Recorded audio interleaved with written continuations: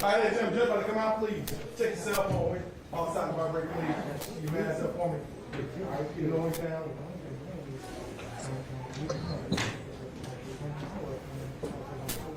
My first was only official office report when it was attorneys. You know, and the judge can say, you know, I'm not going to be waiting. Hey, slide down. The judge may take the case.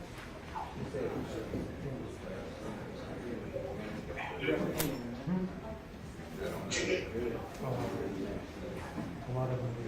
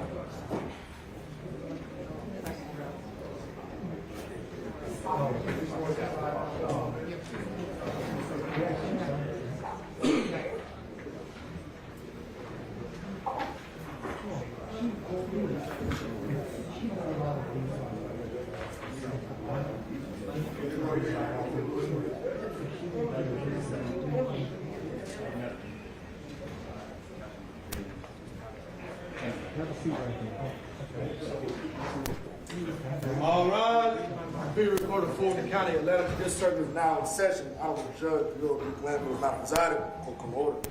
Good morning, ladies and gentlemen. Please be seated.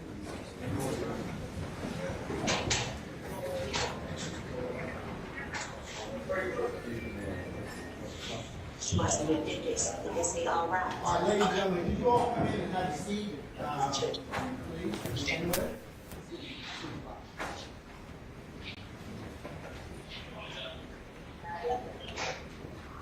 Slide down for me.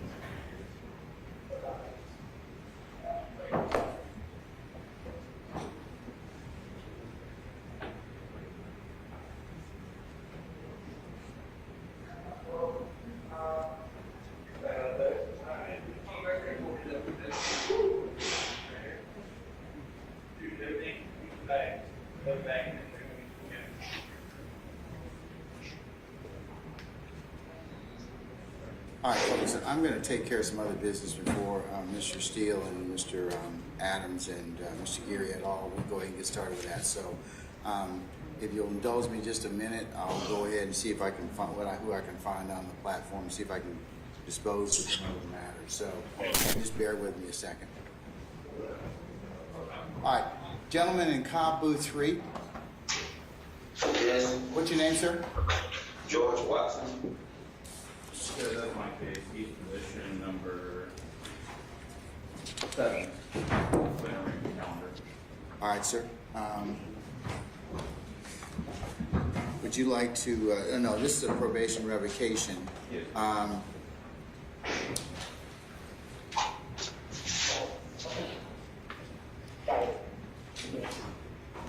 Ms. Willingham, good morning, madam. Can you unmute yourself? Yes, Your Honor. Okay. Good morning. This is position number 7, State of Georgia versus George Watson in 14 SC 126717. This is a revocation. As I understand it, counsels, there was not a petition that was submitted, correct? Correct, Your Honor. We received one this morning at about 12 a.m. I have notified defense counsel. I don't know whether he's had an opportunity to speak with his client, though.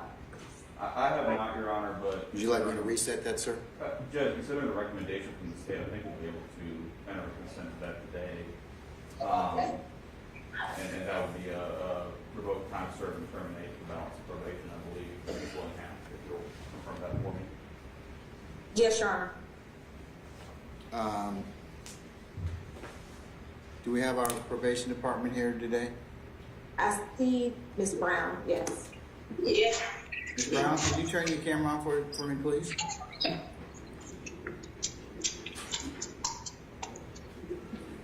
All right, good morning, madam.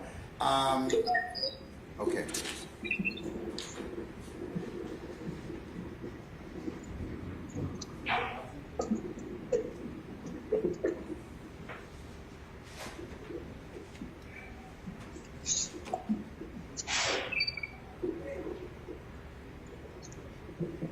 Okay, I have a copy of the petition this morning, which I'm holding. Mr. Siminoff, is this going to be a stipulated revocation? Yes, Your Honor. All right. Mr. Watson, good morning, sir. Good morning, sir. Mr. Watson, do you admit that you violated the terms and conditions of your probation as set forth in the petition? Yes, sir. All right. And is it your understanding that this being a stipulated revocation that the state and your counsel have agreed to revoke the balance of your probation, give you time served, and I should say revoke what you currently served in jail, credit for time served with and terminate the balance of your probation. Is that your understanding? Yes, sir. Okay, all right. I'll go ahead and follow that recommendation. So we will. How much time has he spent in jail thus far? Your Honor, I know he's been in DOC and Coweta County custody for the past 3 years now. However, in local jail, he's been in for 44 days.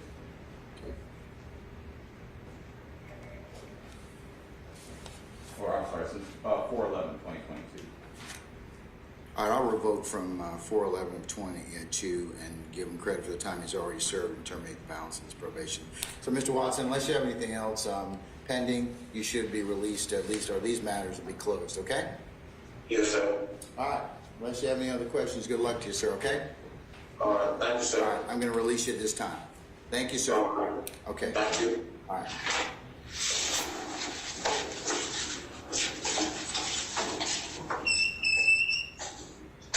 Mr. Siminoff, do you have any other revocation matters? I do, Your Honor. I think that the revocation matters start at position number 5, if I'm not mistaken. Yes, Judge. For position 5, Mr. Jaquan Jones.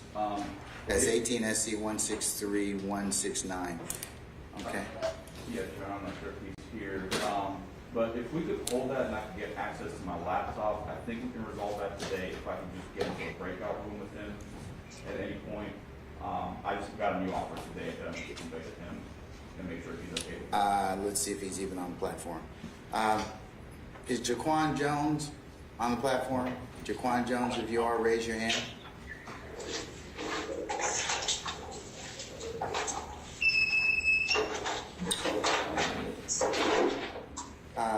Mr. Siminoff, I'll try.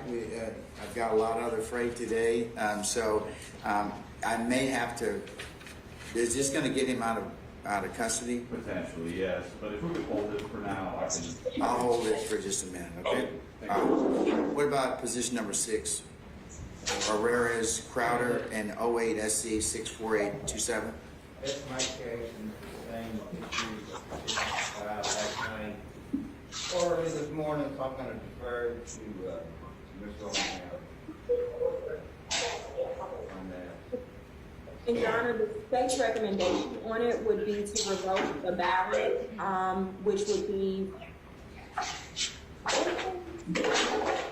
All right, given the fact you're asking for a revocation and they just got the petition, we'll probably give them at least 10 days to respond. So.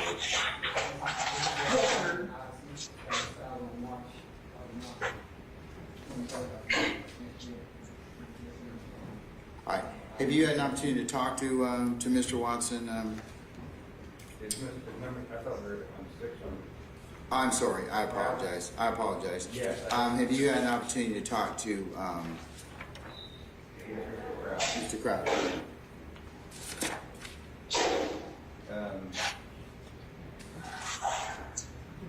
Yes, but I think the issue, which I didn't hear addressed, was when his probation ran. It would be 4 months and 27 days, which I think is less time than Mr. Raffoff would have initially presented to his client. What was the last thing you said again, Ms. Willingham? I apologize. It's okay.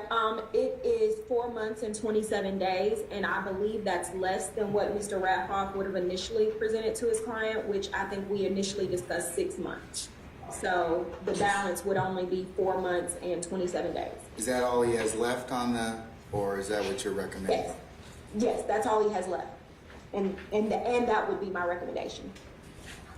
Okay. Now, if we could reset that within that time frame, that would be my preference. Reset it. I don't think Mr. Crowder is on the platform as a Mr. Crowder. Oh, he is. He is in S214. Okay, all right. Mr. Chamberlain, when can we?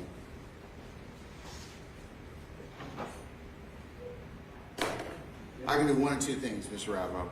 I can attempt at the heel of the calendar, at the heel of everything I have going on today, to let you talk, or if you want to call out and see if you can talk with Mr. Crowder. If not, I can reset it. Mr. Chamberlain will have to find a date for me to put it back on. Yeah, because and I say that to everyone who has kind of matters before us, because we were kind of limited in this space in terms of my Zoom availabilities for both arraignments, or proceedings, and trial. Well, I need to talk to him again. Yeah, I can do it. We can have a conversation.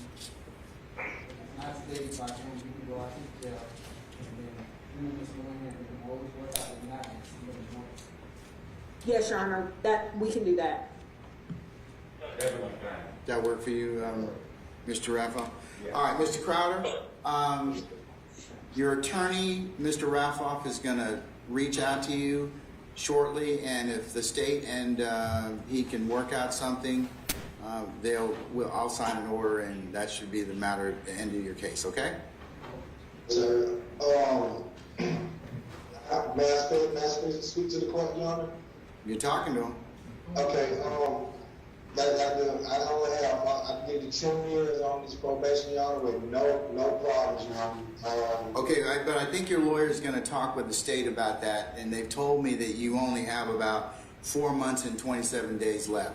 So, Yes, sir. so Mr. Raffoff's going to talk with Ms. Willingham, our ADA, and see if they can work out something, okay? Yes, sir. Okay, all right. So he'll be back in touch with you really soon, and we should be able to resolve your matter, okay? Yes, sir. All right. So I'll release you at this point in time, sir. Thank you.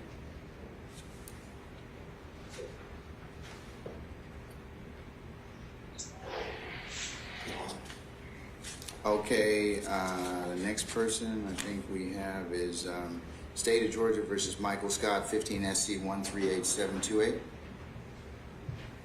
Yes, Your Honor, and that's going to be the same issue. The state would be asking to revoke the balance. The defendant has 25 days left on both positions 8 and 9. And that's the time we'd be asking to revoke. But I recognize Mr. Raffoff may not have had an opportunity to speak with his client about that. Yes, Your Honor, I did talk to him yesterday. All right, let me see if he's, let me see if he's here. Michael Scott, Mr. Scott? Where's Jaquan Jones?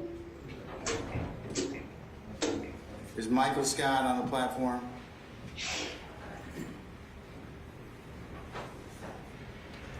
Sir, what is your name in 2014?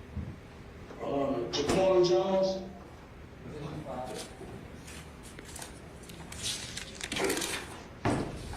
That's the defendant. We could have a breakout room with them at any point. Just don't have enough back, so I can join that one too. Do you have a device? I do. I just got it back. Okay, all right. Violetta, Mr. Ma, go ahead and sign on to your device. I do have one more position on the calendar. If Okay. I want to take that All right, okay. It's the last one, and we have a consent revocation. All right, hold on 1 second. Let me get to that one. Mr. Jones, just stand fast. Your lawyer's gonna talk with you in just a minute, okay? I'm gonna put you in a breakout room, so just hold on 1 second, okay? Yes, sir. All right. Mr. Starr should be in the same location to south, probably when. I'm sorry, Violetta, I can't hear you. Hold on. Just 1 second. Is Michael Scott with us yet? Michael Scott? Sir, in Cobb Booth 3, what is your name? Jeff Williams. Okay, Mr. Williams, I'll be with you in a minute, okay? It's gonna be a minute. All right, just hold tight. All right, Dion Watkins. Yes, Your Honor. As to Mr. I'm looking for him on the platform first. Mr. Watkins?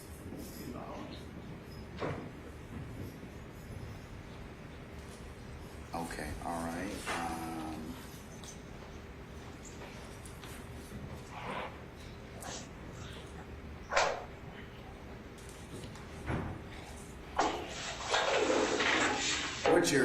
What's your pleasure on this case? He's not on the platform as of yet, but Madam, is this something that Mr. Siminoff can talk with his client about, or what? Your Honor, I actually think it's something he's talked to his client about already. Okay. He's asking to revoke 4 months. The defendant complete an anger management course through probation and reinstate the balance. We would also ask that active supervision for 1 year, as he's now eligible for unsupervised supervision. And the only thing I'd add to that is that we're asking for credit for time served back from March 6, 2022, as he's been continuously in Gwinnett County and Fulton County custody.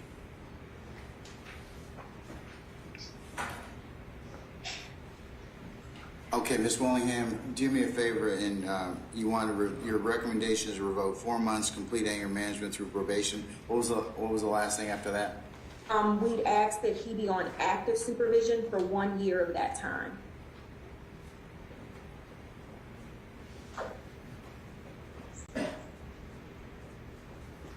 Okay, and during that 1 year, what are you asking him to do? The anger management course will be done during that time, but we want to make sure that he's reporting during that active supervision, because he's actually now eligible for unsupervised probation. But we'd want him to be supervised. Well, he can petition for unsupervised visitation. Unsupervised probation after a year.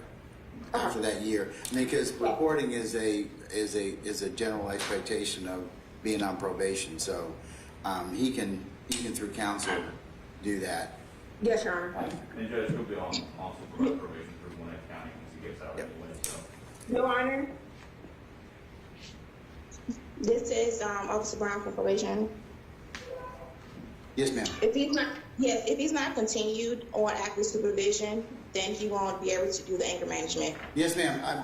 He's not on the platform. We're just talking, but Mr. Siminoff, his attorney, is going to talk with him in a minute. Okay.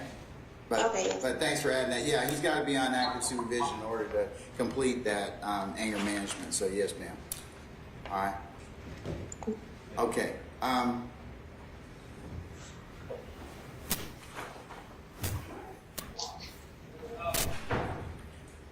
Lieutenant Dooley, madam. Good morning, yes, sir. Good morning. Where is Mr. Watkins? Do you have him? What's your number, is it? He's number 10 on the calendar today. 1 North, 600. Open 1 North, please. Okay, I don't think I have that one open, but Can you open that one, Ronald? hey, Violetta, can you open 1 North, please? Video for that.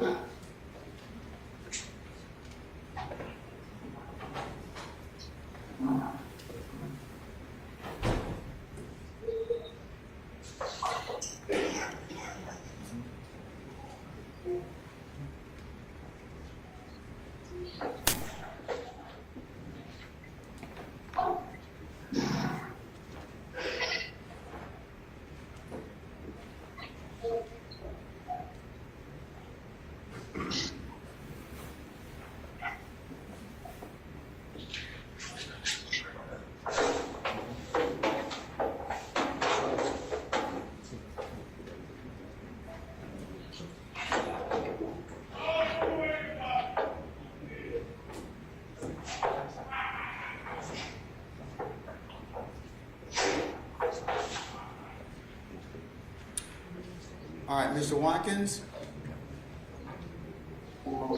Sir, if you could raise your hand if you can hear me, Mr. Watkins. All right, I see him. Okay.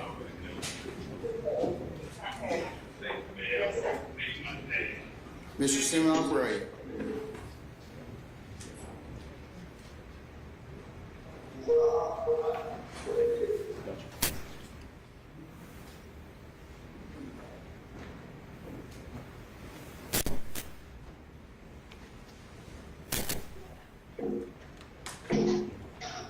I do have Mr. Watkins available. Mr. Deion Watkins? Deion Watkins, yeah, he's here. He's on platform. Yeah, sure. That's a consent application. Okay, Mr. Watkins, can you hear me, sir? Yes, I can. Okay, this is the case of the state of Georgia versus Deion Watkins in 17 SC 154023.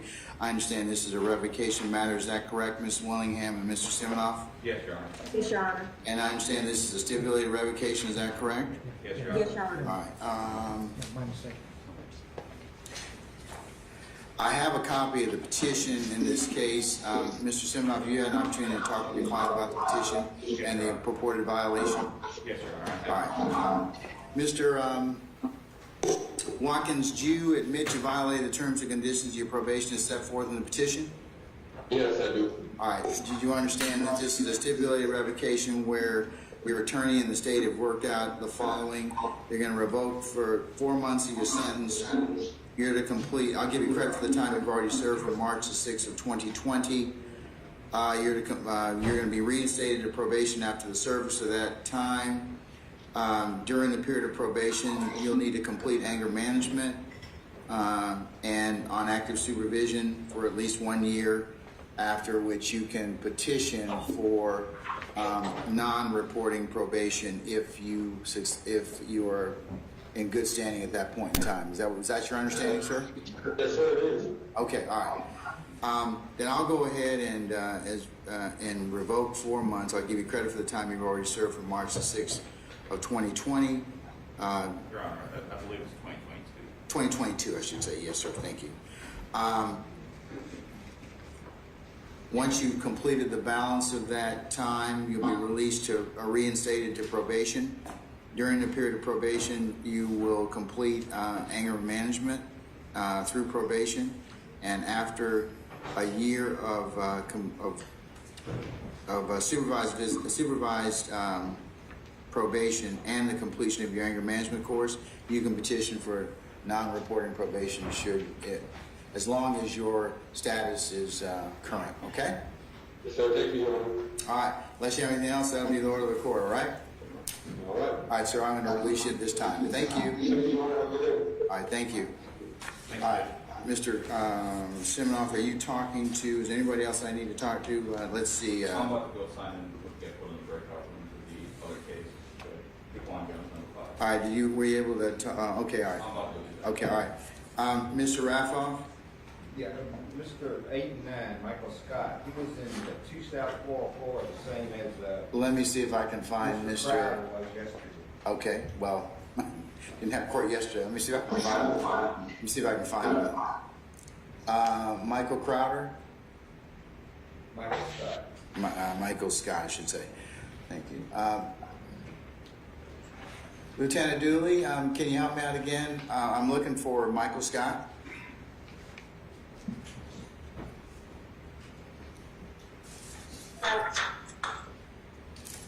Michael Scott's position 9, 2 South. Yeah, 8 and 9, madam. Yes, ma'am. So there's somebody in 2 South right now. I think you have like 3 people in 2 South or assigned to that. That's correct. Position 5 and position 6 are all in 2 South. Sir, what's your name in 2 South? The gentleman in 2 South, wave your hand if you can hear me. What's your name, please? Corn Jones. Oh, that's Mr. Jones. Okay, all right. Position 5. All right. Who has Jaquan Jones? That's 18 SC 163169. Mr. Siminoff. Okay. I think he's. He needs to break out. I think he needs a breakout room with him. All right. So, Mr. Jones, your attorney, Mr. Siminoff, is going to talk with you in just a minute. Okay. We're going to see if we can put you in a breakout room so you can just talk to him independently. So just bear with us, okay? Okay. All right. In fact, I think your lawyer's coming on the video platform now, and we'll go ahead and do that.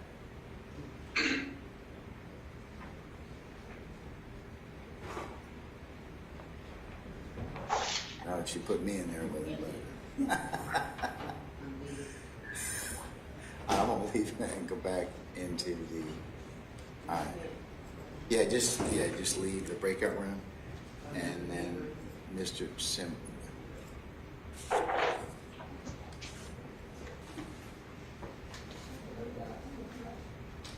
Hey, Violetta, you need to put Mr. Siminoff in that breakout room.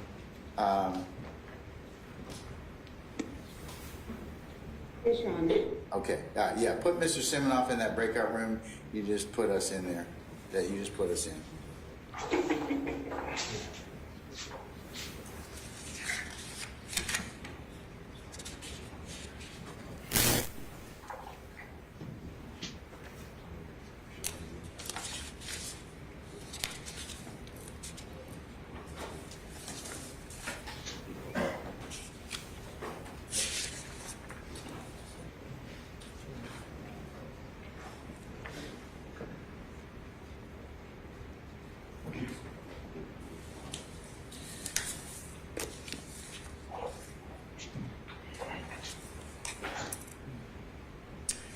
Let's see, do I have Kendrick, DeMonte Kendrick on the platform?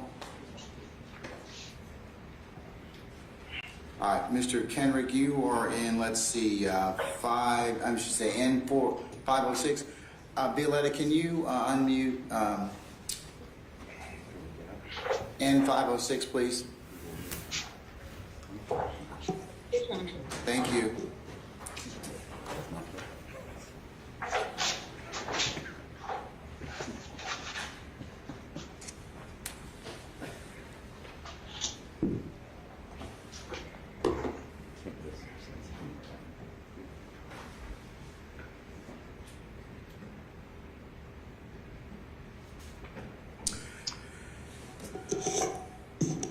Good morning, counsel and interested parties. We're here on the record in the matter of the state of Georgia versus DeMonte Kendrick and 22 SC 182273. Good morning, Mr. Kendrick. All right. And good morning, Mr. Apt. Good morning, Your Honor. All right. Good morning, Mr. Mr. Geary, and et al. Okay, all right. Okay, Mr. App, I believe that we reset you from the last calendar to determine or make a bond determination. Did I formally arraign your client at that point in time? I don't know whether we formally arraigned him. Oh no, we did arraign him. We arraigned him at the last calendar. Yeah, I believe that you asked me to waive formal arraignment, enter a plea of not guilty on behalf of your client, otherwise have 10 days to file motions upon the receipt of discovery. Is that correct? That's correct, Your Honor. Okay, all right. So today we're here for bond, so if you wish to go ahead and tell me the IL factors and the other things that you believe are necessary for me to make a bond determination. Your Honor, to start, I think you should know my client is 29 years old. He completed high school. He is a full-time musician. He's signed to a nationally recognized recording label. He's had 1 platinum and 2 gold records. Your Honor, he's got a child who is 7 years old, Dawson, who he helps to raise with that child's mother. He's lived in Atlanta his whole life, Your Honor. He has significant ties to the community. His mother, Tasha, is here. If you'll just stand up, Tasha. And there are a lot of friends and family and people here from the community in support of him. If you'll hear on behalf of Mr. Kendrick, just please stand up. So, Your Honor, he's got a lot of community support. Thank you, ladies and gentlemen. You can sit down. He's got friends, family, business associates. He's really, I mean, other than for work to perform as a musician, hasn't really left the state of Georgia. He's got significant ties here. He's lived here his whole life. And there are, and Your Honor, if there's a way that I can display these to the court, or I can just enter them, if we're doing this, I assume we're doing bond by proffer today. So, do you, Mr. Geary, do you have any objections to what have you seen what Mr. Abt is going to show me? I view them no objection, sir. Okay, all right. And you can just hand them to me if you have a copy for me. I do, Your Honor. Okay. And so, all right. What I'm, and if Your Honor is okay, I'll just I'll admit your. Okay, so we have 1, 2, 3, 4, 5, 6, 7, 8, 9 photos. I'll admit them as D1 for purposes of the motion. Okay. Thank you, Your Honor. All right. And so what you're looking at are photographs of my client in various philanthropic and community service organizations. He helped create a youth football team to help inner city youth stay off the streets. That is known as the Atlanta Trackhawks. He helped found that organization. He coached those kids. He created this youth football league, which is actively involved in order to ensure that young inner city children are doing the right thing, learning the right ways in life, and having an outlet. He also is involved in a other charity called Area 51, which there is photographic evidence of, where he helped raise money for and provide food for underprivileged and inner city families and homeless people. Your Honor, you'll also see in those photographs there are charity concerts my client has done in order to raise money, where he did, took all the proceeds of those concerts and used those funds to provide the food and football equipment and other means by which he supported the community. Now, I expect Mr. Geary to raise that my client's had some criminal history, and we don't deny that. But I think what's telling about his prior criminal cases is that he has shown up and appeared for every single court date, every time, both in state and federal courts, when he was charged with crimes that could have cost him his life. He does not have failure to appears. He is not a flight risk. And I would present to the court, he had even another murder case in this very courthouse in which the state declined to prosecute him. And he showed up for every court date. The state has a habit of wrongfully accusing my client of these serious crimes. And they're going to try and argue that he's been arrested previously for other crimes, several of which he was not convicted of. But he's got community support, Your Honor, as I'm sure Your Honor would expect in a serious case like this. We'd be happy to have him on house arrest and have an ankle monitor on him and provide the state and the court with a list of approved visitors, which the state could have the option to edit and change. And the only reason we'd really want him to leave the house is for a medical emergency. I can go to his residence and he can assist me in his defense, or I can meet with him by Zoom. But I do believe that the court should consider a reasonable bond in this matter. He does have ties to communities. He's not a flight risk. We'd be happy to turn over his passport. And I think we are humble before the court in asking that the court issue a bond, cash property, or surety good bond of $100,000. Thank you, Your Honor. All right, thank you, Mr. Adams. Mr. Geary? Good morning, sir. Good morning. Judge, I'm not going to belabor the record that the counsel went over. It is extensive. I will say in one of the incidences in a federal court, which you'll hear more about probably later in a hearing today, Mr. Steele actually represented Mr. Kendrick in a probation revocation in federal court. So apparently he doesn't do very well on probation. For the court's knowledge, and I guess I'll start and go a little backwards, while Mr. Kendrick has been in court, we have him documented to using another inmate's phone messages, or phone code, to use the phone at the jail to try not to be discovered. In some of the phone calls that we had concerning Mr. Kendrick, he's actually trying to get a phone brought to him in the jail. And we actually are aware right now that he actually has a phone in the jail, or had recently. He may not have it right now, that he's been using that cell phone at the jail. So he's not working very well now. At the time of his arrest, from the indictment, he actually fled the house. He was stopped back in the woods, so he tried to flee then. He has 10 new open charges as a result of that arrest. My understanding, he's on no bond from that already. And that's just on the recent things, Judge. Judge, he has a murder charge in Acts 17, 18, and 19 of the indictment that's pending in this case. He's also been, and that's again a murder charge of Mr. Donovan Thomas.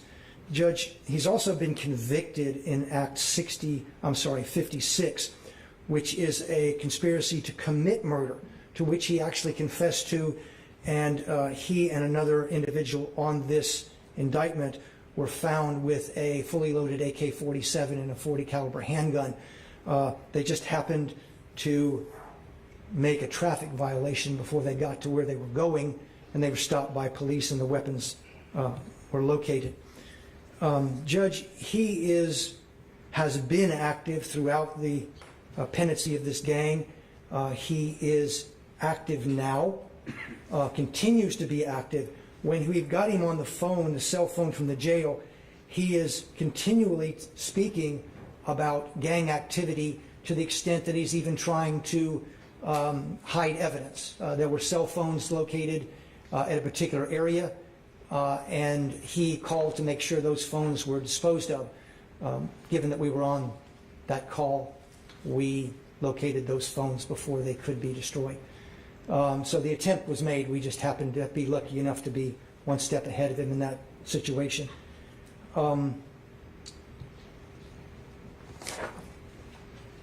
He's got a prior, to my understanding, in the attempted murder case also of a gang charge, so that's documented as well.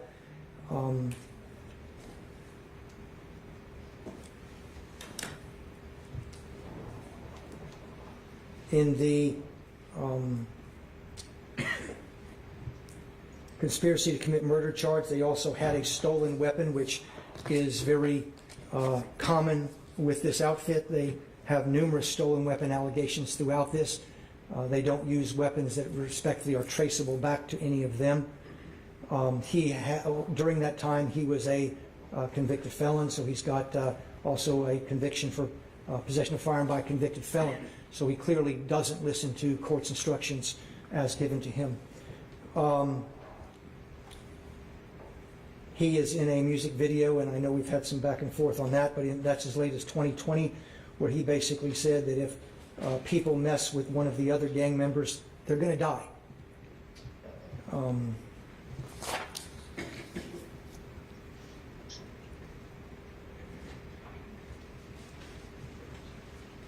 In 2020, he also, and I think we've spoken to this before, he saw YFN Lucci in a mall in the Atlanta area, went out and was photographed standing on top of his car, and that was released on social media to antagonize a rival gang, and that was 8/11 of 2020.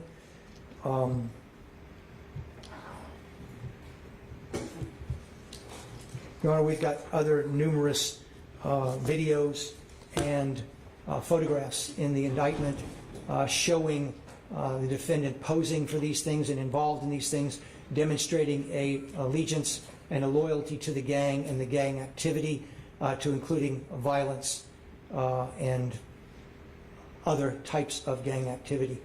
Given that, I would say that he is a pending murderer, that he's already pled to an attempted murder, that his conduct has showed complete disrespect to the court's orders prior to having a weapon by a convicted felon, and while in jail, attempting to circumvent the jail call process and to get a cell phone in, which he was successful in doing, and talking about destroying evidence in there while doing that.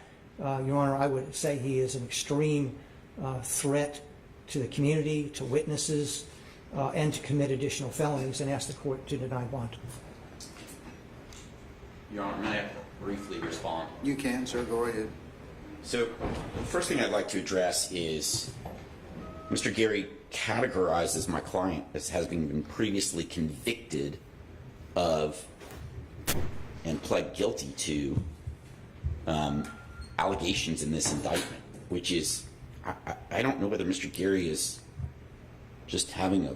That's the predicate, I think, or that's the allegation as part of the indictment in one of the counts. I think that's what he's referring to. Your Honor, he has not pled guilty to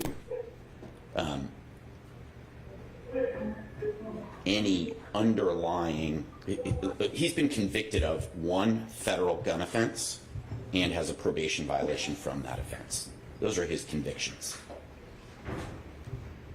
So if the state wants to allege that that is the basis for their charge that he's a convicted felon in possession of a firearm, they're allowed to do that. But to say that he's been already pled guilty to and convicted of counts in this indictment is a gross misstatement. And Your Honor obviously knows that my client's presumed innocent.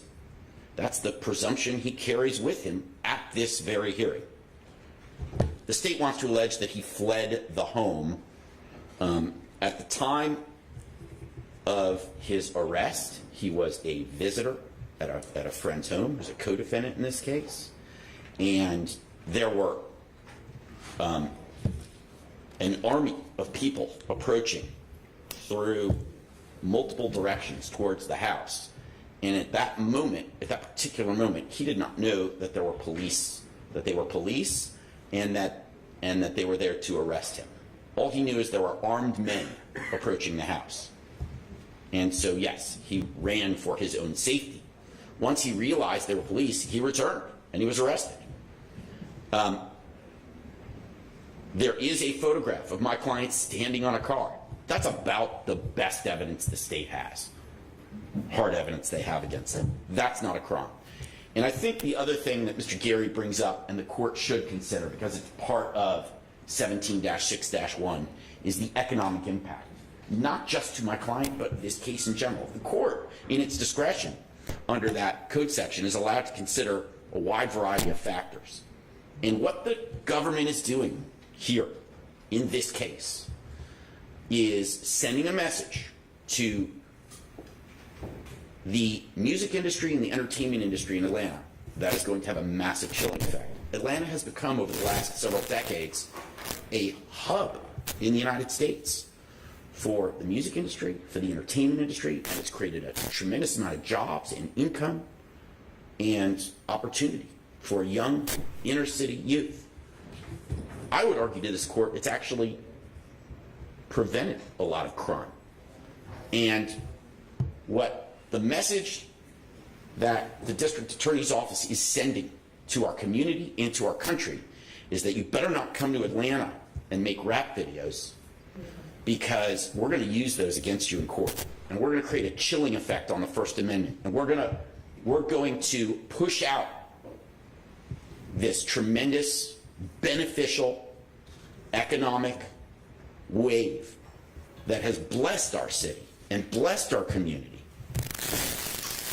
They're sending a message to every young kid today in the city who hopes to grow up and become a successful musician, that whatever you go on YouTube and the internet and create as your art form, you're gonna have that used against you later. And that is a shame on them. That is one of the greatest things that has blessed our city and our community and our state in the last 2 decades. And Your Honor should consider that in granting my client a bond, a reasonable bond. Thank you. All right, thank you very much, Mr. Abbott. All right, counsels, based upon the proffers that have been made at this point in time, I do believe that Mr. Kendrick is a threat to witnesses and likely to commit other crimes and risk of flight. For those reasons, I'm going to deny bond at this point in time. Mr. Kendrick, since I've denied your bond, though, the earliest trial date that I have at this point in time, where I've set the other persons under this indictment, is the 9th of January of 2023. So Mr. App will talk with you a little bit more about that. And Mr. App, if you should file any other additional motions to represent your client, if you would be so kind as to send copies of those to Mr. Chamberlain and Mr. Kearns, the court staff attorney, as well as the court, since we're not an e-file party, okay? Of course, Your Honor. All right, okay. Unless you have any other business, sir, you may be excused. All right. Thank you so much. All right, thank you, sir.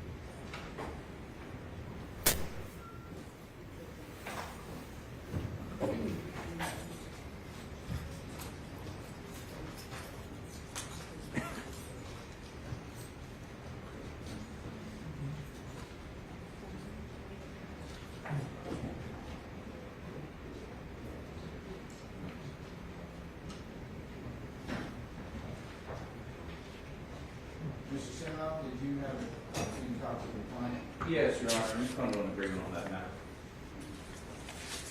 Okay, what position number was that again? I'm sorry. Number 5. Thank you, sir.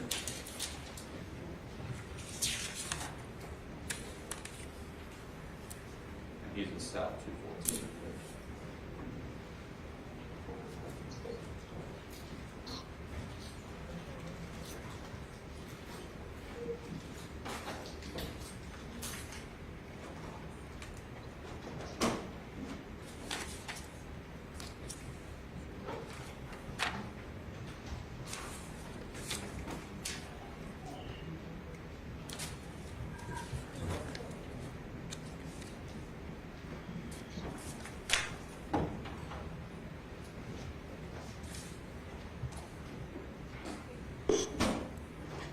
Christine, you ready?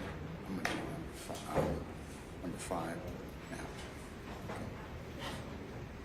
All right, Mr. Jones, we're going to take care of your revocation matter at this point in time, so just bear with us a second. All right, this is the State of Georgia versus Jaquan Emmanuel Jones in 18 SC 163169. Ms. Willingham and Mr. Siminoff, again, good morning. Counsel, as I understand, this is going to be a stipulated revocation, is that correct? Yes, Your Honor. Is that correct, Mr. Siminoff? Yes. All right, and what is the state recommending in this particular stipulation that you've Your Honor, negotiated?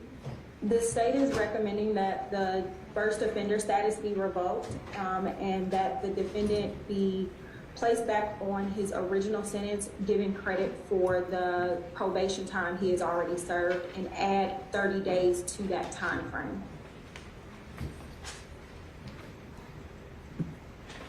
That's correct, Judge. So for the custodial time, we're asking for credit for time served back to May 20th, 2022. And for the adjudication on the probation, we're asking for credit for time served back to the original sentence date. The last thing you said again, the probation, I've got the first offender revocation reinstate to back to the original sentence and adding 30 days. I'll give him credit for, it's from May the 20th, is that right? Yes, Judge. Of 2022? Yes, Your Honor. All right, and then, For the adjudication of the guilt, he's entitled to Correct. the credit for the probation he's already served.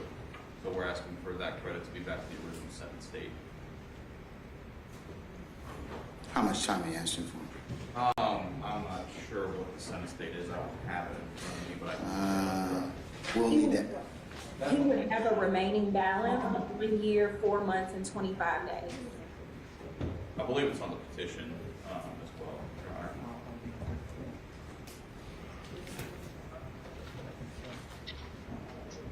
Honor. He was sentenced on March the 18th of 19. Yes, Your Honor. Okay. So that's the date that we're asking.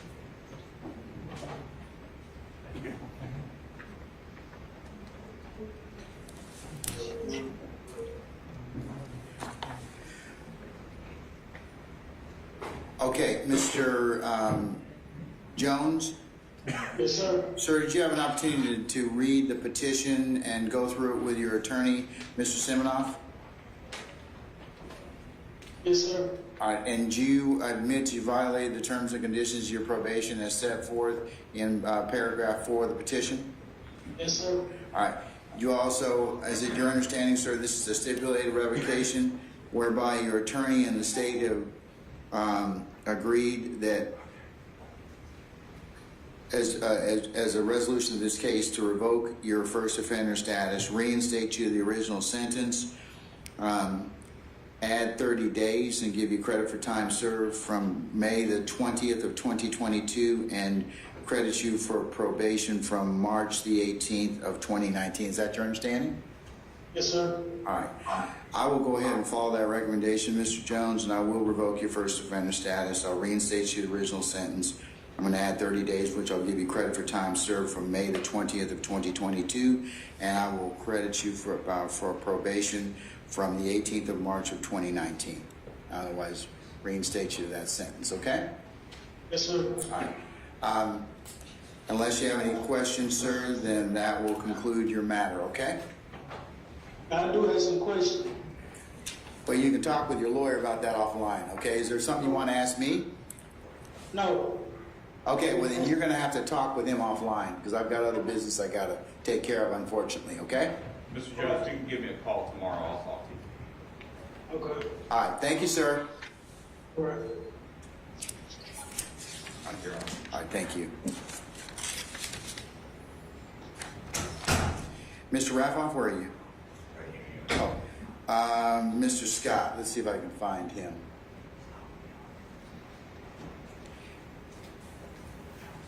Michael Scott, you on the platform? All right, let's see if I can find Mr. Scott. Lieutenant Dooley? Hey, Judge, I'm on the phone with 2 South now. Okay, thank you, madam. Yeah, I'm looking for Michael Scott. Yes, sir. Thank you. All right.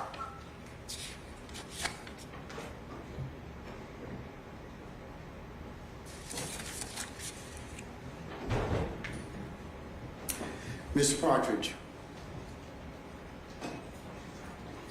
Good morning, Your Honor. I see you in your executive office, mobile. I hope you're parked. I'm about ready to begin your bond arraignment and bond. Let me see if I can find Mr. Beebe to begin with. All right, Mr. Beebe, where are you? Judge, Mr. Beebe's in Cobb. I was going to ask the court if the court would be open. I'm just getting. I'm going to find him. I'm going to find him. Mr. Beebe, can we have Mr. Beebe brought out, please? Durante Beebe from Cobb. Thank you. Just bear with us a second, Mr. Partridge, okay? No rush on that. All right, okay, all right.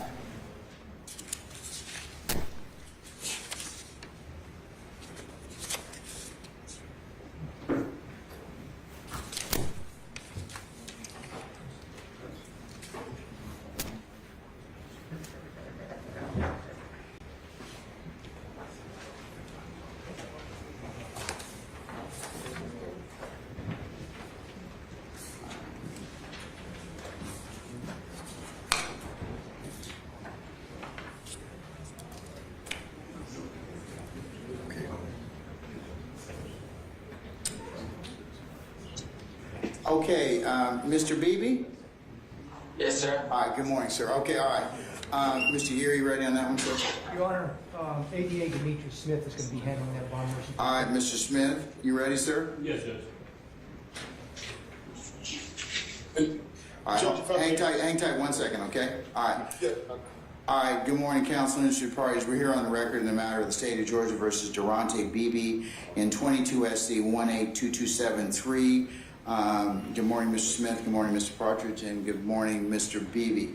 Mr. Partridge, would you like to waive formal arraignment, otherwise have the court enter a not guilty plea on behalf of your client, and for you to have at least 10 days to file motions upon the receipt of discovery? Yes, Your Honor. That's what we're asking today. All right, I will go ahead and authorize that and order that.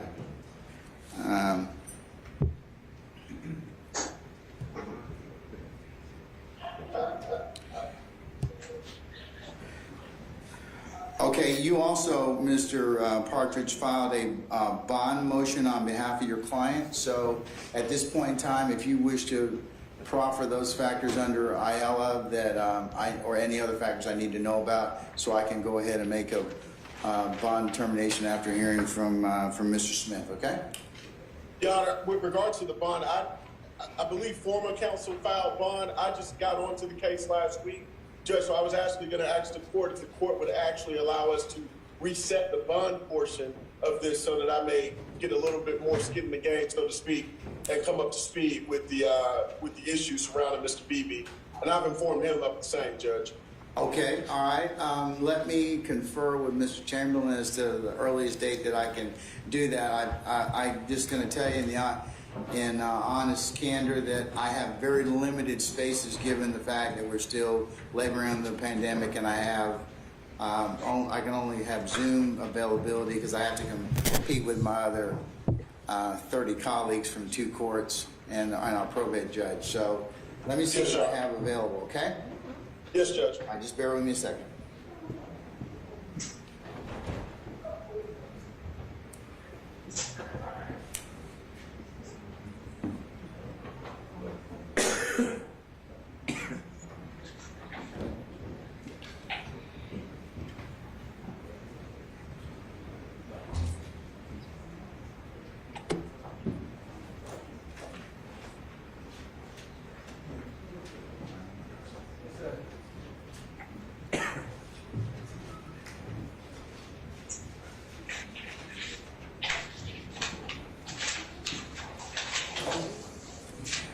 Mr. Smith, I'm sorry, Mr. Partridge, the earliest date that we have is the 18th of August at 9 a.m.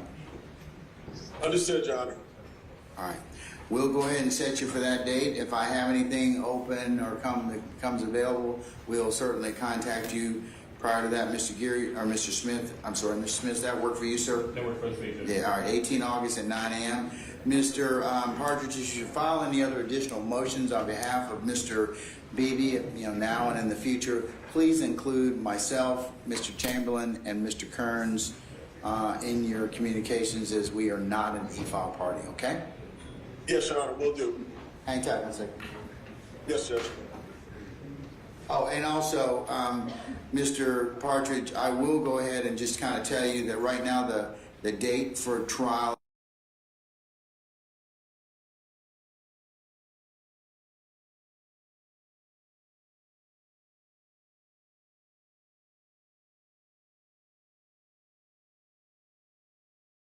of August at 9 a.m. Okay, Mr. Beebe, your attorney's going to talk with you a little bit about getting ready for bond, and we'll see you back on the 18th of August at the, to deal with your bond. Okay? Yes, sir. All right, so you can be released at this time, sir. Thank you. Thank you, Your Honor. All right, thank you, sir. Mr. Gear, something you want to? Yes, please, Judge. Yes. Judge, at the conclusion of Mr. Kendrick's bond hearing, I discovered that I made a mistake, and I want to clear it up with the court as quickly as possible and be as frank with the court as I know. With the 28 defendants, I mixed one fact. Is Mr. Apt here? Oh, he's here. Okay, Yes, all sir. right. Okay, all right. So We we're call going. him back. Okay, all right. Is Mr. Kendrick here? Let me see. Where is he? We may have released him already. That's the problem. Let me see if I can get Lieutenant Dooley to bring him back. I can stay, Judge. There's no. Lieutenant Dooley, is it possible to place Mr. Kendrick? I know we released him a little earlier, but can we get him back? Position 4? Yes, ma'am. Yes, sir. Okay, all right. All right, just, all right, bear with us, counsel. Okay.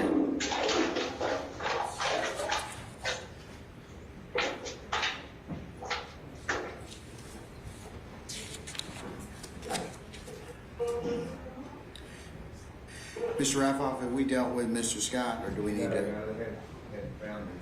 Okay, let's see if I can find Mr. Is Michael Scott on the platform? Michael Scott, you all raise your hand? Okay, he's in S214. Okay, all right. Let's go ahead and take care of that. Hold on one second.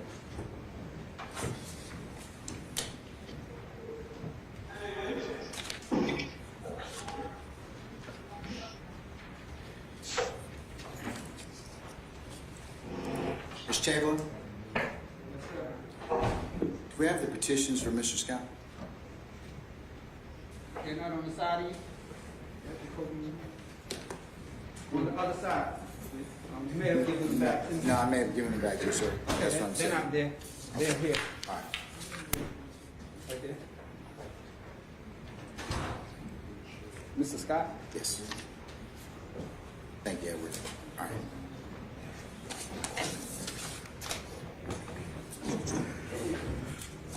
All right, good morning, counsel and interested parties. We're here on the record in the matter of State of Georgia versus Michael Scott in indictments 15 SC 138728 and 15 SC 136331. These are probation revocation matters.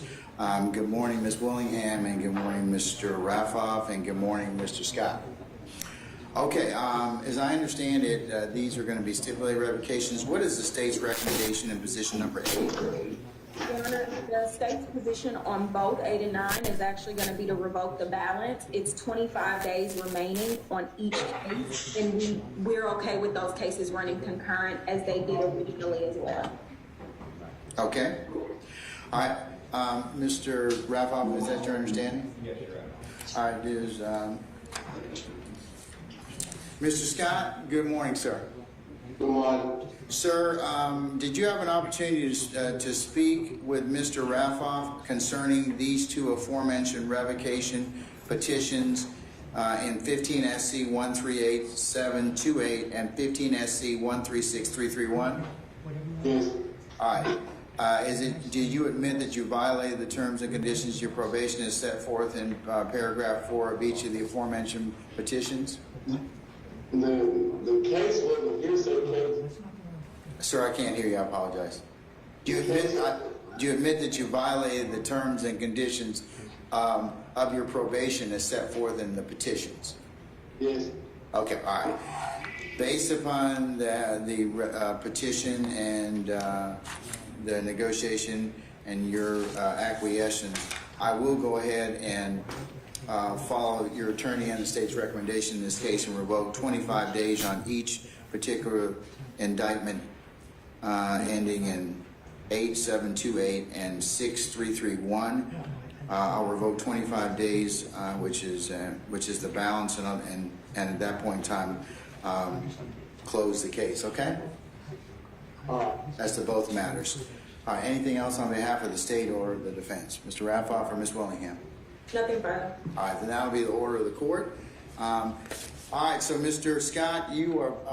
I'm going to release you at this point in time, and if there's something else holding you in, then certainly you have to address that. But if not, then this should resolve these two probation matters for you. Okay? All right, thank you, sir. You can be released at this point in time.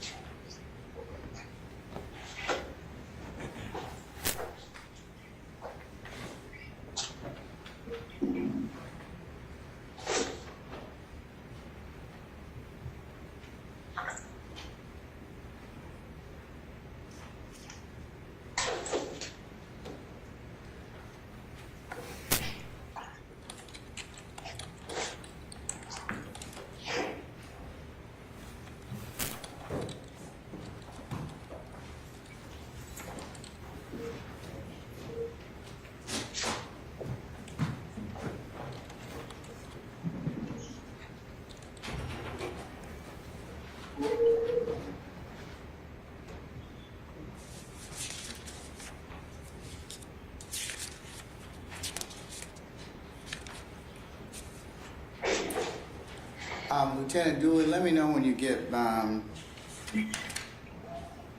Mr. Kendrick back. He's in, sir. Say again? Oh, he's in N506. Is that him? Correct. Okay, thank you. All right, Mr. Kendrick, we're back with you. We need to put something else on the record. So your attorney's here, Mr. Apt, and so we're going to just put a couple other things on the record. Yes, Mr. Geary, go right ahead. Judge, I want to reaffirm everything I told the court prior, including the prior conviction for attempted murder. The one thing I want to say that I did misstate when I told the court that he had a cell phone in the jail, I confused him with another inmate that's on this calendar. That does not apply to Mr. Kendrick. Everything else does. The possession of a weapon by a convicted felon, those things, but possessing the cell phone in the jail after the arrest on this case does not apply to Mr. Kendrick, and that was a misstatement on my part, and I wanted to clear it up as soon as possible. Okay.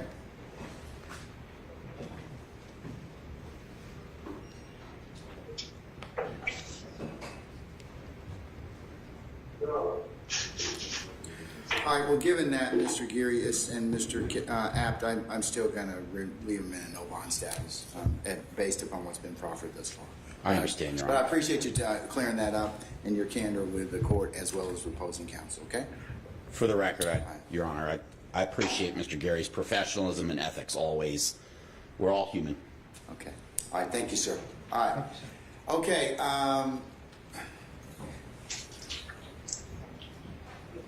Mr. Kendrick, you can be released at this point in time, okay?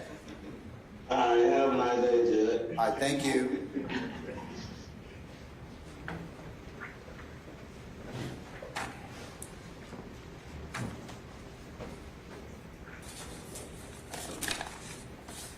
All right, Mr. Hudson, where are you? Yes, sir, I'm right here. Okay, you can bring your client up, Mr. Walter Murphy. Mr. Murphy and Mr. Hudson, come on up.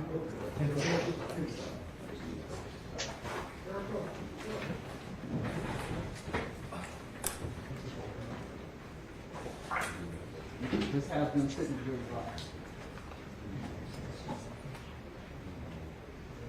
No, I'm saying have them still sit in your box. Sit there. So, you guys come sit over here. Have them come sit over here.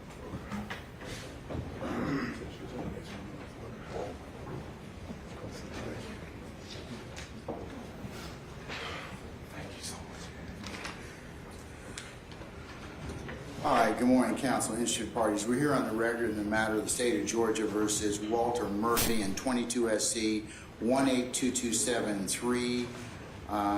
Good morning, Mr. Hudson. Good morning, council for the state. Which one of you is going to do this particular bond, arraignment and bond? Is that Mr. Geary or I'm going to handle that, Mr. Smith? Judge. Okay, all right, Mr. If I Geary. can, Judge.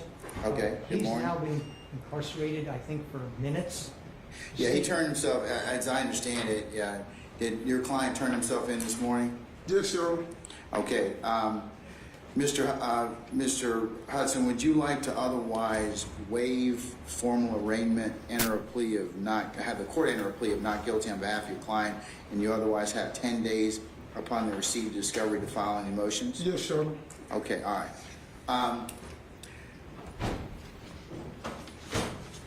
Is it your desire to have the issue of bond? Did you file a bond motion, sir? And when, if so, when did you do that? I did, yeah, I filed it yesterday Okay. to make sure that once we was able to confirm that Mr. Murphy had a warrant, I was ready to file a motion for bond. Okay.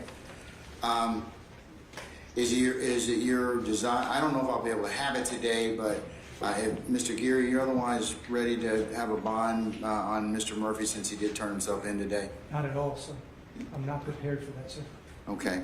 Y'all may I respond to that? Sure. But I mean, but the state does get 10 days I from understand the filing of the motion. I Okay, agree, so, all right. Judge, with all due respect to county, the state saying they're not ready for bond, but they came with a 28-person count indictment. Imagine being Walter Murphy at home at work since he done got out of prison and he gets slapped with an indictment he know nothing about. And now he had to kiss his fiance, his 3 children goodbye, and he being accused of something he's already pled to from 2015. He just got out of prison and got a job. And the state not ready? Well, how long were they ready when they put this sham indictment together against this man? So I'm ready, Judge. With all due respect, Judge, I'm ready at your court's disposal. So whenever date you set, I'm okay with that. Okay. But the state saying they not ready and they put together a blind indictment, they always should have been ready. Okay. Mr. Chamberlain, when's the next available date that we have for a bond? We could do a bond hearing for Mr. Murphy. Unfortunately, it will be August 18th unless you instruct me otherwise. Let's see if we can find something.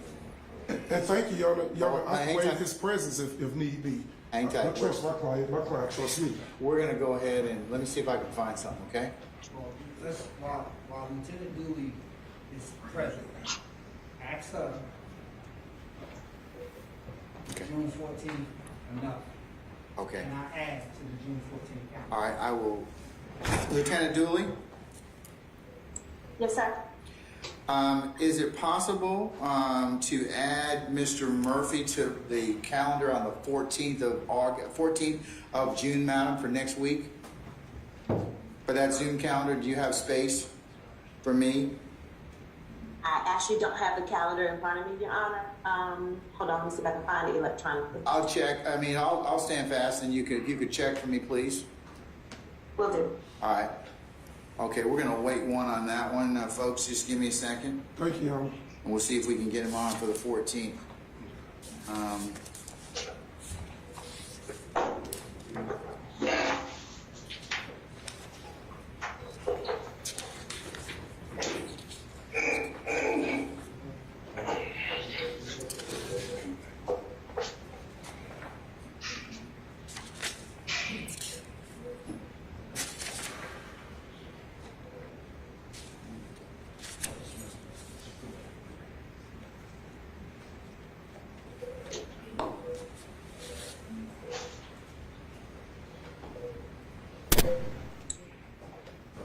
Your Honor, it looks like I've received one email from Mr. Chamberlain regarding one defendant for that calendar, so yes, you can add.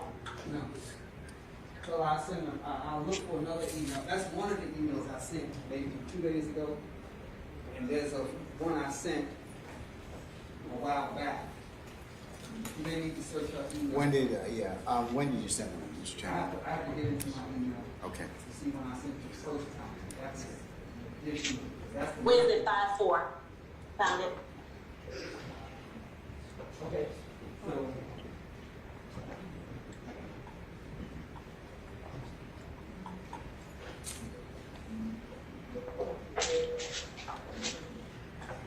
Yes, sir. You can still add. Okay, so we can add Mr. Murphy? Yes, sir. All right, we'll send you an email, or Mr. Chamberlain will be in touch with you about that. So we'll go ahead and add Mr. Murphy. Okay, all right, so Mr. Hudson and Mr. Geary, I will set Mr. Murphy for next week for the 14th of June to have a bond hearing, okay? Thank you. It's a Zoom calendar, Judge. It will be a Zoom calendar. Thank you, Judge. I appreciate it. Thank you, Mr. Geary. Thank you, sir. Mr. Chamberlain, I really appreciate you. Okay, all right, unless there's anything else, we will see you next week, okay? All right. Judge, I think it's 2 weeks. 2 weeks, yeah, 2 weeks.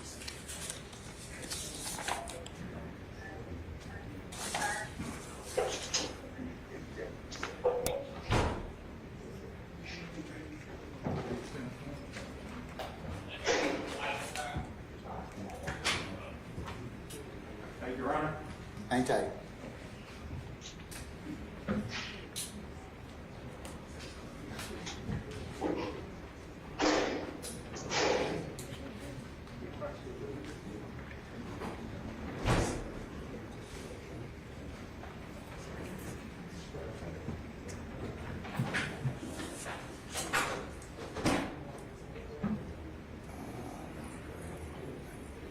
Finish out that one.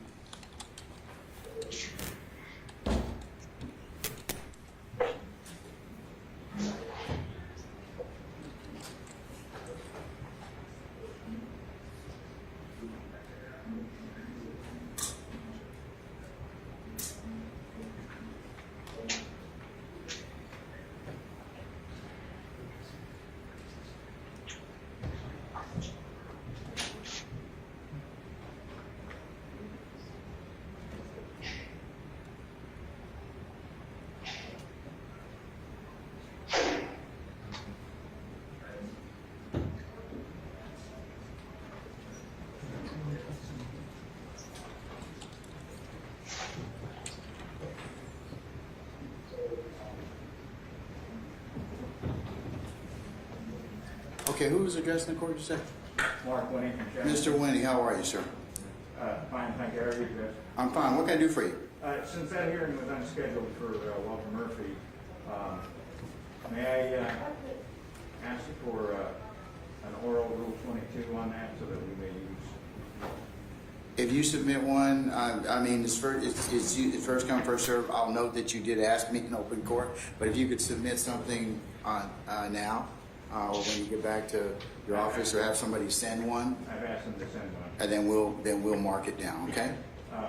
So I can check back later and find out if we're authorized to use the video in the hearing. For when you come there for this period, or? Walter Murphy. Oh, okay. I guess my point being, there is no way for us to follow the 24-hour rule since it was impromptu. All right, sir. Okay. So submit it and check back. Yeah, if you'll submit it, and as soon as I get it, we'll go ahead and you should be able to use that, okay? Okay, thank you, Judge. All right, okay.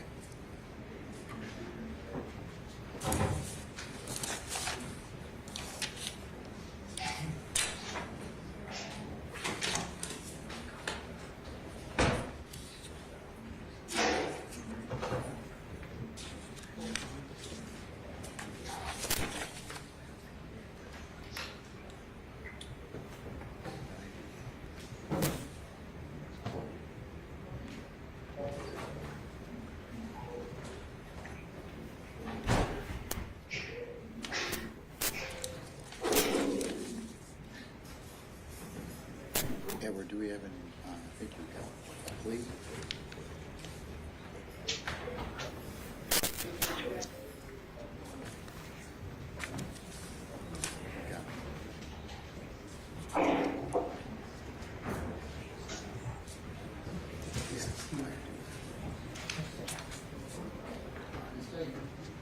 Hang tight.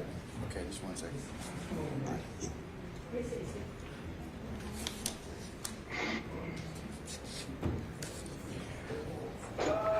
All right, moving on to another matter, the state of Georgia versus Willie Brown in 21 SC 179241 was on for trial today. Where's Mr. Brown? Mr. Brown?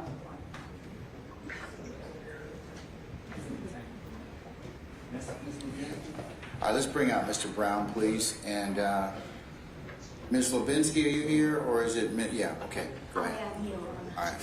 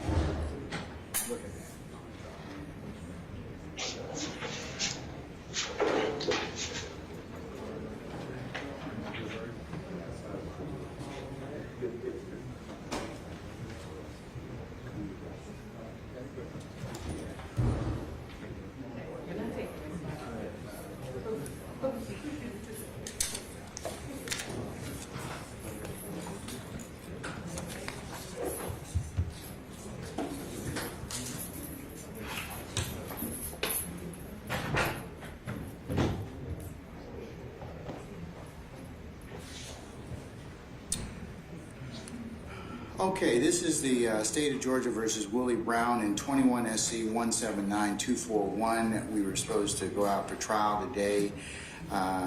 Good morning, Ms. Levinsky, and good morning. Who's representing the state? Is it Miss Kelsey Jones Connor? No, Your Honor, it's going to be 88 Terrence Miller and Deputy District Attorney Lauren McCauley. She is on Zoom.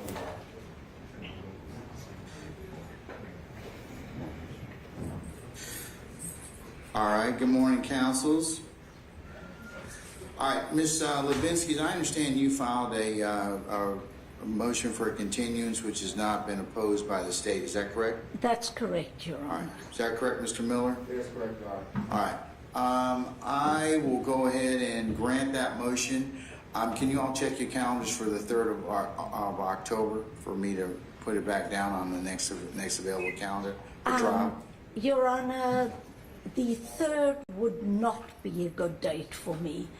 The 5th is a Jewish holiday. It is not a date on which I will be able to attend court. So I would ask the court to consider another date. The 10th? October 10th? October 10th sounds great.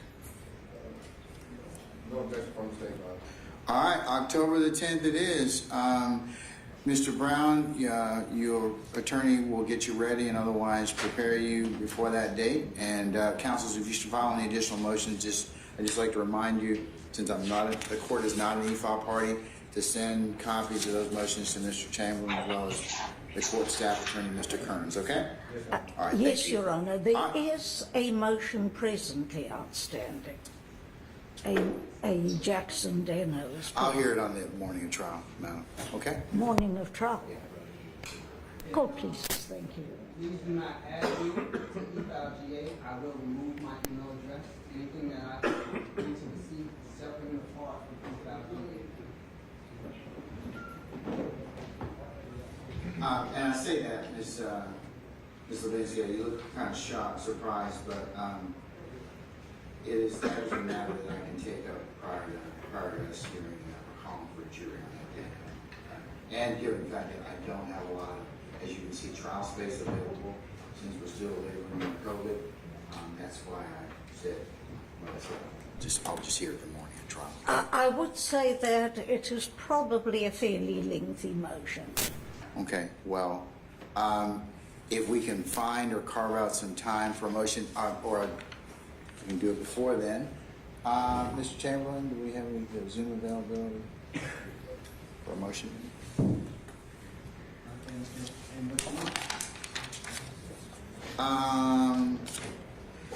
Let's go to some. Do we have our Thursdays in September? Let's put it on one of those days. Well, I need you to look at your personal time. Okay, all right, and all right, I can do that. Okay, we'll give you any Thursday.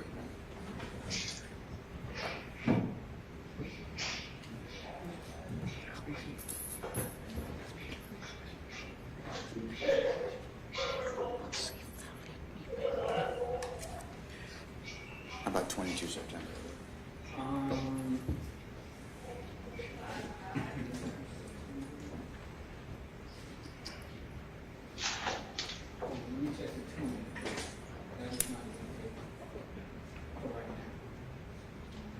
Oh, yeah, I'm sorry, you're right. It is the 20th.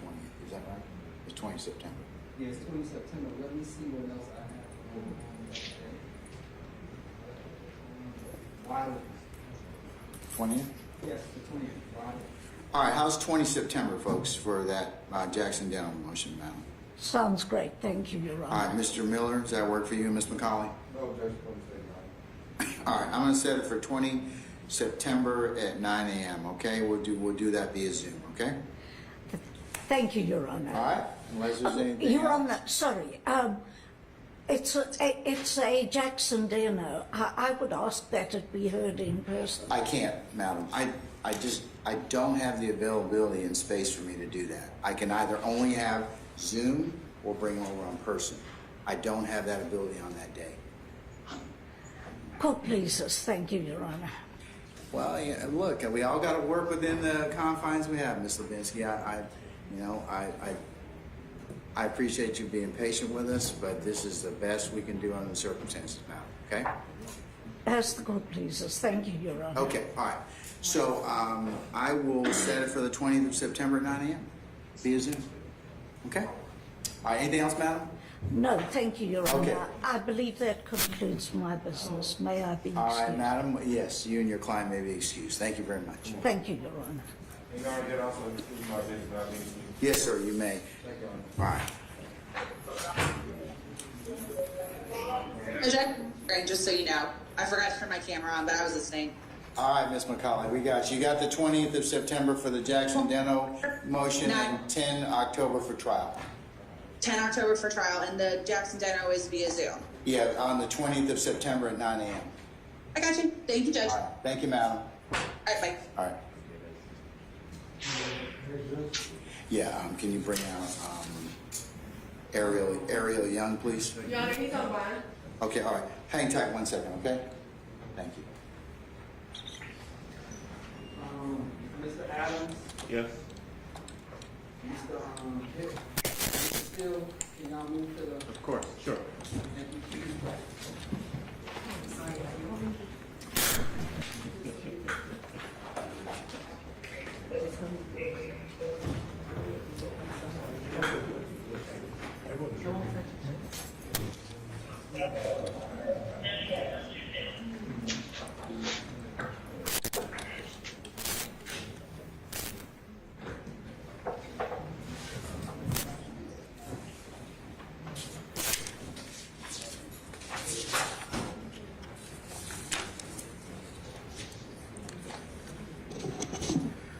Okay, good morning, council's interested parties. We're here on the record in the matter of the state of Georgia versus Arian Young in two matters, or it looks like a 19 SC 170 and 189, and then I believe that case has been re-indicted recently in indictment 22 SC 181497.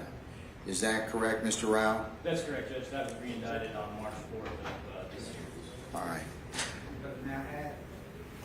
Yes, sir. Mr. Rao, you submit a non-false warrant for Sure. the case? Sure, Judge. For the 19 SC 17011 8-9, okay? Yes, sir. All right, thank you. All right, Ms. Fagan, are you otherwise ready to proceed on this particular, on the new indictment matter? Is that Yes, changed? Your Honor. Okay, all right. Mr. Rao, how long do you think the state's case will take to try, madam? Sir, I should say. I believe 4 to 5 days, Judge. Not longer than a week. Optimistically, 3 days. But, Yes. from experience. The next thing you're gonna tell me is that you hope it's, and I'm gonna tell you, like I tell people all the time, hope's not a strategy, okay? So I'm gonna plan accordingly. Unfortunately, I do not have the space to try the matter at this point in time. But Ms. Fagan and Mr. Rao, what I'd like to do is to put you on another calendar. Again, also now that I know your space and time allocations, I can potentially schedule it accordingly, okay? Judge, there is one thing I would like the court to consider. Yes. There is a particular witness that was out of state. We were intending to fly him, and we would have expected this testimony to have taken place on Monday. Where are they coming from out of state? He's stationed now at Fort Sam Houston. Texas. Yes, sir. We secured special permission from the Army to have him testify on Monday. He's currently starting his deployment there on June 13th. And that is expected to go until the end of the year. However, he did indicate to me that after the month of July, he would be able to secure special permission from his OIC to basically granted a one-day leave where we would fly him in that morning and then fly him out the same day. Just something for the court to consider. Okay, and I appreciate you telling me that for scheduling. So he's available anytime during August. There after, so the July is not a good month. It's not a good month for anybody, given schedules and vacations and everything else and conferences. So it would probably be after August, anyways. Yes, so. sir. And if the court, I understand with all the scheduling and COVID and everything, but he indicated that he would need a date certain, essentially, for us to give him as far as the date Sure. That he would need to request for. How much lead time? 10 days, maybe. 10 days. As much as I can give, but As you much as know. you can give, Okay, all right.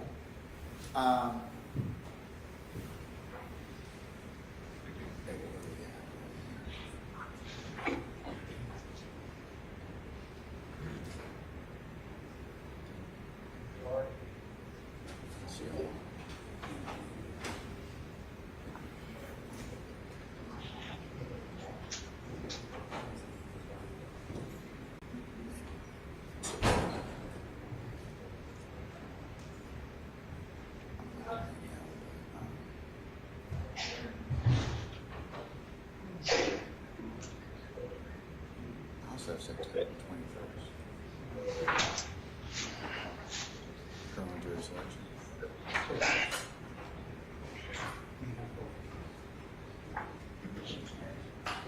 Let's do September 21st.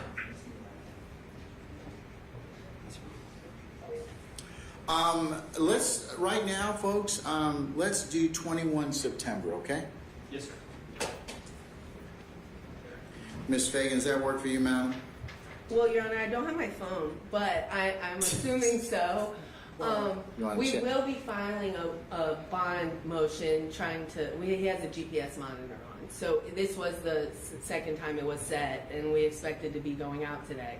So we are ready in this case. Okay.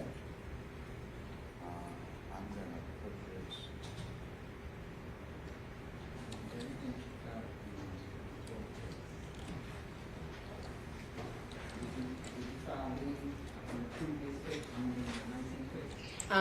I won't have any lead to affect this case.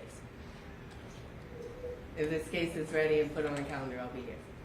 All right, looks like right now I have jury selection criminal for the 21st, so I feel pretty confident that we can select a jury that day, and we could commence that Thursday, the 22nd. So, Mr. Rao, if you're planning for your out-of-state witness,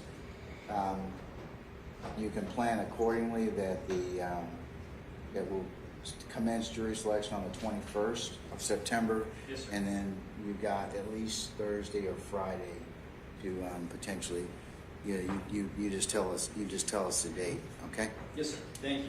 All right. Your Honor, do you have a day that you request to charge or everything? If you could submit those to Mr. Kearns, my staff attorney, 14th September. Your general and individual voir dire questions, submit those to Mr. Kearns, and jury charges. Yes, Your Honor. They were previously submitted under the old indictment numbers, so they'll Just be resubmit submitted. them, and yeah, but if you would send me your general as well as your individual voir dire, so I can kind of prepare the compendium and get it otherwise ready for our use for that day, that would be great. Perfect. Okay. Do you have Thank any you. other motions that are outstanding other than this Nope. motion? All right.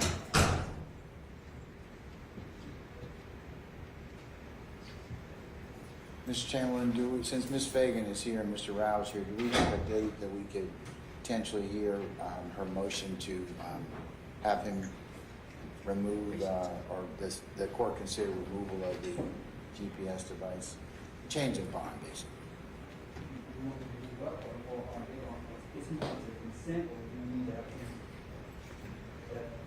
I don't think Mr. Rao's going to consent, but we need to have a final hearing date, so since he's on bond, just figure it out.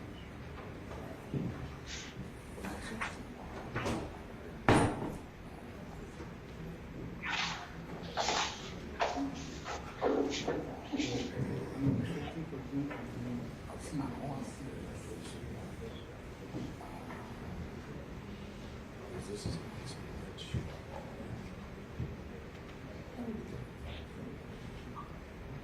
Ms. Fagan and Mr. Rao, are you available the 14th of June? Yes, sir. Yes, sir. 9 o'clock? Yes, sir. Yes, All sir. right, we'll add you to the to that particular event date.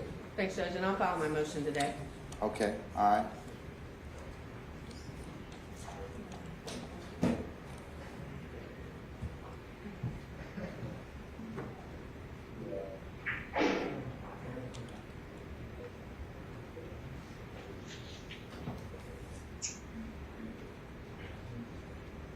Yeah, 11 o'clock. Why don't you all just delay your coming to 11? Via Zoom? No, you're Person. for him. He's in person since he's on bond. So Thank you, Your Honor. That concludes our business. May we be excused? yes, you may. Thank you very much. Well, Judge. Yes, sir. You certainly may. Thank you.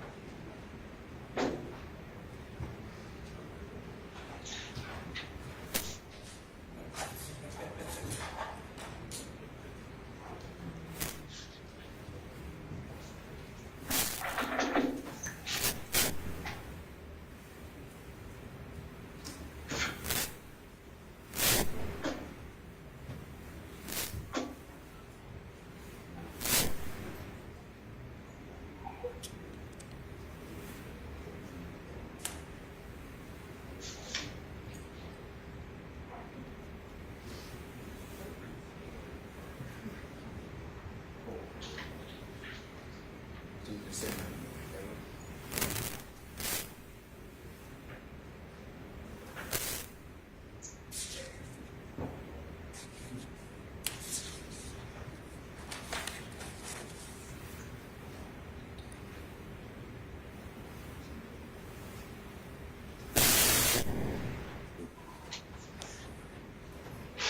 Is that the last thing we have? Is this plea?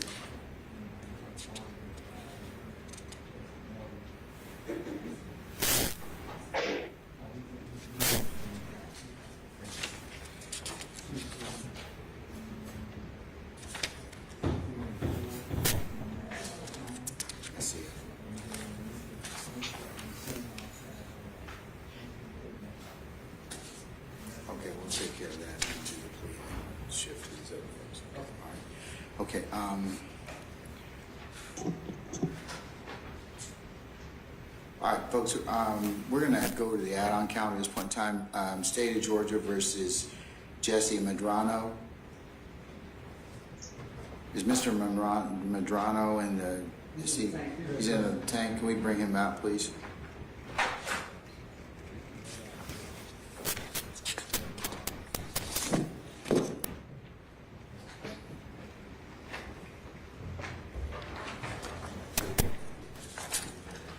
Judge, a lot of my notes are on my computer, it's outside right now. Say again? My notes for this case are on my computer, and they made me turn them. Oh, you can have it. You can bring it in. He can have his computer.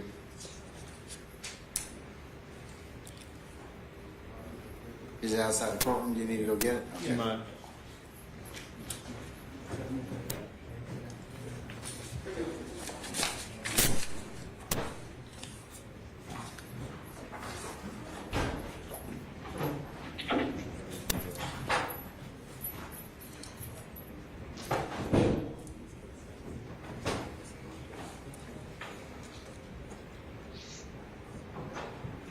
What's your first name? You know?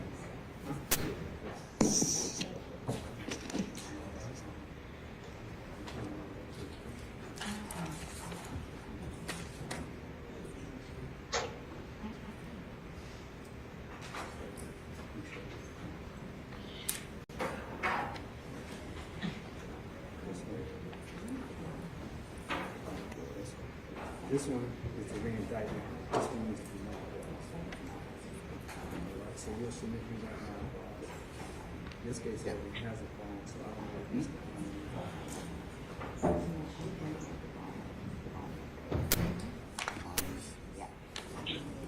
He's been quiet. How you doing, man? So I spoke with the DA today, and we're supposed to get my case resolved, okay? We're talking about maybe like a 10-3 or something like that. So she just needs to speak with the victims. She's new to the case. Right, yeah. There's another neighbor who's like apparently. She took my baby mom to the neighbor. Yeah.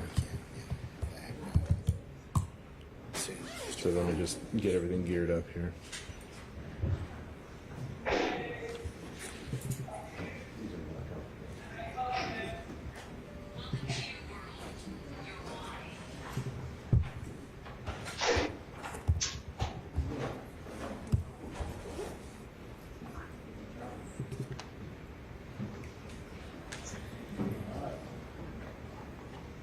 Mr. Melvin, let me know when you're ready. I'm ready, Judge.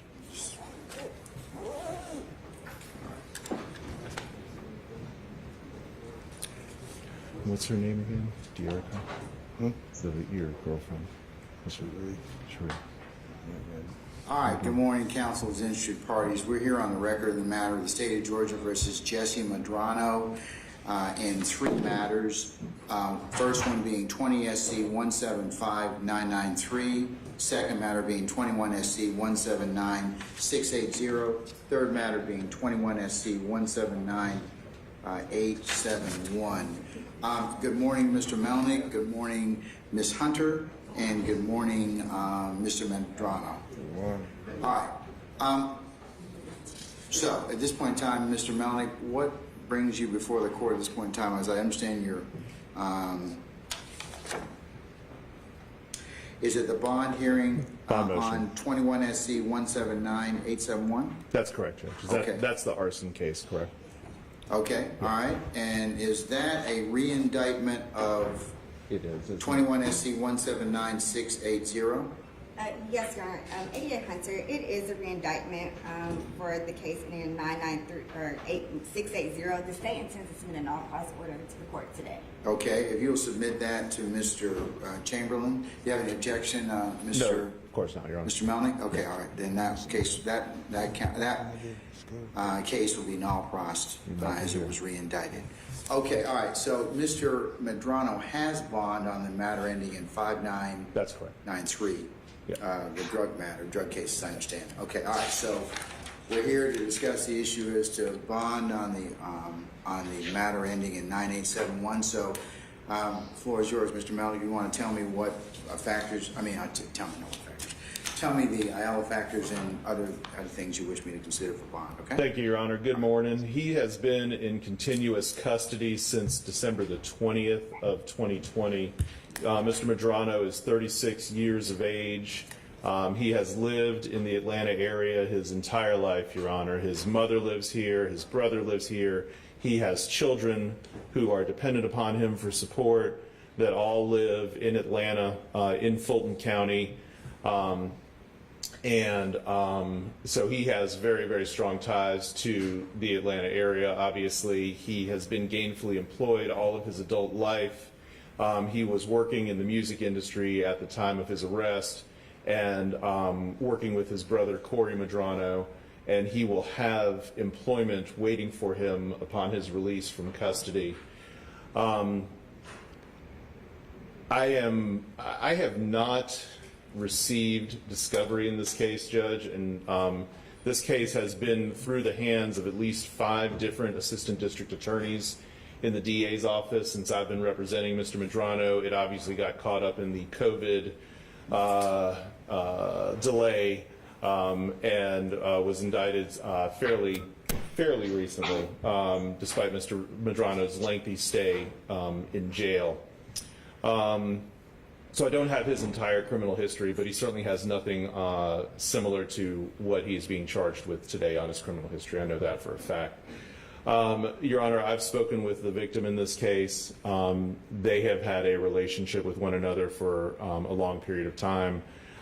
She does not wish for Mr. Medrano to remain in custody. She has told me on more than one occasion, she's actually been in continuous contact with me, that she would like for Mr. Medrano to get out to help her support their children. And he's always been there for his family and for his children. He's waited in jail for a very long time, waiting for some sort of resolution in this case.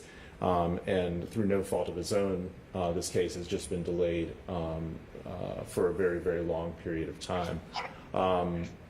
We had one bond hearing on this case pre-indictment where bond was denied.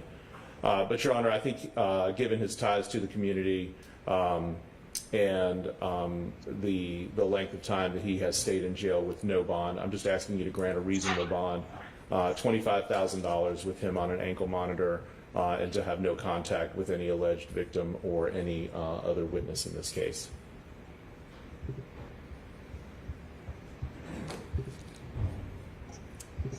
Good morning again, Your Honor. Yeah, go. I apologize, Ms. Hunter. I'm just kind of reflecting at this point in time. Go right ahead.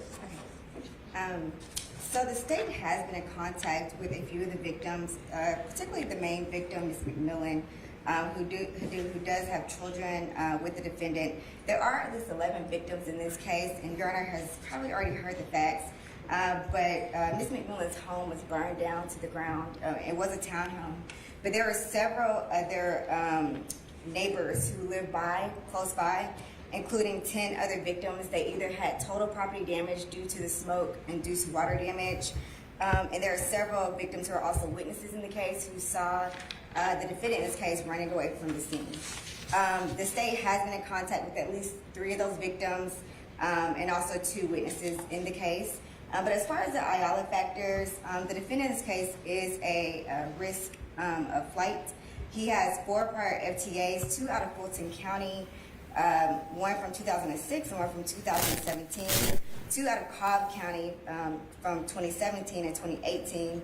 The day of the incident, and that's November the 20th of 2020, the defendant also fled the scene of the incident after causing the fire that damaged at least 11 residences. He was witnessed getting into a vehicle after running through several backyards with a red gas can in his hand.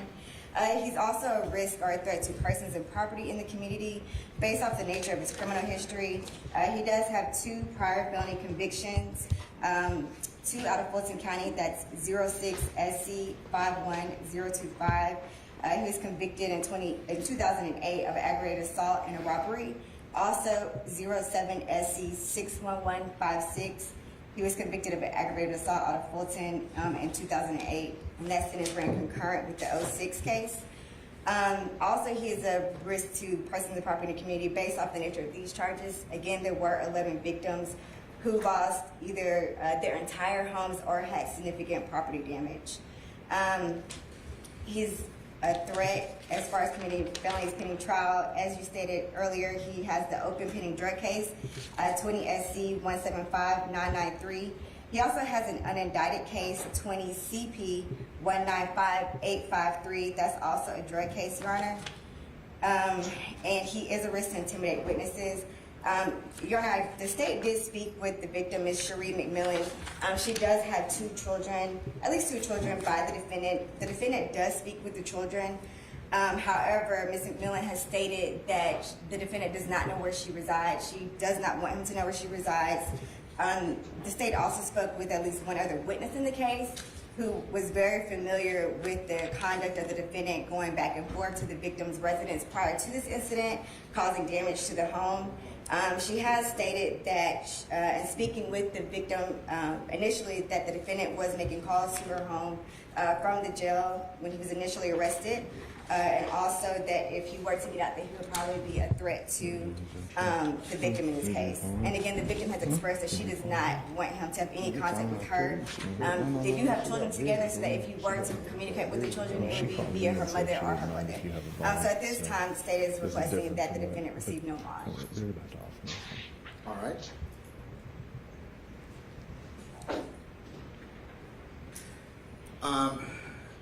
Counsels, Mr. Melnick and Ms. Hunter, based on what Pranya proffers this morning and what I've heard thus far, in particular the risk of flight with 4 FTAs, Mr. Melnick doesn't give me pause in this case. For that reason, I'm going to go ahead and deny bond at this point in time. I find specifically is a risk of flight in particular. But what I will do is I will set it for trial immediately. Mr. Chamberlain, what's our next available trial calendar that we can place these two matters on for trial? He's already on October 10th. He's on the October 10th calendar? Okay. Judge, Ms. Hunter and I had discussed this this morning. Do you have any dates available in August, maybe? We may be fairly close to getting these cases resolved. Yeah, if you all should resolve the matter or you're in a posture to do that, reach out to Mr. Chamberlain and I will go ahead and we'll make arrangements for him to resolve this case. We can either take a plea via Zoom or if I'm able, she's going to offer that too. more than likely I can probably take a resolution via Zoom. That would work out just fine. Okay, thank you, Judge. I'll let you know when we get it ready. Thank you. Okay, unless there's anything else, y'all may be excused, okay? Okay. Okay, thank you.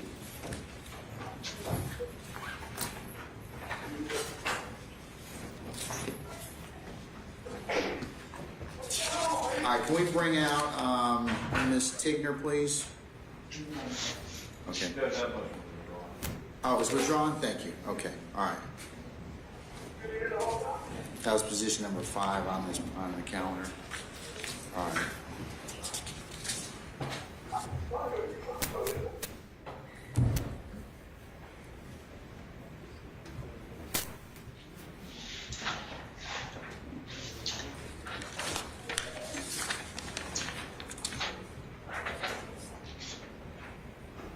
Okay, Charles Hollis.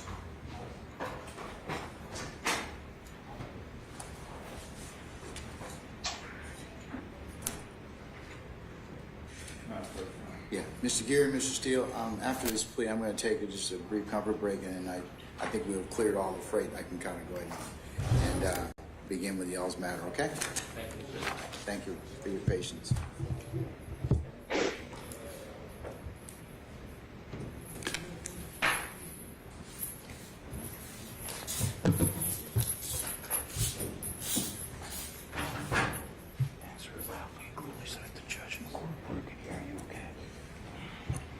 All right, good morning, council's interested parties. We're here on the record in the matter of the state of Georgia versus Charles Hollis in 19 SC 170388.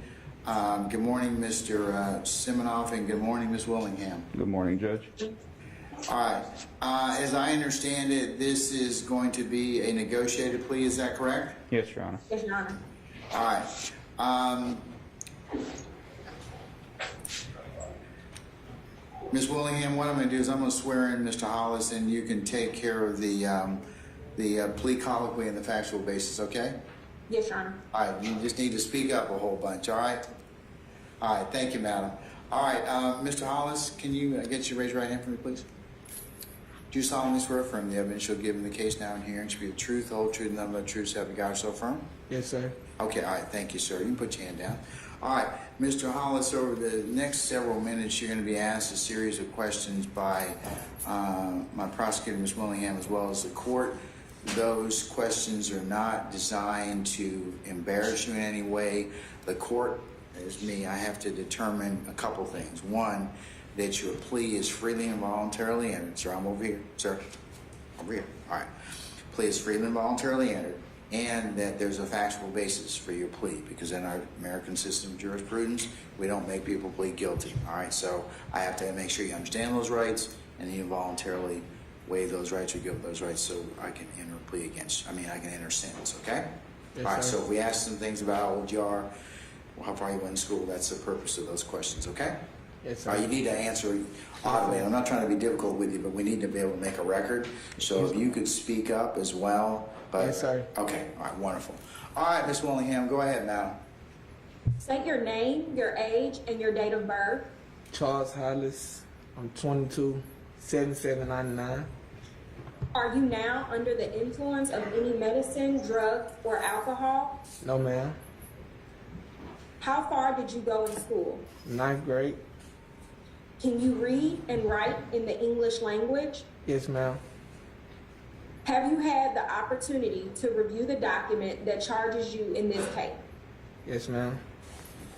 Do you fully understand the nature of the charges pending against you? Yes, ma'am.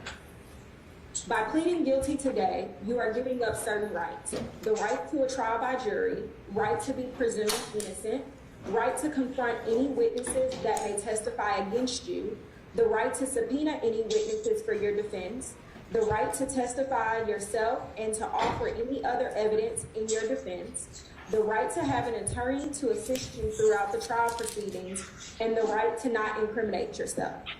Do you understand that if you were to plead not guilty or remain silent and enter no plea at all, the state would be required to have a trial on these charges by jury? Yes, ma'am. You are pleading guilty today to hijacking a motor vehicle in the second degree with a minimum sentence of 1 year and a maximum of 20 years. Armed robbery with a minimum sentence of 10 years and a maximum of 20 years. Aggravated assault with a minimum sentence of 1 year and a maximum of 20. Possession of a firearm during the commission of a felony to serve 5 years consecutive, and possession of a firearm by first offender probationer with a minimum sentence of 1 year and a maximum of 10 years. Do you understand you are not required to plead guilty to the charges unless the grand jury has heard sworn testimony and then charged you in an indictment? Yes, ma'am. Are you now serving any other sentence in confinement, or are you on probation or parole for anything, anywhere? No, ma'am. You heard me tell the court what the negotiation in this case is, which is 15 years to serve 7 with a balance probated. Do you understand the maximum sentence on each charge and can run those sentences consecutively or one after the other? Yes, ma'am. Do you understand, however, that if the court does not accept this negotiation, you have a right to withdraw your guilty plea today? Yes, ma'am. Should the court sentence include a period of probation, you will be required to obey both general conditions of probation and special conditions of probation. You will be required to follow the general conditions of probation that probation will give to you when you meet with them, including, but not limited to, that you are not to violate the criminal laws of any governmental unit. For special conditions, you are to have no contact with the victim in this case, Looking Dollar. Do you understand that a violation of any of these conditions could lead to a revocation of your probation? Yes, ma'am. Are you entering your plea of guilty with the understanding of everything we just talked about? Yes, ma'am. Has anyone used any force, threats, or promises which caused you to plead guilty against your will? No, ma'am. Are you satisfied with what your lawyer has done for you in your case? Yes, ma'am. Do you have any more questions for your lawyer before we go on? No, ma'am. Have you understood everything I have asked you so far? Yes, ma'am. Understanding all of your rights, do you wish to enter a plea to these charges today? Yes, ma'am. Is your decision to plead guilty made freely and voluntarily? Yes, ma'am. Did you in fact commit the offenses to which you are pleading guilty? Yes. Are the facts in this case, as I previously told the court, generally true and accurate? Yes, ma'am. Are you a United States citizen? Yes, ma'am. If you wish to challenge this plea for legal error, you have one of two ways to do it. Your lawyer can explain what these ways are and how they work, but I must advise you of some time limits. The first way is a direct appeal. You have 30 days from the date of the sentence, the sentence is entered, to file this appeal. The second way is a habeas corpus petition. For felony offenses, you have 4 years from the date the sentence is entered. Do you understand these time limits? Yes, ma'am. Do you understand that you are not allowed to possess firearms during the course of your probation? Yes, ma'am. Do you understand if you are found in possession of a firearm, you could be charged with another felony which carries up to 10 years in confinement? Yes, ma'am. Your Honor, if the state were to go to trial in this matter, we would prove beyond a reasonable doubt that Mr. Hollis and an unknown male cut in front of the victim, Lauren Grace Dollar, as she was in her 2014 Chevrolet Camaro vehicle in the parking lot at the above stated location, which was in Atlanta, Georgia. The accused exited the rear of the Ford vehicle that the males had arrived in and pointed a handgun at the victim and demanded that she exit her vehicle. Is this addressed in Fulton County, madam? Yes, Your Honor. Okay, all right. You go ahead My and continue. apologies. Go ahead and continue. Because Atlanta's in 2 counties, so just want to make sure, Correct. right? Sorry. That's okay. All right, go ahead. The victim complied, and the accused and the other male drove away with the victim's vehicle, purse, wallet, and cell phone. The victim's vehicle was recovered the next day at Spring Valley Apartments in DeKalb County. The vehicle was processed, and a key fob to a Ford vehicle was found in it. A latent print was found in the victim's vehicle.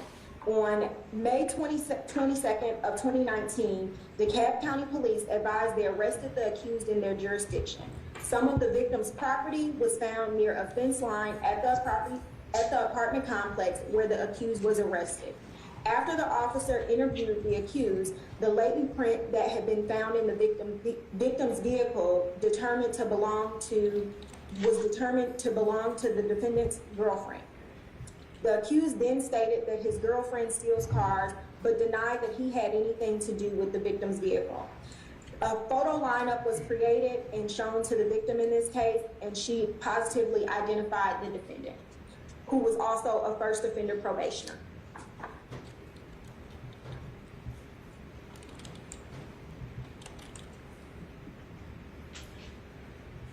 Okay, anything else, madam?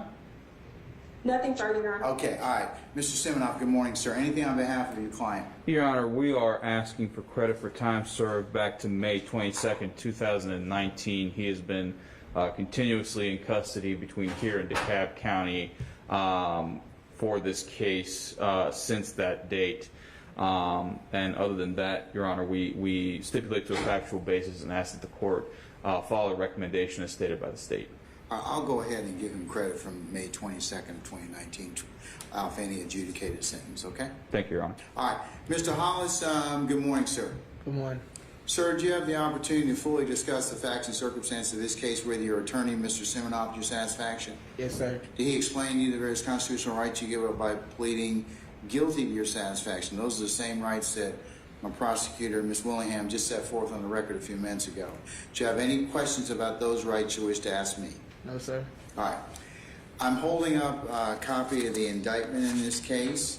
On page 2, is this your signature above the word defendant? Yes, sir. Did you have the opportunity to fully discuss the facts and circumstances and the counts of this indictment to your satisfaction? Yes, sir. Did Mr. Siminoff explain to you the various counts therein to your satisfaction? Yes, sir. Do you have any questions about this indictment? No, sir. Anything you want to ask the court as to? No, sir. All right, I'll note that the indictment's been signed, the plea has been entered. Mr. Hollis, based upon the responses you've given in the court's inquiry and colloquy, I find that your guilty plea is freely and voluntarily entered. I find a factual basis for your plea, and I'm going to accept your plea as tendered and as negotiated. To count 1, hijacking a motor vehicle, you are entering a plea to the lesser included offense of hijacking a motor vehicle 2nd degree. The court will sentence you to 10 years to serve 7 years. On count 2, and with a balanced probation, I should say, on count 1, let me complete my thought. As to count 2, armed robbery, this court will sentence you to 10 years to serve 7 years with a balance probated, and that is a deviation from the mandatory minimum under 17-10-6.1E, and I'll run that concurrently with count 1. As it pertains to count 3, aggravated assault with a deadly weapon, this court will sentence you to 10 years to serve 7 concurrent with count 1. And as it pertains to count 4, possession of a firearm during a commission of felony, this court will send you to 5 years probation consecutive to count 1. And then on count 5, the possession of a firearm by a first offender probationer, this court will sentence you to 5 years concurrent with count 1, and the special conditions of your probation will be that you have no contact with the victim, in this case, Lauren Dollar. Can you do that? Yes, sir. You can do that. I'll make that the sentence of the court. So your total sentence in aggregate is 15 years to serve 7. I'll give you credit from May the 22nd of 2019 toward the adjudicated amounts that the court has already announced in the sentence, and the balance will be on probation, and that'll be your sentence. Counsel, that is Mr. Siminoff and Ms. Willingham, any clarifications on the court's entry of sentence or defendant's entry of plea? No, Your Honor. Judge, I have a question. Mr. Siminoff. Yes, sir. So that's May 22nd, 2019. When did he hit the Fulton County jail?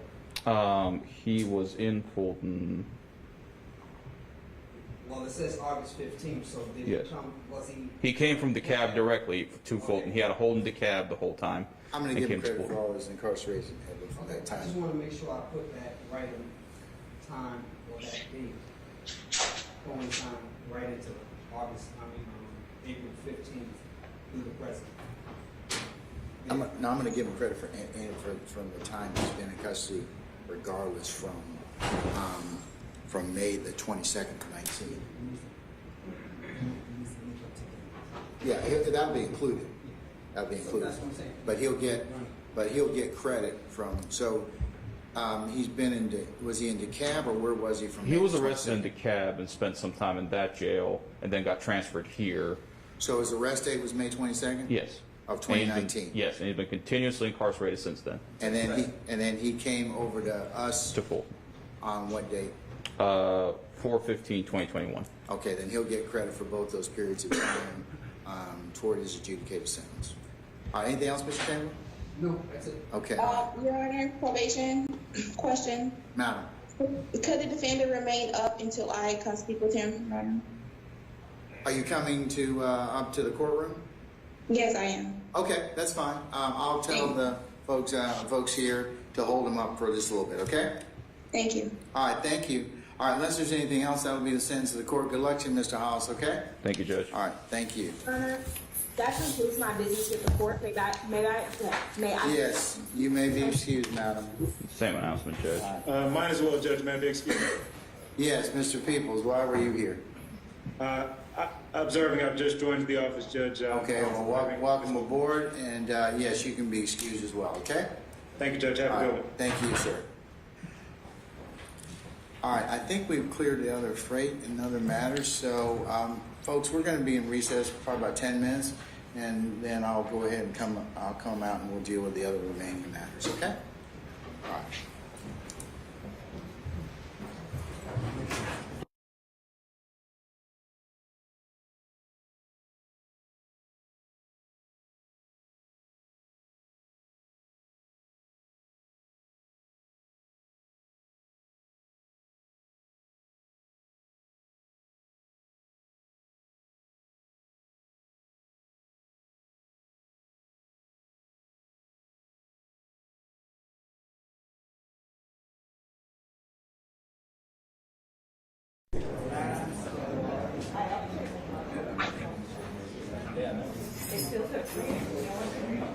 I gotta get some snack on one at the start. Yeah.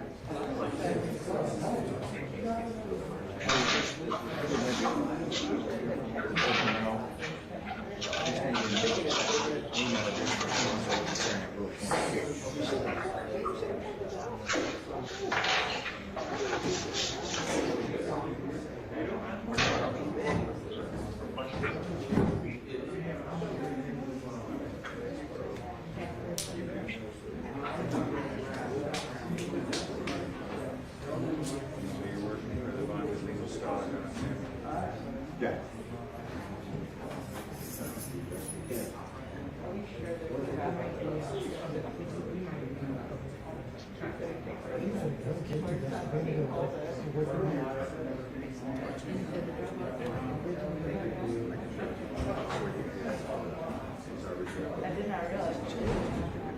Well, next time I'll work. No, it is not. I'm over here. I didn't make no mistake. No. Okay. Come on. You're fine. Okay. So. Just ask him. Mr. Chamberlain?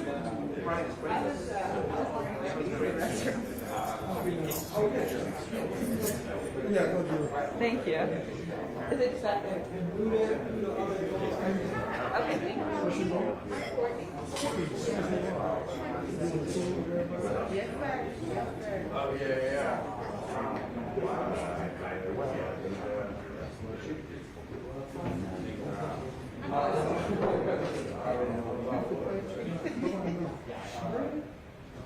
Good luck. I'm in the fucking. That's not your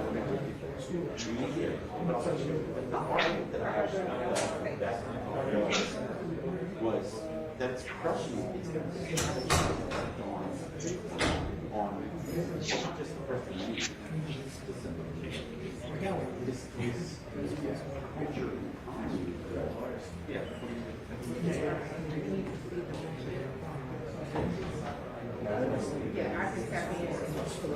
Thank you. No problem.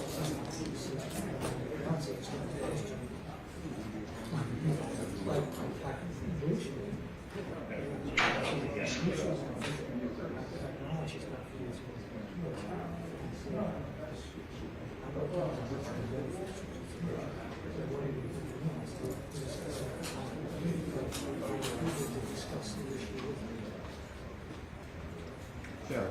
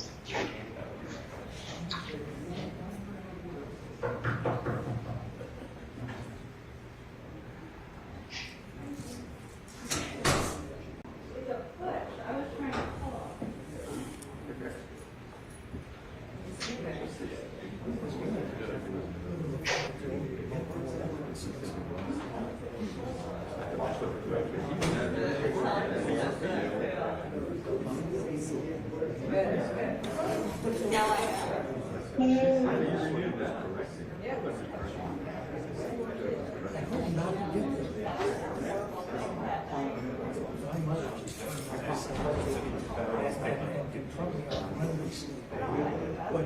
all of the friends she has got are your family, are got us. She's got a great group. So yeah, I'll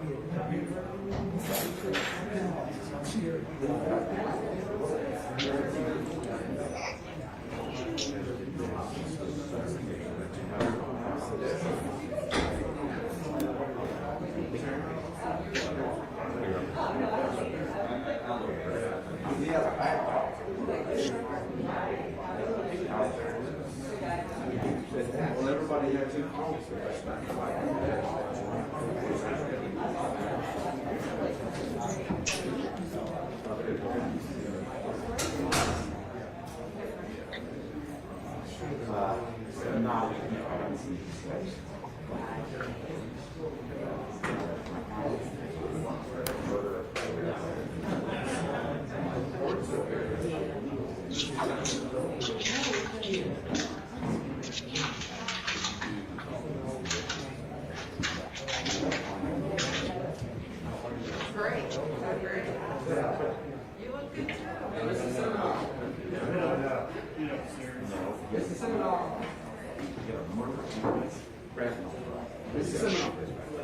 It's fine.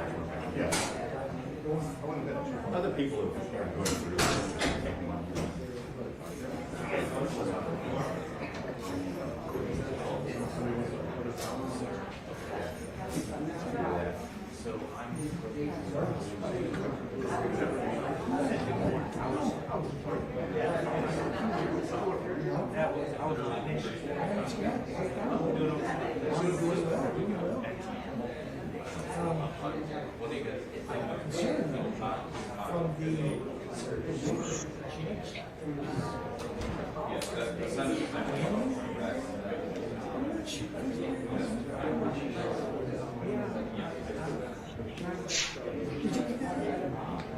I've also picked up my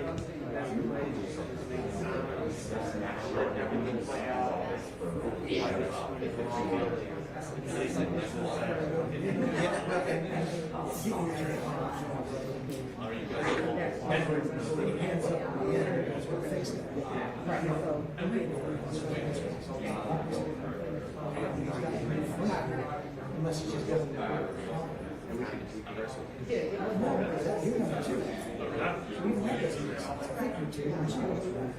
I have no idea. I haven't even seen it. Yeah, me too.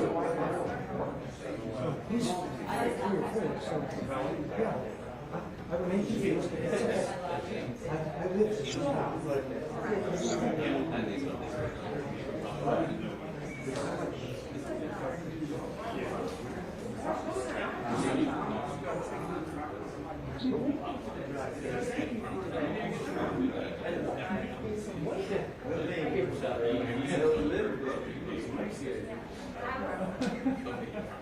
I'll take a piece. If you do, I'm in trouble. I'm just saying.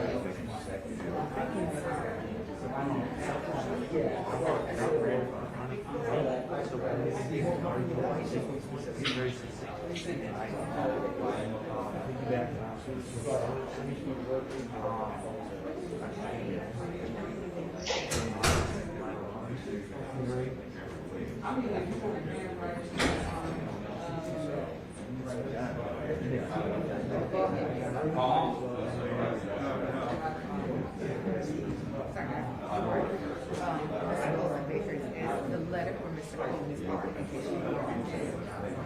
So the audio,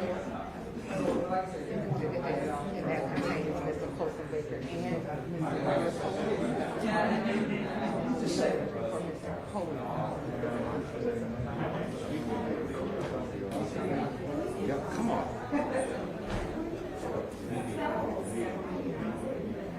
I'm not with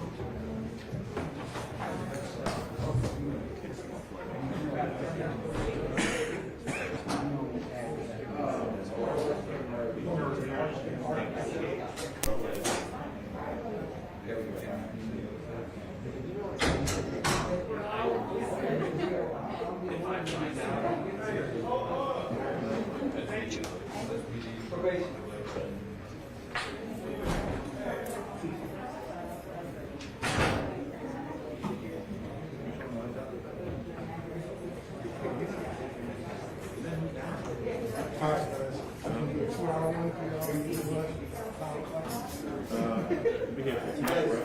Good company. Lower me like 30 minutes to an hour. An hour is 2 hours. Give me 10 minutes. Solid 2.5, 3 hours. I've been experienced with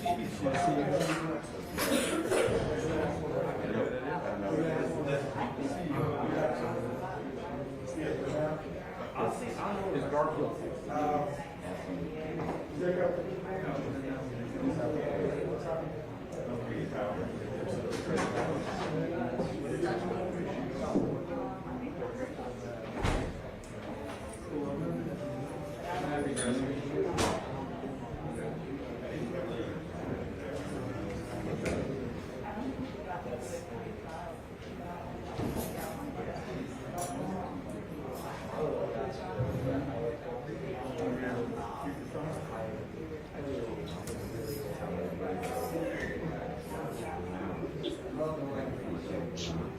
No. But yeah, I didn't want to cross over that. And I thought about this now.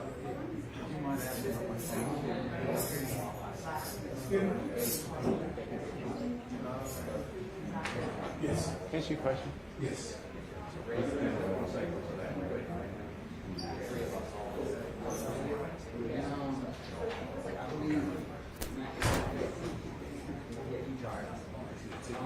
Mr. Shaw. Yes, sir. Oh, let's announce that for the judge. The judge, we call it, so we're ready, so so when judge come out, we announce it. I'm right. Don't worry, I mean, that's all right. We're gonna be out here. Sure. I just don't want to disturb you. That's our job. There you go. I mean, if you. Yeah, just, I'm gonna get from it.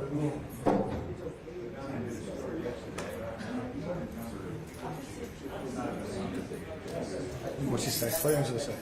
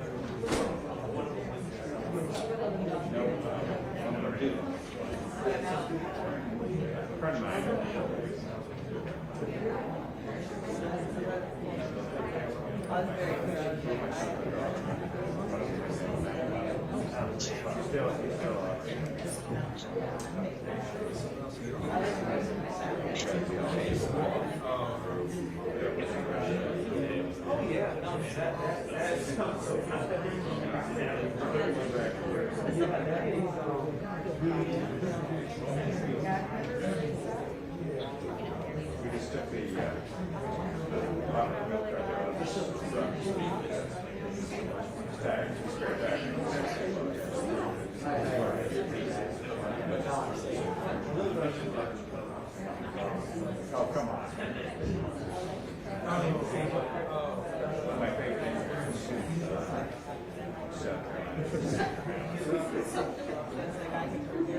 she gave me a mess up.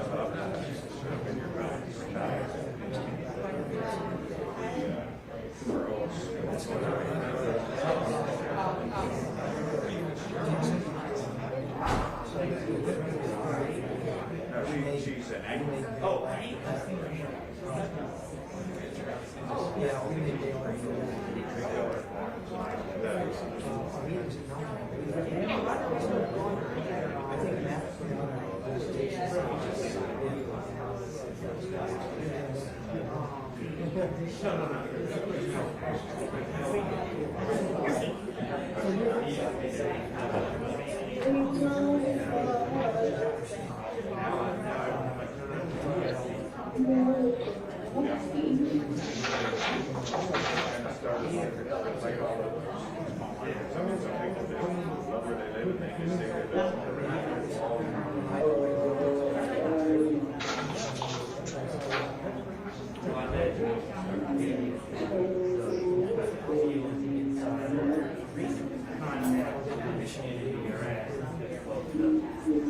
yeah, you're not going to.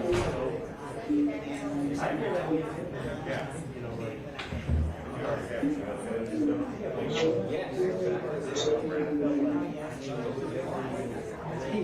Yes, sir.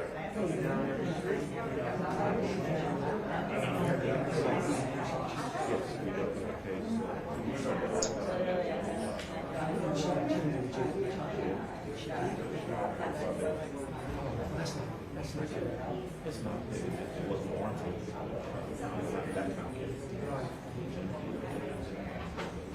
You know, Charles Cutler is used to.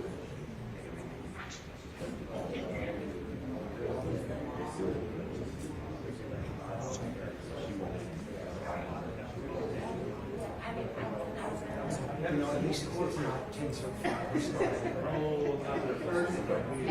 It wasn't, they kept it this meeting.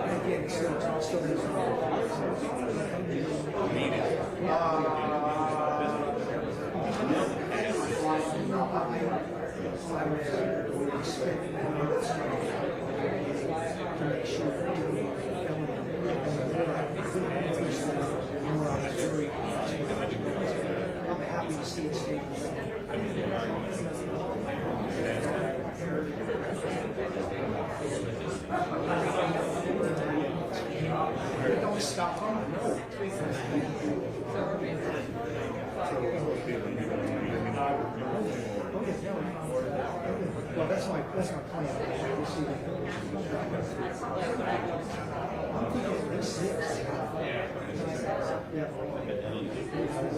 I have a week when I'm here for 20 minutes. I have planning.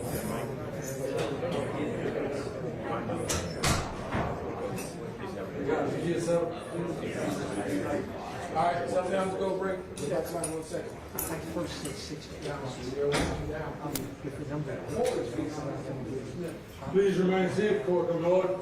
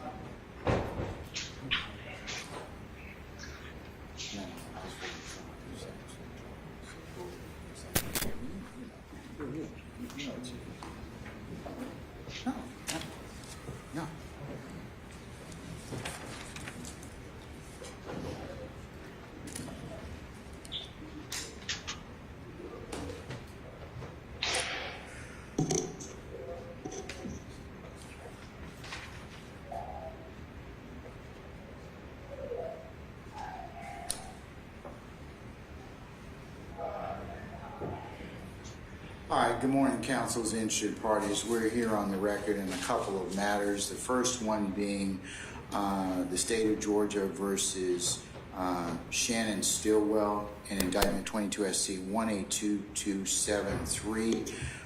Here for state's notice of conflict of defense counsel and arraignment and bond. Mr. Sharp, good morning, sir. Good morning, Judge. Okay, all right. I see you've been relegated to the cheap seats, and the fact that Mr. Steele and his entourage have taken up their seats. Would you like for us to provide you a seat? I'm fine. Are you good right there? I'm fine here left here. Okay, all right, okay, no problem. All right, just wanted to don't want you to feel you were left out.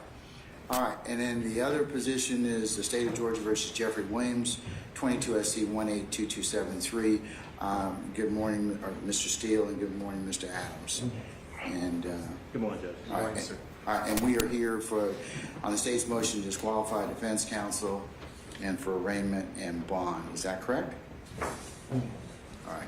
Yes, sir. Okay, all right. All right, let me first make sure that I have the aforementioned. Is there anybody else I was missing? So I just want to make sure I have. Mr. Williams, can you, all right, I'm going to mute you at this point in time, but we got you. All right, and then Mr. Stillwell? All right, sir, I see you on the platform. Thank you, sir. Okay, who is in S214? Violetta, can you unmute S214, please? Sure.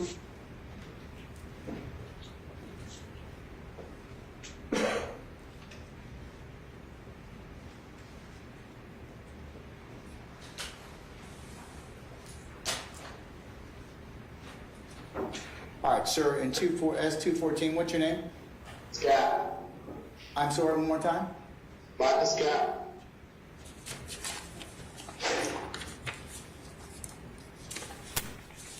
Maybe Mr. Raffoff's client, Jessie. I think this matter may be resolved. Mr. Scott, we resolved your matter. You're free to go.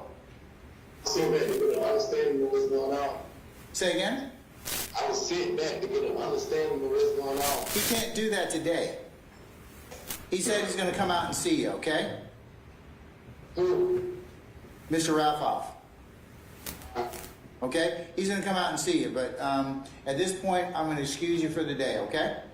All right, thank you, sir.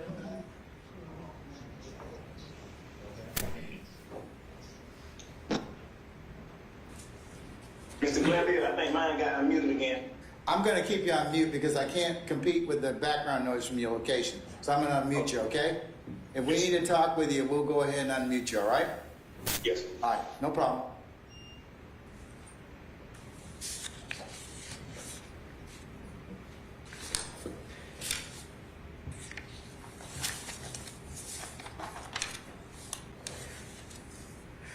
All right, before we go ahead and get started, folks, I've had the opportunity to read both the state's motions as it pertains to Mr. Shart and Mr. Steele, and I've also had a chance to take a look at the responses that were filed on behalf of Mr. Steele as well as Mr. Shart. And stated you can take it any way you want, but I think that the court, if I can frame just generally your issue in this particular circumstance for the state, and maybe the defendant's position on it. As it pertains to Mr. Steele, you're saying that there's a violation, or there's a potential violation of 3.7, which is lawyer as witness? Your Honor, we're withdrawing the 3.7 claim today. Okay. And Mr. Geary is going to explain Judge, that. I'd like to explain that to the court. Okay, all right, well, go ahead. Quickly. We have notified Mr. Steele that I personally interviewed the officer previous to us making the claim, and the claim seemed solid. As we further investigated concerning the hearing today, it became evident that the officer truly believed the statement that Mr. Steele, quote unquote, confessed. However, the rendition of what the officer went through, we don't think that legally qualifies, and we're not going to support that in this motion, and we're withdrawing that in this motion. The officer did speak with Mr. Steele, but the interpretation of what occurred is different, and we're coming in on the side that there was no confession given the completion of our investigation into that matter. All right, so you're satisfied you will not otherwise He's off our witness list, require Mr. Steele to be to testify or be part of any foundation that... Correct, sir. Okay, all right. Mr. Steele, any objection to that? They're going to withdraw that particular issue as it pertains to you, as it pertains to lawyer's witness 3.7. No, Your Honor. Okay, all right. Madam, I apologize. Your name? I apologize. Lizzie Rosenwasser. Miss Rosenwasser, I can't see you without your mask, so here we go. okay, now I see. Okay, all right, thank you, madam. All right. All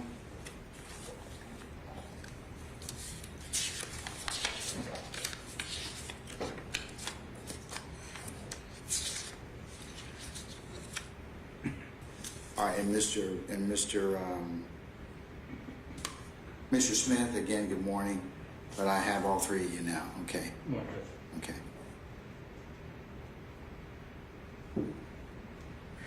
All right. So that having been settled, that issue, at least as it pertains to Mr. Steele, the 3.7 issue's been withdrawn.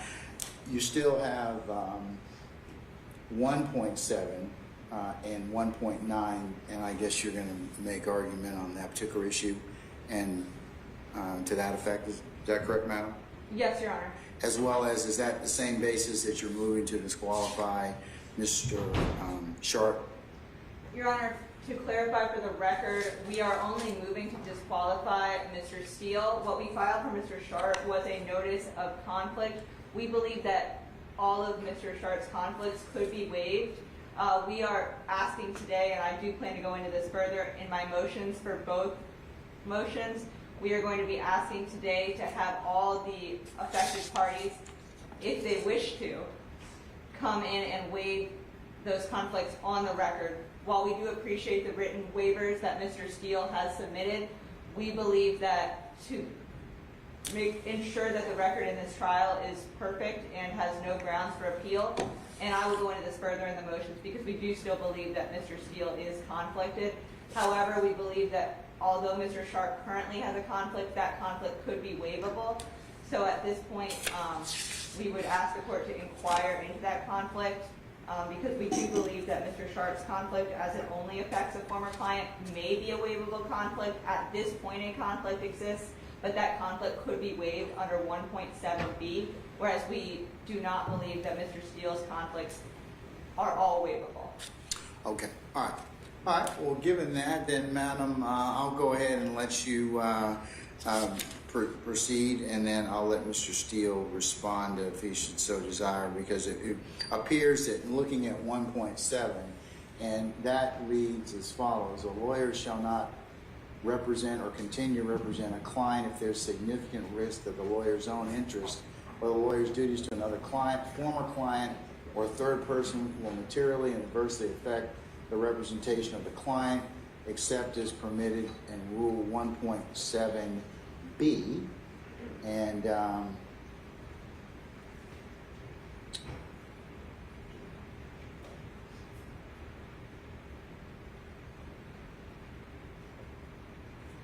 me 1 second.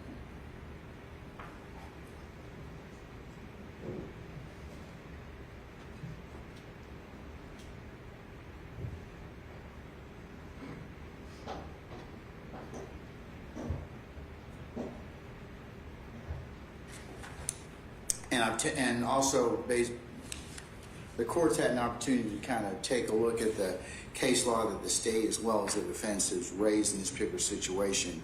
And I've had a chance to take a look at particular Benucci Height, that's H-E-I-D-T versus the state, Wheat versus U.S. And it appears that what brings us here is that Mr. Steele under 1.7 has already kind of, because he's the lawyer that's representing his current client, has already made that determination that he can represent his client. But it appears that the case law then shifts to a couple of things and says that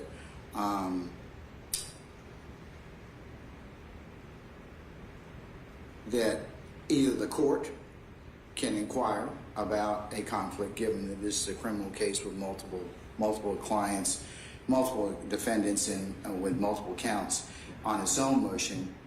But if you are, the state is moving, or the other party is moving to disqualify him, that there has to be a violation of one of the violations under the rules of professional responsibility, and there should be some proof to that, or at least some particular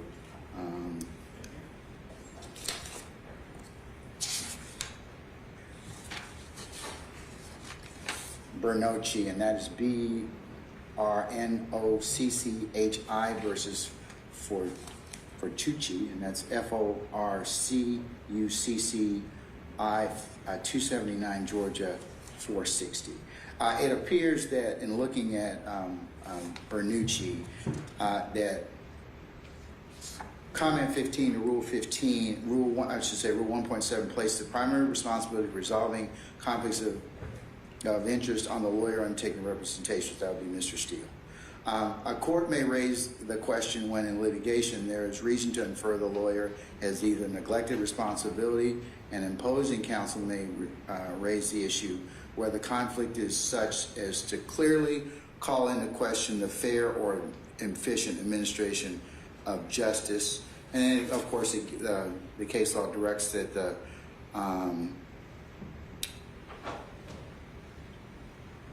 to advise an objection from opposing counsel should be viewed with caution, and it can be used as a technique as harassment.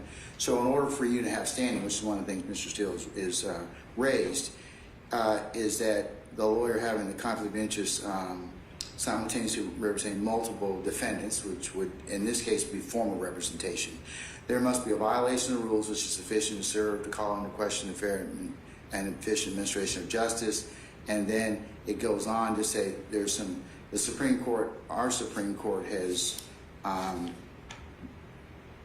adopted or kind of mentioned what Texas does in Henry Robinson, where opposing counsel must provide substantiation. So I'm going to need to probably hear something on that. So from looking at Bernucci, I can raise the issue on my own, which I would have given what you said already. But what Mr. Steele is saying is that the burden is upon you, since he's already made this decision. He can potentially represent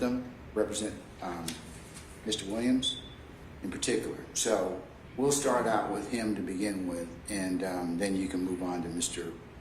Sharp. Okay? Okay, yes. Okay. All right.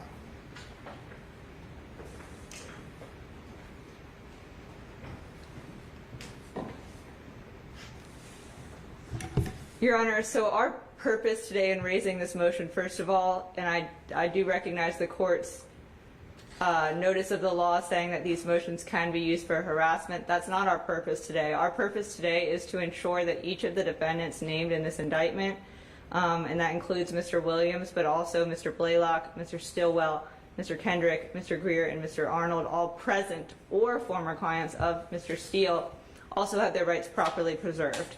So one of our main concerns here is that none of these waivers are on the record.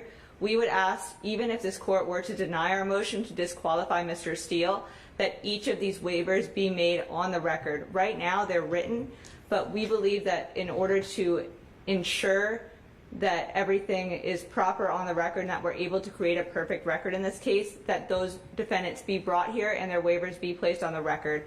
That's out of Taylor versus State. That's 320 Georgia Court of Appeals 595. That's a 2013 case.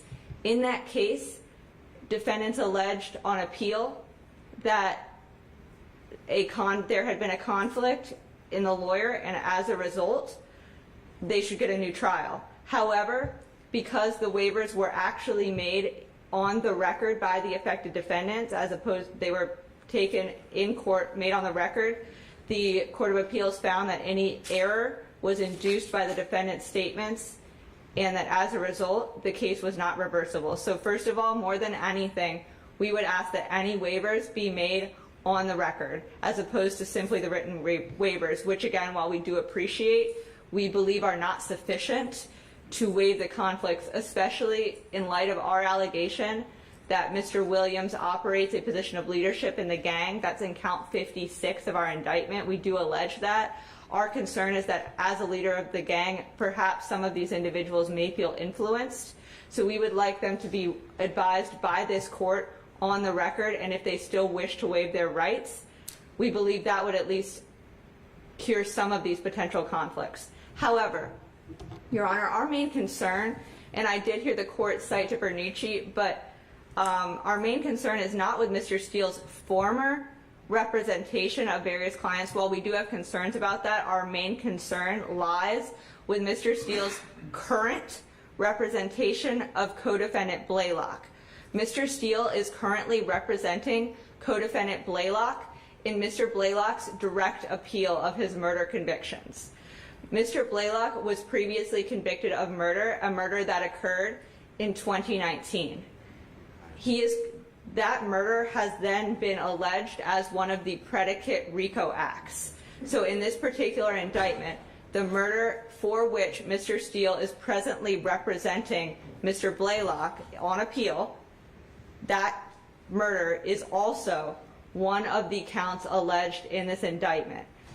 That apparently, that case has that been returned from the court, from the appellate court already? No, Your Honor. Okay, so fine. the posture of that case right now is that Mr. Steele has filed an entry of appearance. We are awaiting, and I'll be handling that appeal as well. We are awaiting transcripts and a motion for new trial. There is a scheduling order on that case. I believe the hearing is set for either late this year or next year, but that is at the motion for new trial stage in the Superior Court stage, so he's currently representing Mr. Blaylock.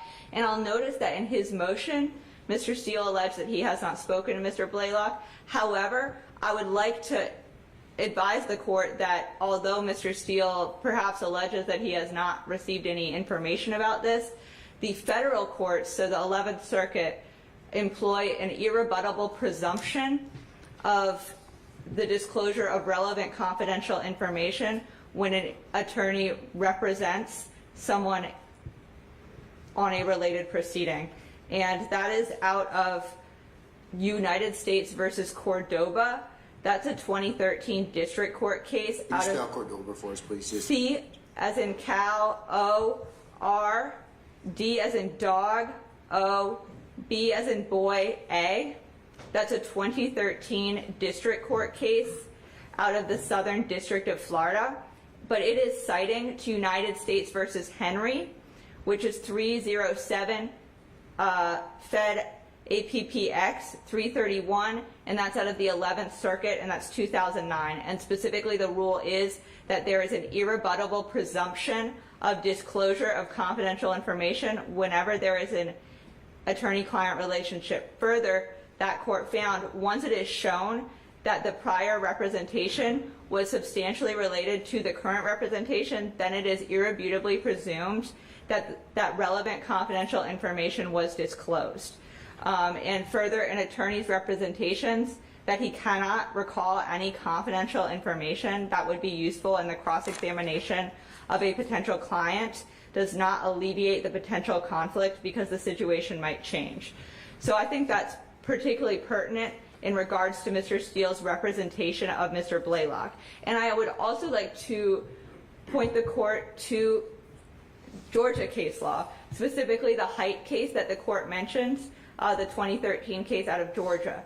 And particularly the showing required, and this is also reflected in 11th Circuit precedent for pretrial matters, there is no requirement of an actual conflict, but instead, and this is from Height at 346, accordingly, the courts must recognize a presumption in favor of an accused counsel of choice, but that presumption may be overcome not only by a demonstration of actual conflict of interest, but by a showing of a serious potential conflict.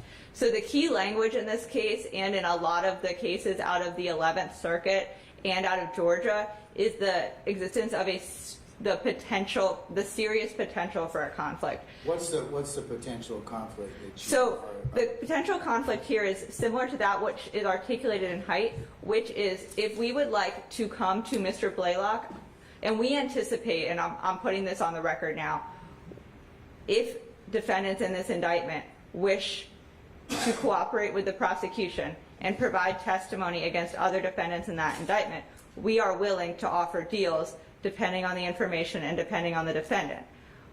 We, at this point, would be unable to offer Mr. Blaylock any such deal because the representation of Mr. Williams would be a conflict. So I would like to point the court to Height at 347.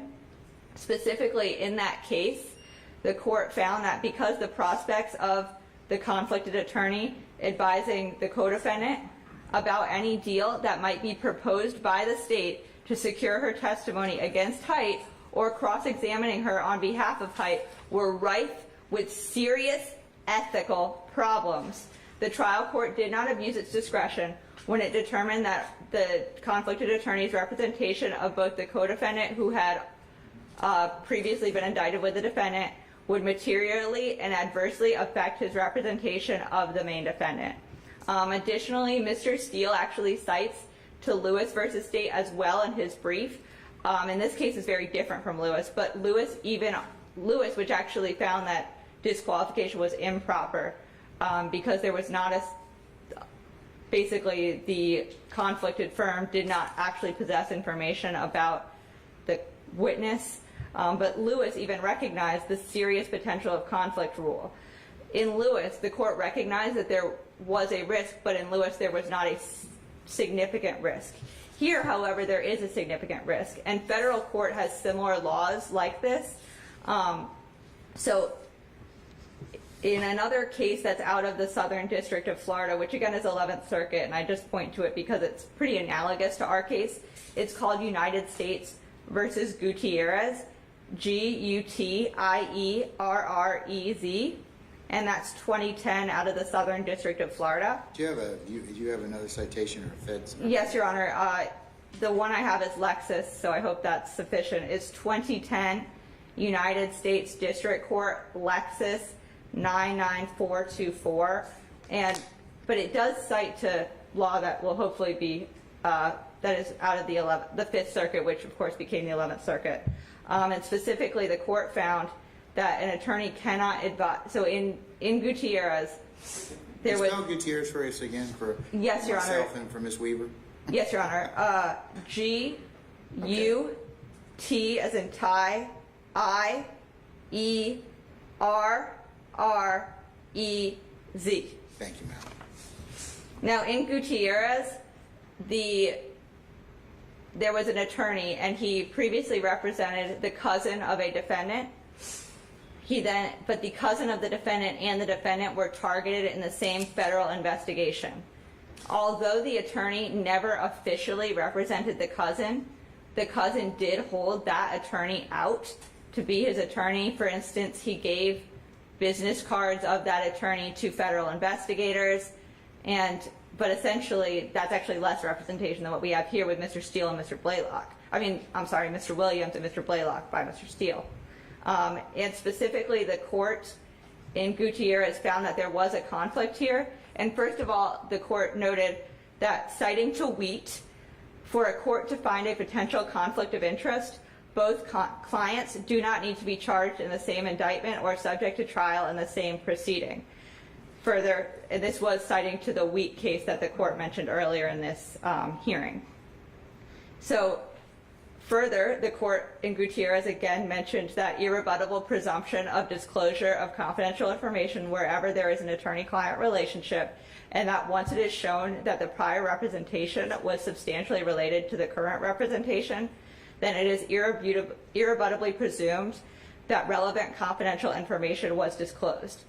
Now, specifically, the court found that there was a serious potential for conflict here, finding that this attorney should be conflicted because, and this is quoting the court at page 14 of that opinion, moreover, Mr. Mitchell, the conflicted attorney, cannot adequately advise either of the defendant or his cousin about their option to cooperate against the other, and that's citing to Beatty, B-A-T-Y, versus Balcom, B-A-L-K-C-O-M, 661 F3D 391. That's a Fifth Circuit case, 1981. Of course, that later became 11th Circuit precedent. And specifically taking the quote from the Beatty versus Balcom case is the conflict of interest before trial alone would be sufficient to grant that motion, because had the attorney not been facing a conflict of interest, the attorney might have been able to negotiate a plea agreement on one defendant's behalf in return for becoming a prosecution witness against the other defendant. And I also want to point to another quote out of that case, which I think is relevant for this hearing. And this quote is, "The court may refuse to accept the waiver," such as what we have here between, there is of course a written waiver on the record for Mr. Blaylock. "The court may refuse to accept the waiver where necessary to ensure the adequacy of the defendant's representation, to protect the integrity of the court, and to preserve the trial court's interest to be free from future attacks over the adequacy of the waiver and the fairness of the trial." And that's citing to U.S. versus Almeida, A-L-M-E-I-D-A, 341 F3D 1318, and that's 11th Circuit Court of Appeals, 2003. So here we would argue that it's very similar. In this case, we believe that especially Mr. Steele's, and to some extent his representation of his former clients, however, we believe a waiver on the record may be able to cure those conflicts. However, we would of course have concerns that even with those former clients on related proceedings, should they choose to testify against Mr. Williams or anyone else, Mr. Steele might be conflicted in his ability to cross-examine those former clients. But particularly, the court had a question in terms of, like, several of these clients, Arnold, Greer, and Blaylock, all have predicate offenses. Like Arnold is Act 11, Count 1. Greer is Act 108 of Count 11, and Blaylock is Acts 74 to 76 of Count 1. Wouldn't that be a potential issue if I'm looking at potentially a resolution or some other issue related to this case? Wouldn't that pose a potential or an actual conflict? yes, Your Honor, it absolutely does, and that's the next part of my argument, because I just wanted to start with Blaylock because our biggest concern is that he is currently representing Mr. Blaylock. He is Mr. Blaylock's attorney of record. Mr. Blaylock, although he signed a waiver through another attorney, Mr. Blaylock is actually unrepresented in this case, and the only representation that Mr. Blaylock even has right now is Mr. Steele on his appeal. And as the court, I'm sure, is aware, sometimes with these appeals, we can work things out, especially if there is a pending case. I'm not saying we definitely will. It would have to be if Mr. Blaylock were to say, hey, we'd like to cooperate, but he can't even do that because of this conflict. And so that's why we started with Mr. Blaylock. I would also like to advise the court in terms of these present conflicts that we're discussing. Mr. Steele is also currently the counsel of record for Mr. Quantavious Greer in case number 10-SC-92020, and we certainly appreciate Mr. Steele bringing this to the court and the state's attention. As I noted in our original motion, we were trying to file that as soon as we could to make sure that, save Mr. Steele from any if disqualification is warranted, which we believe it is, we wanted to get that out there as soon as possible to avoid any kind of gamesmanship. But as soon as we learned about that representation of Mr. Greer, we did look into that. And we noted that Mr. Greer is actually, he was convicted of murder. That case was reversed. The state will be trying that case again. That case is presently before this court in a separate case. That case is not related to the present indictment, but Mr. Steele is still Mr. Greer's counsel of record. Should Mr. Greer wish to cooperate, perhaps negotiate some sort of resolution to both of his cases, that would certainly create what is very obviously the serious potential for conflict that I've described. So that's another one. Also, as the court just raised to me moments ago, we do think that there are serious problems with the former clients based on especially the federal case law that I've discussed, where there is this irrebuttable presumption of disclosure of confidential information whenever there is an attorney-client relationship. And when that issue is substantially related to the current representation, which obviously it is, these counts are the predicate acts for the present case. We think that there is an irrebuttable presumption that relevant confidential information was disclosed. So, and again, also I'd like to point the court's attention to another case out of Georgia, the Georgia Court of Appeals case, Edwards versus State, 336, Georgia Court of Appeals 595, parallel site 784 SE 2D 924. That's a 2016 case. And in that case, the defendant's attorney had formerly represented the victim's mother in a previous proceeding. It was a child molestation case that was on trial. The court found that there was a serious potential for conflict there. And although the defendant in that case waived the conflict, the court found that the Court of Appeals found that the trial court properly declined to accept that waiver because the defendant's waiver of his attorney's conflict of interest does not always cure the problem, because courts have an independent interest in ensuring that criminal trials are conducted within the ethical standards of the profession and that legal proceedings appear fair to all who observe them. And that waiver does not work, and this goes to one of the non-waivable conflicts in 1.7c. Waiver doesn't work because his defense counsel's loyalties would have been divided by the above stated ethical duties. And again, the reason that the state is bringing these motions today and why we are so concerned is because, as the court found in Edwards, in the absence of an effective waiver of the right to conflict-free representation, and so that would include cases where conflicts cannot be waived, allowing the trial court to proceed to verdict would have created a serious potential for error sufficient to allow Edwards to obtain reversal of any guilty verdict by claiming on appeal that he was prejudiced by the conflict.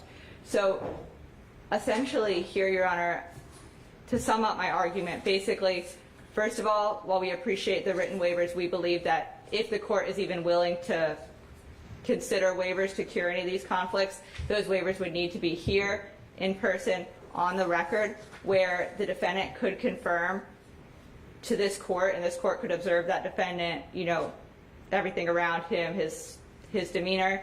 He couldn't come back and say, that's not my signature, I didn't authorize this, anything like that. We'd ask that these be on the record, where the defendant advises that he has had the consultation, he has received in writing reasonable and adequate information about the material risk and available alternatives, and he's had the opportunity to consult with independent counsel, and those rules are out of Taylor, which I cited earlier. But again, our position today is that some of these conflicts, particularly the conflict with Mr. Blaylock, and to a lesser extent, the other former client conflicts, including Mr. Stillwell, Mr. Kendrick, Mr. Greer, and Mr. Arnold, are not waivable conflicts. And I also do want to point the court's attention to our concern with Mr. Stillwell is that we believe his counsel is also facing a conflict, and his counsel is who got the waiver on this case. So there's sort of a double conflict here.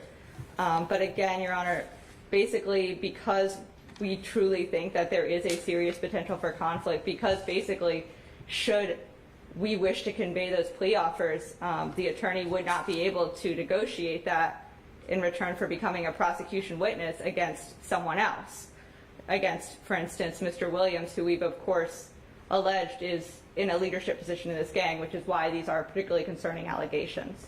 And one moment, Your Honor. That's all I have for the court at this time on why we believe that this court should, first of all, request any waivers be on the record, and additionally, we would ask that this court grant our motion to disqualify Mr. Steele on the grounds of the 1.7 and 1.9 conflicts. Thank you, Your Honor. Okay, all right. Mr. Steele, I'll let you respond, and then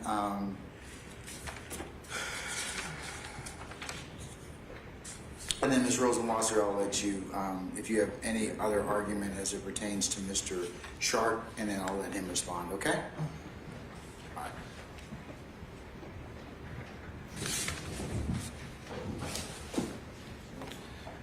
All right, Mr. Bullard, good morning, sir, or good afternoon at this point in time. Oh, yeah, we have been here a while, Your Honor. Yes. So first, Your Honor, I'd like to thank Mr. Geary and Ms. Rosenwasser for their professionalism and candor in foregoing the Rule 3.7 issue. We always felt that that wasn't going to bear out, that there was no way Mr. Steele could be a necessary witness in this case. We're glad on investigation, they see things our way. As for the Rules 1.7 and 1.9 issues, however, I know that Ms. Rosenwasser didn't quite give the court the full picture of the case, or the full picture of the law. As Your Honor noted, to require disqualification, the state has to allege and substantiate a claim of an actual conflict of interest. Now, we are in a criminal case, and we're talking about the Sixth Amendment context, where the one's right to chosen counsel, Mr. Williams' right to chosen counsel. It's not absolute. It is not absolute, Your Honor. So I think that the case law kind of walks us through that. So let's just kind of go through that. Sure. I understand that he has a Sixth Amendment right to choice of counsel, but in this particular circumstance, the court has to be, you all have sought waivers, has got waivers. That's step one. And then there are issues of whether or not there's been an ethical violation, and then the issues of whether or not there is some type of substantiation. So let's address that. All right. So first, I'll turn this around then. As for the waivers, Your Honor. Do you believe that I should go ahead and hear those, have those in, given what Ms. Rosenwasser has cited, I believe it's Taylor, that would probably be the better practice for me to go ahead and have a actual on the record hearing, or actually waiver. Are you in disagreement with that? In general, no, Your Honor. There is no harm in bringing the individual defendants in, having the court inquire whether they fully understood the rights they were advised of, and whether they have actually waived the issues. There's no real problem there. I would note, however, that the rules of professional conduct describe written waivers as appropriate on consultation with independent counsel. And that's what we have here, Your Honor. We have several lawyers, each of whom have independently consulted with Mr. Steele's current and former clients, who have represented to those clients and the court, and who are presumptively ethical. I'm not in any way saying that Mr. Steele is unethical, or in any way he has the highest of ethical conduct and the highest of advocacy, having watched him for the better part of 25 years. So that's not the issue. The issue is the system and its ability to be fair and transparent. So part of the challenge is, unlike the civil cases that a lot of these have been quoted in a lot of your briefings, criminal cases are unique in the sense that when you have multiple accused, you have divergent interests. And as the longer the case goes, or at any point in time in the proceeding, you can get, opportunity, meaning that, and I mean opportunity in this case, I'm not either on either side, but where a deal can be struck or conversations can be had, and the court wants to ensure that all the parties are in the best position, should they choose to do so, to participate in that. And I think that, in fact, in Haidt, one of the things that the Supreme Court was most troubled by is that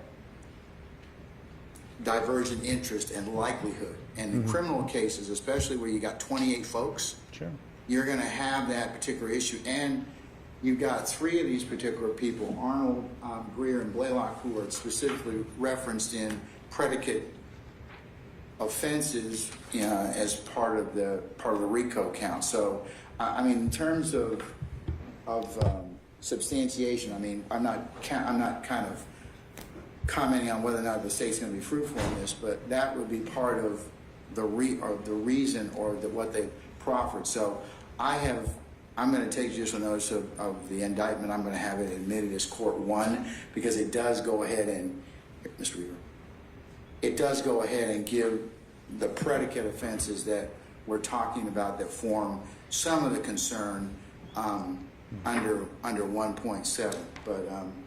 But I hijacked you, so sure. I apologize. Go right ahead. It's your courtroom, Your Honor.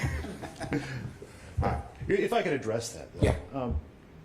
Sure. In a multi-co-defendant case, there is always the possibility that there may be interest, because we don't know that at some point one defendant may want to turn on another, that one defendant may want to turn state's evidence, that someone might be able to negotiate their way out for one reason or another.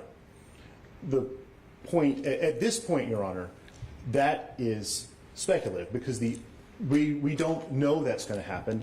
Ms. Rosenwasser indicated from the state and that as not officer of the court that is a likely that's more than a likely probability that once the representation issue is resolved, that they're going to go ahead and, as part of their prosecutors' tools, do that. Sure, but Your Honor, it is nonetheless still speculative. Ms. Rosenwasser speaking in the subjunctive, in the conditional.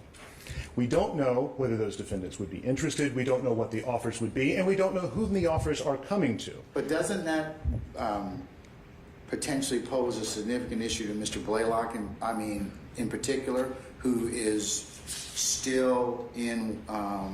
whose motion for new trial is still pending, Your Honor. I know, but that's part of the conflict is, can he be offered some type of... Can they have two conversations? Can he have two conversations with Client Williams and then Client Blaylock on their relative equities and what they should do if given the opportunity? I don't think he can. If that were to come up, Your Honor, if the state were to make an offer to resolve the matter that Mr. Blaylock is on, or that he has Mr. Blaylock on, in that matter with respect to this one, it might well be a problem. And again, we don't know that that's going to happen and whether that is even an issue, or even will be an issue in this case, because the state already has a judgment for murder against Mr. Blaylock, and so I'm not sure how much more of his life it intends to take. Nevertheless, Your Honor, but when Ms. Rosenwasser also brought up the concern about the state's concern about ensuring that there's a perfect record and that that any judgment against Mr. Williams in this case would be insulated against reversal on these grounds. Well, let's talk for a second about what would actually have to be shown where that happened. Assume, for sake of argument, that Mr. Williams were convicted. The law from the Supreme Court of the United States is that he would have to show an actual conflict, which is not just a violation of ethical rules and is not a theoretical division of loyalties, the Supreme Court says in Mickens versus Taylor. It is that Mr. Steele's representation would actually have been affected. And if Mr. Williams is going to raise that claim, he would have to show that, and all indications are that Mr. Williams is going to trial, he would have to show that Mr. Steele's representation was compromised. And Your Honor noted that there is no question about the quality of Mr. Steele's advocacy and whether it would be compromised, and what kind of advocate he is. So it is hard to imagine that it would be compromised here. Now, if the state were to make an offer against Mr. Blaylock, one, there is a waiver already, and two, that could well be resolved by Mr. Steele getting out of that case and Mr. Blaylock having other counsel. Then that counsel can consult with Mr. Blaylock, and then Mr. Steele could consult with Mr. Williams. How do you address the issues of the 11th Circuit and serious potential for conflict or irrebuttable presumption of disclosure of confidential information? Your Honor, that presumption has not been adopted by a Georgia court. That is a presumption that's been adopted by the 11th Circuit, but Georgia courts haven't adopted it. And two, even if we were to presume the transmission of confidential information, that alone does not create the actual conflict of interest or the serious possibility of one. I'd turn the court to, let's say, Lewis versus the state. Actually, no, I take that back. Williams versus the state, which is cited in our motions, a case that arose out of Savannah. There, the public defender's office represented two co-defendants who were charged in a single indictment, pleaded one out, and then the public defender himself represented the court that he did not think that he could continue to represent the defendant at trial because of the then pending formal advisory opinion of the bar 10-1, which talked about the imputation of conflicts among public defenders' offices. The court inquired there, determined that he didn't know enough about the other case, that his representation in this case wouldn't be compromised, and allowed him to go forward. Mr. Williams raised that issue on appeal, and the Supreme Court affirmed, because he did not show an actual conflict of interest. There was no evidence that the representation was impacted. Similarly, in Lewis versus the state, which Ms. Rosenwasser referenced, she says it's not quite like this, but I think a little deeper dive into that case might help, because what you have there was the former superintendent of the DeKalb County Schools, Mr. Lewis, who retained a lawyer, Mr. Brown, who was a member of the firm Alston and Bird. Alston and Bird also represented a witness a witness's employer in a number of matters, and so the court inquired. There were representations made on the record that there was a discussion about whether the witness and the employer were the same, and whether there might be some conflict of interest that would cause Mr. Brown to pull his punches. And there was speculation. It talks about the rigor of cross-examination. Yeah, the rigor of cross-examination, which is also something the 11th Circuit talks about repeatedly, whether there is going to be whether there might be a risk of disclosure of confidential information on cross-examination, or whether there might be an interest in not cross-examining as vigorously as possible. And in that case, the Superior Court of DeKalb County disqualified Mr. Brown defense counsel, and the Court of Appeals reversed. But isn't that different than what we have here? I mean, that seems to be kind of not what's going on here in the sense of this is a little bit more involved. Sure, it's a little bit more involved, Your Honor. But at this point, what then Judge Blackwell said in the opinion was that, one, there is no evidence in the record that any of these things would be true, and it's noted that even if counsel stated that in their place, these general assertions were not enough to base disqualification on. The rare and extraordinary remedy of disqualification of counsel of choice. And all that the court was basing it on was conjecture upon conjecture, because we're speculating out there. So the claim there wasn't substantiated, just as the claim here hasn't been substantiated. We're speculating. I would also, since we're talking about federal cases, I might also point the courts to United States versus Harrison, which is cited, and I have copies of most of these cases if it would be helpful to the court. So in United States versus Harrison, if I may go on. You may. You can give one to Mr. Kearns too, please, if you have extras. The facts are somewhat complicated, but I'm going to try to distill it down. It involves a father and son who were law partners and multiple co-defendants in an indictment. Now, the son had previously represented one of the co-defendants in a civil matter, and the co-defendant had, and then the father took on the representation of another co-defendant in the criminal matter. The co-defendant, the information from the civil matter was germane to the criminal matter, and the representations made by the co-defendant would have turned the son into a witness. Now, the Middle District of Georgia, applying Georgia rules of professional conduct and inquiring into the case, did not find that there was a risk that the father, who was representing the co-defendant in the criminal case, would not be able to effectively cross-examine his son and law partner. Similarly, we have, or relatedly, there was also not an issue with, there was not a showing that the confidential information might have been material to the case. So even if there's a presumption of confidential information, it does not mean that the representation will be materially affected. So the point here is, and in that case, what the court did was say, look, the lawyers are presumably responsible for figuring out whether they have a conflict or not. The government has not substantiated that there is a serious potential for an actual conflict, something that affects the representation. And if something comes up... You don't think the predicate offenses that are listed in count 1 to Arnold, Greer, and Blaylock are serious potential conflicts? I don't, Your Honor, because we just don't know enough. It is far too early in this process to be guessing about what's going to happen. The state may be making representations, but they may all say, we don't want anything. And they may say it to counsel other than Mr. Steele. That would be, I mean, of course, they're truthful advocates. I mean, I'm not saying that what's in the indictment, they have to prove all the material allegations in the indictment as part of their case in chief. But certainly, if these were not in there, I would tend to believe that it's more than just mere speculation. They can prove it. So why would it be not? Why would it be speculative?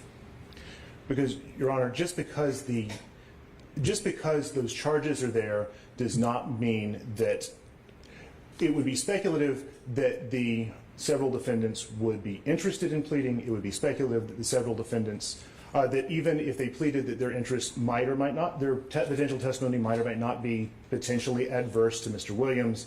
It is speculative what the offer would even be at this point. We just simply don't know, and there's not enough evidence to substantiate that claim.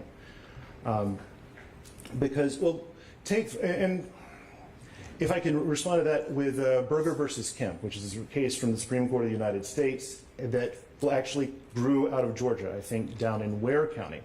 There we have law partners concurrently representing co-defendants in a criminal matter. So each one might well have the interest in turning on the other. And they challenged their conviction all the way up to the Supreme Court of the United States, and the Supreme Court said that that was not enough to show an actual conflict of interest in that case. So it just simply does not, it simply takes more to demonstrate an actual conflict than, well, this might happen. The joint representation, simultaneous representation is enough, because in Berger versus Kemp, the Supreme Court assumed what we would call Rule 1.10 imputation, that law partners, that it's the same as one lawyer representing, but simultaneous representation by a single lawyer in a case where they might have adverse interests wasn't enough. The multiple representation is not by itself a basis for disqualification. In fact, I think in Wheat versus, well, both in Mickens versus, in actually all three of those cases, cite back to an opinion by Justice Frankfurter in Glasser. It was an opinion in dissent, but the majority adopted that point that that a common defense might often be better strategy.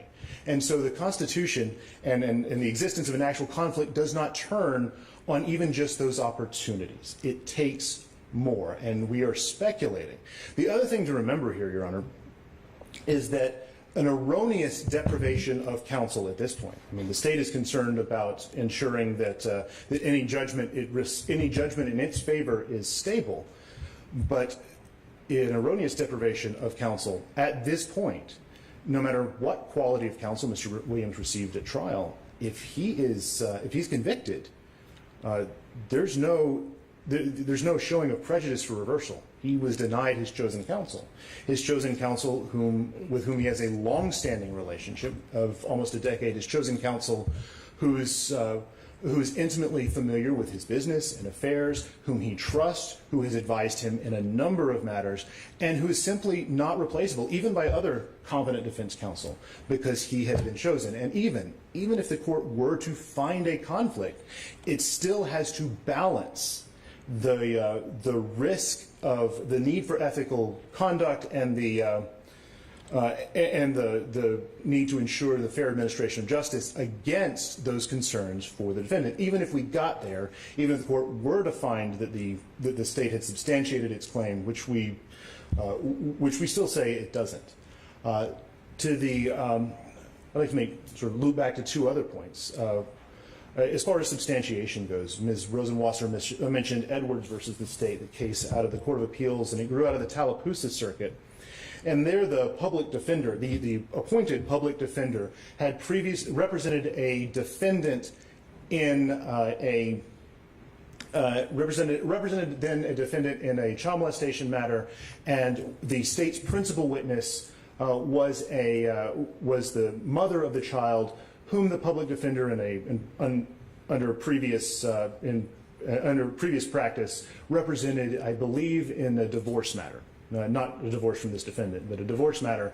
And there, the public defender himself put on the record that he was aware of confidential information that would affect his cross-examination. And that affirmative representation was enough to justify the Superior Court's disqualification of counsel, even though the defendant wanted to go on with his chosen counsel. The other thing, though, is completely different from what we have here.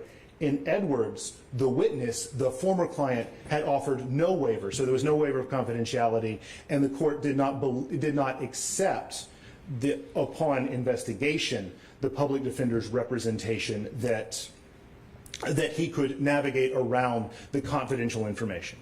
So he was trying to be ethical, but he conceded on the record that his representation would be affected. So there is a basis to infer that. That's a little different because, still under rules, all of us have an affirmative duty to, if a conflict develops and the potential that at the time the conflict is present to raise that to the trier of fact. So he was doing what he was supposed to do. Oh, absolutely, Your Honor. But the point is, when the issue went up on appeal, the court was not wrong in granting the mistrial because it concluded that he could not be effective, but there was substantiation. There was evidence in the record that would justify that conclusion, as opposed to, say, Lewis, where we were speculating, or even in.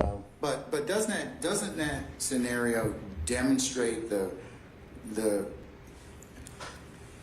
anybody who's been practicing criminal law for a while will tell you that conflicts often develop kind of at an instant, meaning that when these equities change or evidence is made available, that's when we're people that think there's not a conflict then develops, and then the court has to take other actions to either salvage or even sometimes to re-engage the proceedings because somebody is pulled out because a conflict has developed through representation. So isn't that something that may potentially happen in this particular case, given the fact that you got 28 folks, different equities, and I know you said this is speculation, the state hasn't offered anything as of yet, but isn't that part of the issue that the court as the arbiter and keeper of the process should be worried about? I'm not saying the court should not be concerned, Your Honor. It is potential. Potential, however, does not mean serious potential, which is what Wheat requires. And you don't think it's serious potential that we've got 3 people that have predicates that are in the indictment? No, Your Honor, I don't. Not at this point. Not without more. And what would you consider to be more then? An actual attempt to make an offer. If there were an actual attempt to make an offer, if the state said, all right, we're making an offer, and the court were to determine it wasn't simply to manufacture the conflict, which is another point it has to consider here under Wheat. If the court were to actually make the offer, maybe we'd be in a different posture. We need to do something to address the conflict and perhaps change the posture of one of the defendants from present to former, and that's something that Mr. Steele would have to deal with. But that, or especially with Mr. Blaylock. But doesn't that pose a problem for the people who are that Mr. Steele has represented in the past, in particular Mr. Blaylock, from even evaluating an offer or even being available to discuss that without the worry that the current client is going to potentially roll on them, or got the role being give adverse testimony to against their interest? Well, let's take that for a second, Your Honor. So let's say an offer is made to Mr. Greer or Mr. Arnold or Mr. Stillwell Jackson. I know his name is Stillwell in the indictment. I think the waiver indicates that the name is properly Jackson. But let's say that offers are made to them. They're going to be made through other counsel, and other counsel are going to consult with him or with them.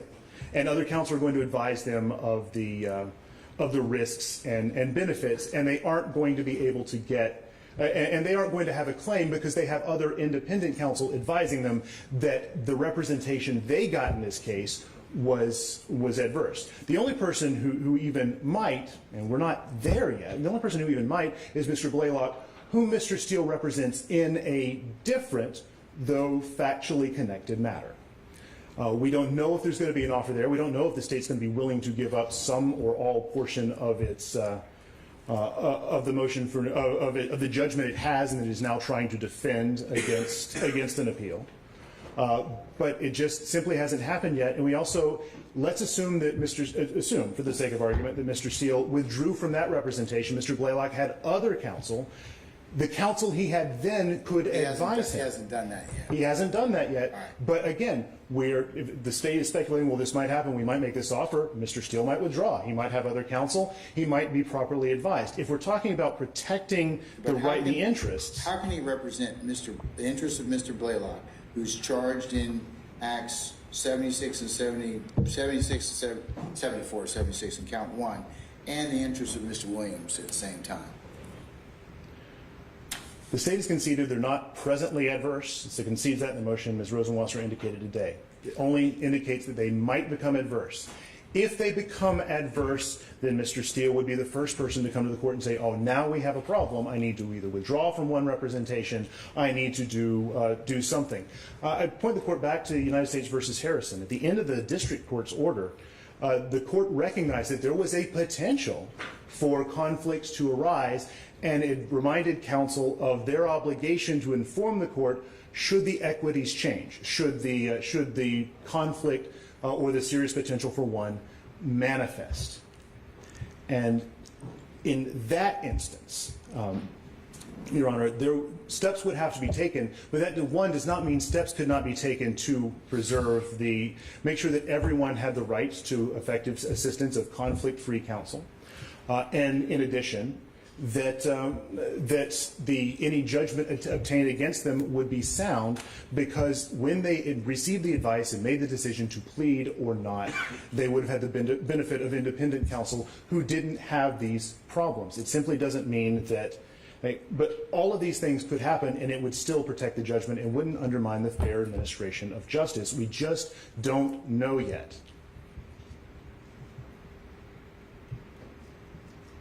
Okay. Anything else? I would come back to, Your Honor, that even if the court were to find the state has substantiated a conflict, there is a serious potential for an actual impairment of Mr. Steele's representation that could not be cured through withdrawal or something else. That when it comes down to balancing the equities, we have to talk about what Mr. Williams loses in this case. He loses an excellent lawyer, one whom he believes to be the best of the best, and rightly so, and by Your Honor's own acknowledgement, and one who knows him for 10 years, who has an expertise about his life and affairs that is simply irreplaceable, and who is already, and there's also going to be a significant financial cost and loss of effort that's already been put in, and all of that counts, Your Honor. So even if the court gets there, then then it still has to balance the equities before making a decision. And the burden is still on the state to show that the extraordinary remedy of disqualification is appropriate. And lastly, Your Honor, I have, looping back to the beginning, I have no problem with the court making the inquiry that's described in Taylor, because more than anything else, that would insulate a potential judgment against reversal on these grounds, because once the waiver has been placed on the record, none of these defendants could claim they received the ineffective assistance of counsel, because they would have induced the error, and induced error is an absolute bar to reversal. I will tell you that from what you both have stated, I will, pursuant to Taylor, go ahead and probably do an in-person waiver. I think that would be prudent under the circumstances, and I'll set that up as soon as possible. So, but I definitely, as part and parcel of this particular analysis, would want that on the record, regardless of what I ruled. Okay. All right. All right. So I guess that brings us to the question: if the court's not ruling today, Mr. Steele had planned to argue the bond motion. I know there's no present adversity. Well, here's the thing. I have to resolve the issue of the counsel first, as I mentioned to Mr. Steele, before I do the issue of bond.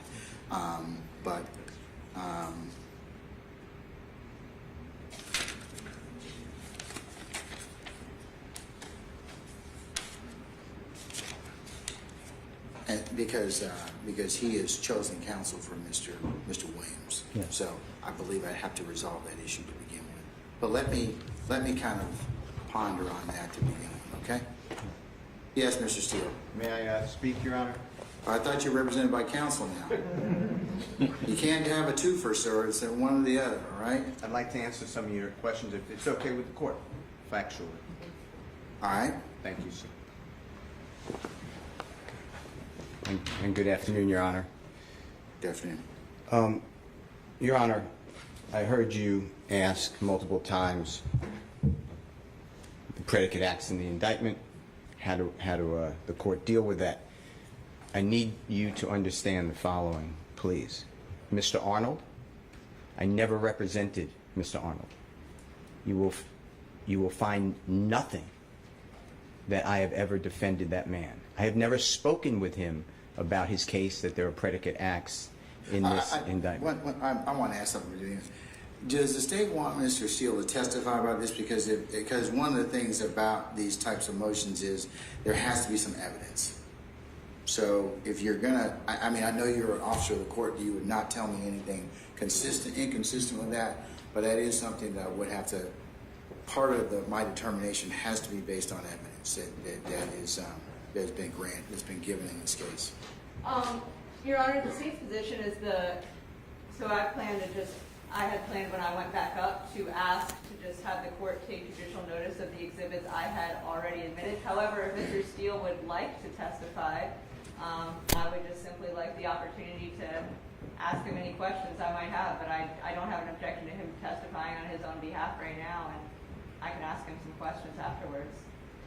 Mr. Steele, I've had one of these go up before, and as part of what was the other lawyer that raised the issue did ask those particular inquiry under oath. Do you have an issue with that, sir? No, sir. Okay, all right. Let me go ahead and swear him in. Raise your right hand, sir. Do you solemnly swear affirm the evidence you'll give me in the case down here should be the truth, the whole truth, nothing but the truth, self you guys so affirm? Yes, sir. Okay, all right, go right ahead. With regards to Mr. Arnold, there was a shooting at Lenox Square Mall. I was at my office. I received a phone call, not from Mr. Arnold, and I don't know who it's from, but it's one of his supporters. It was either a manager or a female friend, is my memory, and said, the police are all over the mall. We're afraid that they're looking for Mr. Arnold. Would you please find out if there's a warrant for him so he could turn himself in? I was busy I was either on trial or doing an appeal. It's a long time ago. There's no file in my office. I asked another lawyer in my office, not affiliated with me, named Travis Galan, G-L-A-N, to go to Lenox Square Mall and find out if you could find out Who is the police officer involved? Is there anything from Mr. Arnold? Travis Vaughn went to Lenox Square Mall. He got the name of an officer. I contacted the officer. I told the officer that I was contacted.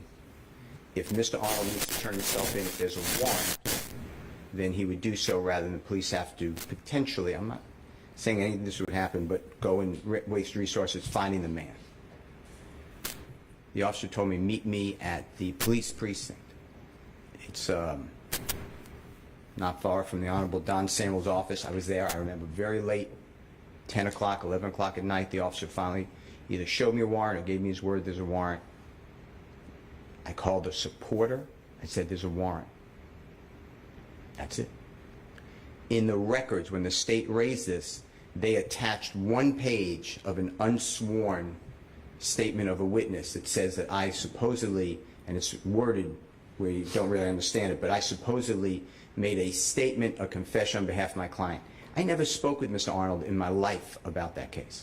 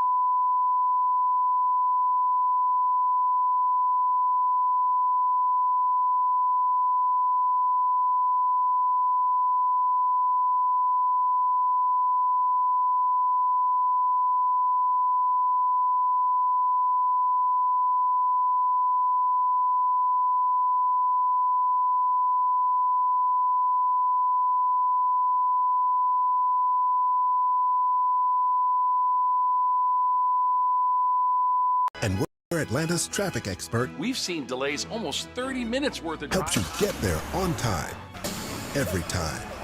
11 Alive Morning News is where you start the day prepared.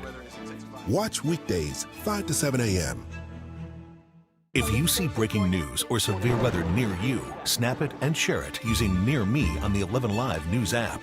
Want to verify if something's true or false? Record your question and send it. Download the 11 Alive News app to use Near Me. 11 Alive News at 11 p.m.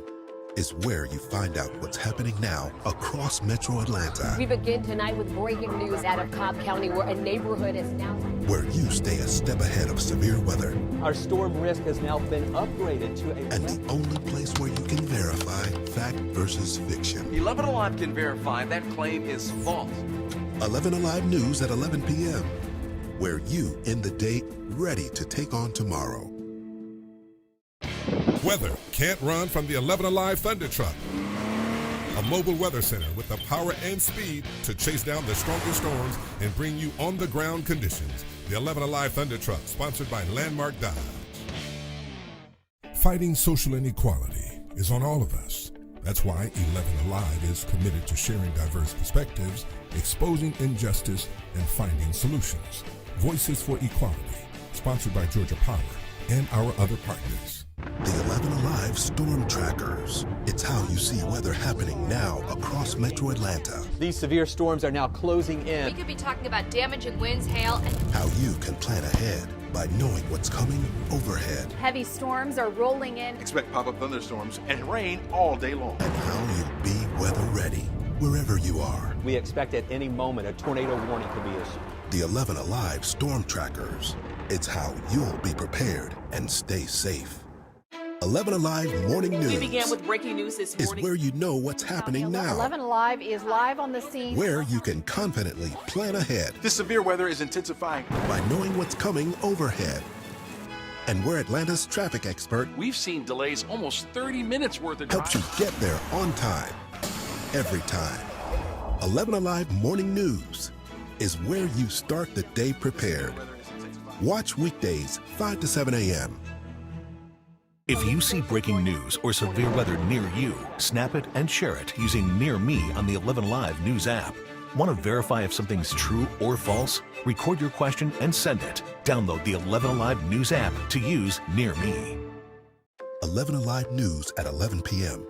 is where you find out what's happening now across Metro Atlanta, We begin tonight with breaking news out of Cobb County where a neighborhood is now... where you stay a step ahead of severe weather, Our storm risk has now been upgraded to a... and the only place where you can verify fact versus fiction. 11 Alive can verify that claim is false. 11 Alive News at 11 p.m., where you end the day ready to take on tomorrow. Weather can't run from the 11 Alive Thunder Truck. A mobile weather center with the power and speed to chase down the strongest storms and bring you on-the-ground conditions. The 11 Alive Thunder Truck, sponsored by Landmark Dodge. Fighting social inequality is on all of us. That's why 11 Alive is committed to sharing diverse perspectives, exposing injustice, and finding solutions. Voices for Equality, sponsored by Georgia Power and our other partners. The 11 Alive Storm Trackers. It's how you see weather happening now across Metro Atlanta. These severe storms are now closing We in. could be talking about damaging winds, hail, and How you can plan ahead by knowing what's coming overhead, Heavy storms are rolling in. Expect pop-up thunderstorms and rain all day long. and how you'll be weather ready wherever you are. We expect at any moment a tornado warning could be issued. The 11 Alive Storm Trackers. It's how you'll be prepared and stay safe. 11 Alive Morning News We began with breaking news this is morning. where you know what's happening now, 11 Alive is live on the scene. where you can confidently plan ahead This severe weather is intensifying. by knowing what's coming overhead, and where Atlanta's traffic expert We've seen delays almost 30 minutes worth of helps you get there on time, every time. 11 Alive Morning News is where you start the day prepared. Watch weekdays 5 to 7 a.m. If you see breaking news or severe weather near you, snap it and share it using Near Me on the 11 Live News app. Want to verify if something's true or false? Record your question and send it. Download the 11 Alive News app to use Near Me. 11 Alive News at 11 p.m. is where you find out what's happening now across Metro Atlanta, we begin tonight with breaking news out of Cobb County where a neighborhood is now... where you stay a step ahead of severe weather, Our storm risk has now been upgraded to a... and the only place where you can verify fact versus fiction. 11 Alive can verify that claim is false. 11 Alive News at 11 p.m., where you end the day ready to take on tomorrow. Weather can't run from the 11 Alive Thunder Truck. A mobile weather center with the power and speed to chase down the strongest storms and bring you on-the-ground conditions. The 11 Alive Thunder Truck, sponsored by Landmark Dodge. Fighting social inequality is on all of us. That's why 11 Alive is committed to sharing diverse perspectives, exposing injustice, and finding solutions. Voices for Equality, sponsored by Georgia Power and our other partners.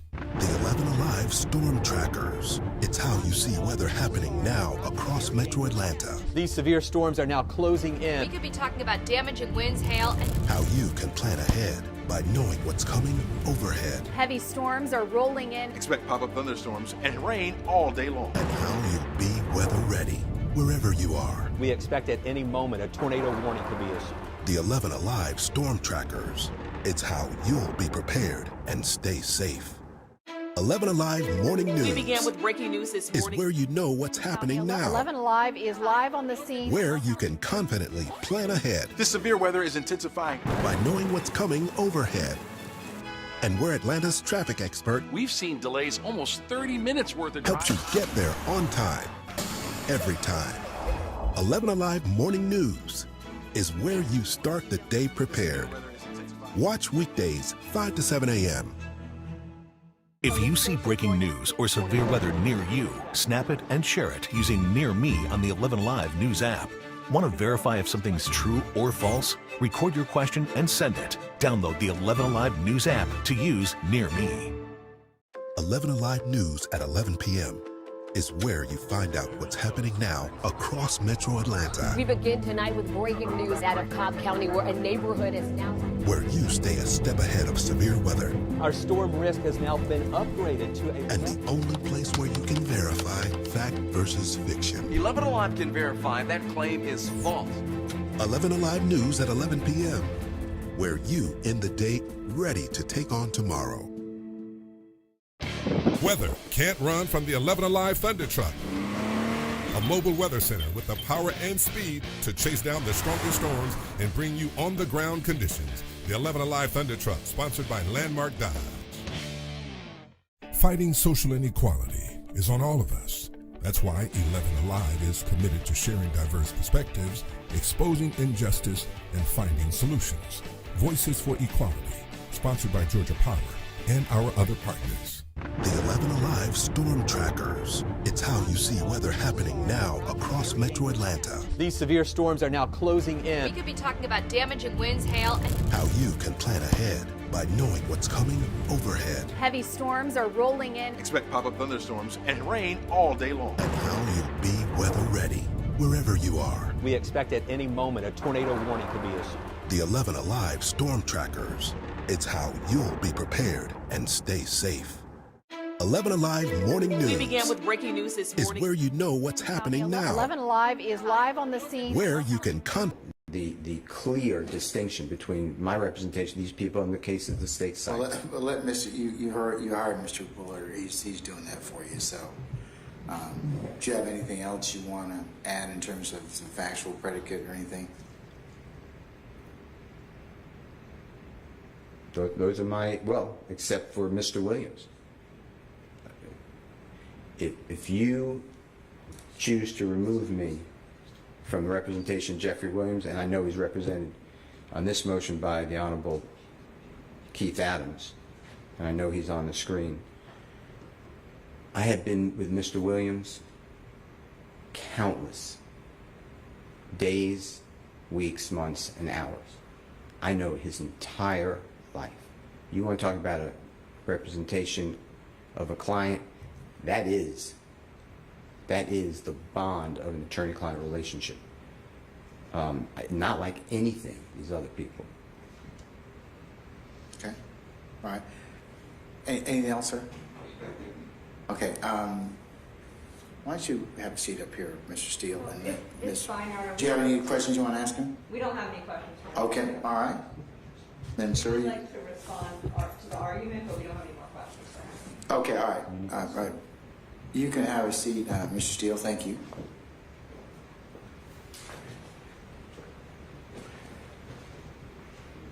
All right.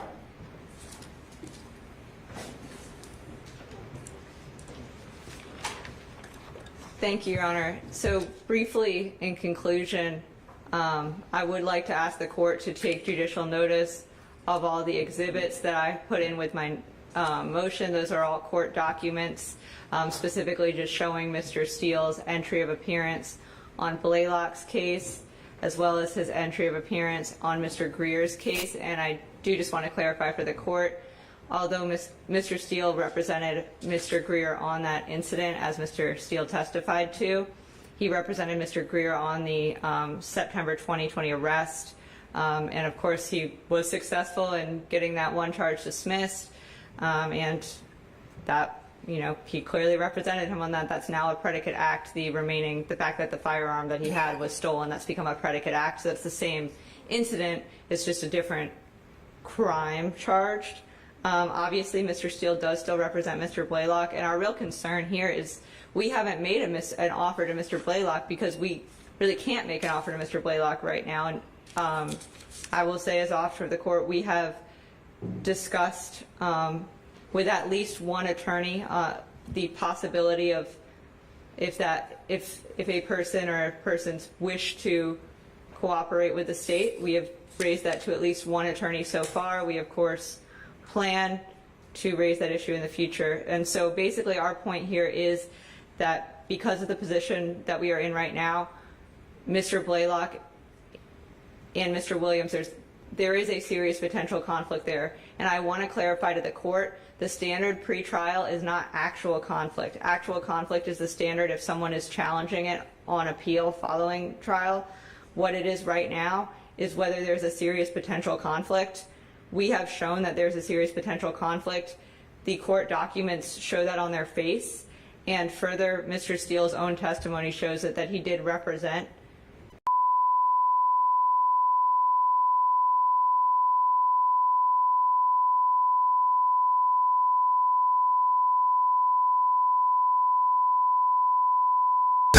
see weather happening now across Metro Atlanta. These severe storms are now closing in. We could be talking about damaging winds, hail, and how you can plan ahead by knowing what's coming overhead. Heavy storms are rolling in. Expect pop-up thunderstorms and rain all day long. And how you'll be weather ready wherever you are. We expect at any moment a tornado warning could be issued. The 11 Alive Storm Trackers.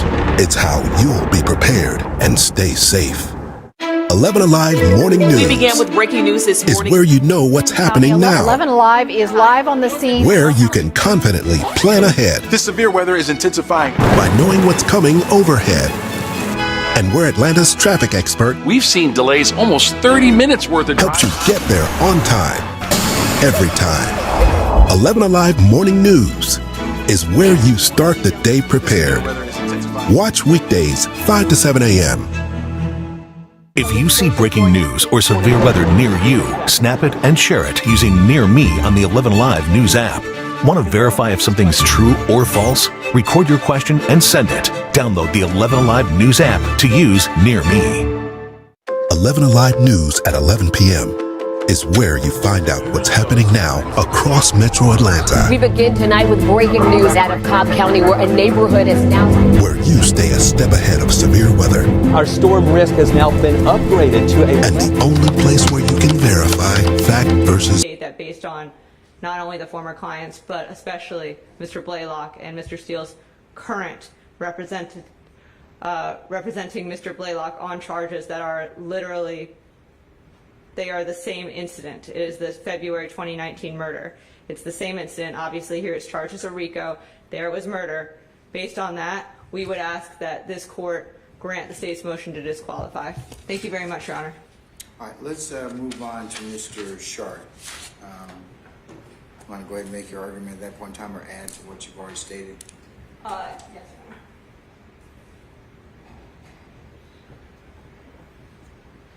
So, Your Honor, again, I know the court has been here a long time this morning, so I do just want to briefly state, as for Mr. Sharp, our concern here is that Mr. Sharp previously represented Mr. Eppinger. Mr. Sharp now represents Mr. Stillwell. Mr. Sharp represented Eppinger as recently as, I believe, a probation revocation hearing that occurred this March. And the probation revocation was the charges that were discussed in that probation revocation, what caused his probation to be revoked, was the fact that was new incidents, particularly involving the shooting of a police officer in 2022, and Mr. Sharp represented Mr. Eppinger in that probation revocation. Mr. Sharp then left the public defender's office, and I believe he's either employed by him on his own or with a firm, and he's now representing Mr. Stillwell in this particular case. However, as a result, we believe that there's clearly a conflict between his prior representation of Mr. Eppinger and his current representation of Mr. Stillwell. Obviously, this is less egregious than what we just discussed, as it's a single client and it doesn't involve present representation. However, the probation revocation in which Mr. Sharp represented Mr. Eppinger, after Mr. Sharp left the office, it was taken over by his former colleagues.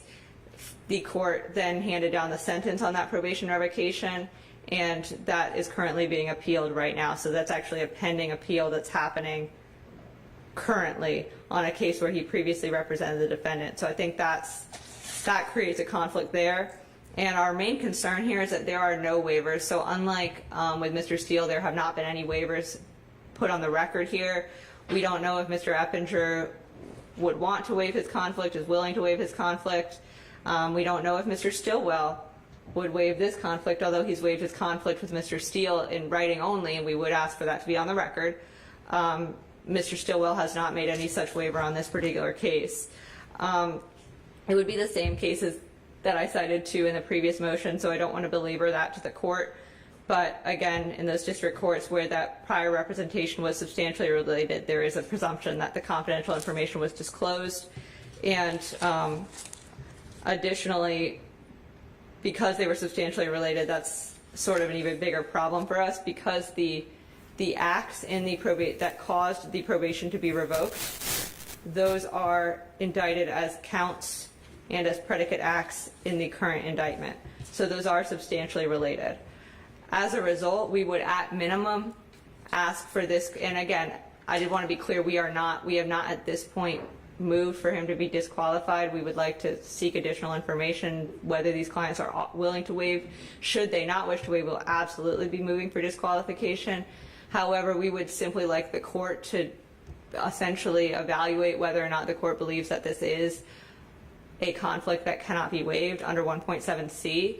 And we wanted to bring this to the court's attention. That's why we filed this as a notice, as opposed to Mr. Steele's, which we filed as a motion to disqualify. Again, as with Mr. Steele's, we are not trying to deprive Mr. Stillwell of his desired counsel. We are simply trying to ensure that everything is done fairly to all parties, particularly in this case, Mr. Stillwell and Mr. Eppinger. All right. That's all I have for the court on this, Your Honor. Okay, all right. Mr. Short?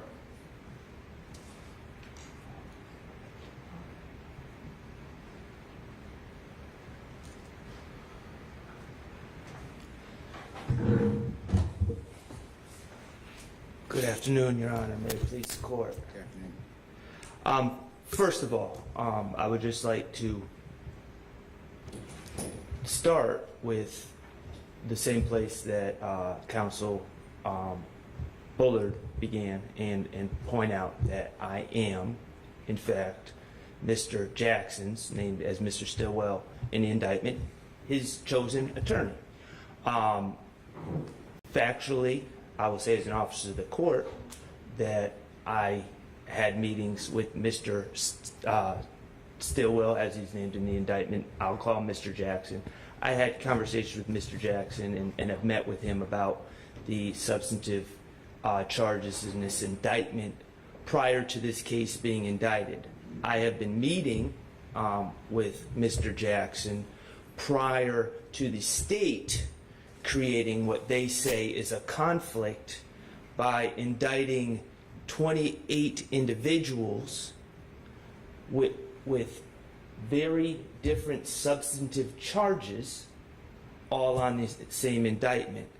Now, factually, what am I referring to when I say the state has charged 28 individuals with charges that have literally nothing to do with each other in creating this conflict? Well, Mr. Jackson in this indictment is charged essentially with various charges, but the two events that he's charged with are a 2015 alleged murder where his co-defendants are Quamarvius Nichols, Demekion Garlington, and Miles Farley. Excuse me, a May 14th, 2022 murder where those individuals are listed as co-defendants, and a January 10th, 2015 alleged murder where his co-defendants are listed as Javaris Bradford, Justin Cobb, Diamante Kendrick, and Demise McMullen. Mr. Eppinger, whom I have represented in the past, is charged on this indictment with 3 substantive acts. He is charged with an alleged armed robbery from October 12, 2021, an alleged attempted murder, which was the alleged shooting of the officer on February 7th of 2022, an alleged conspiracy to commit murder, some allegation of something being done within the jail conspiring to kill an individual from February 22nd of 2022. I will point out that Mr. Stillwell, Mr. Jackson, is not a co-defendant on any of the substantive charges that Mr. Eppinger is charged with.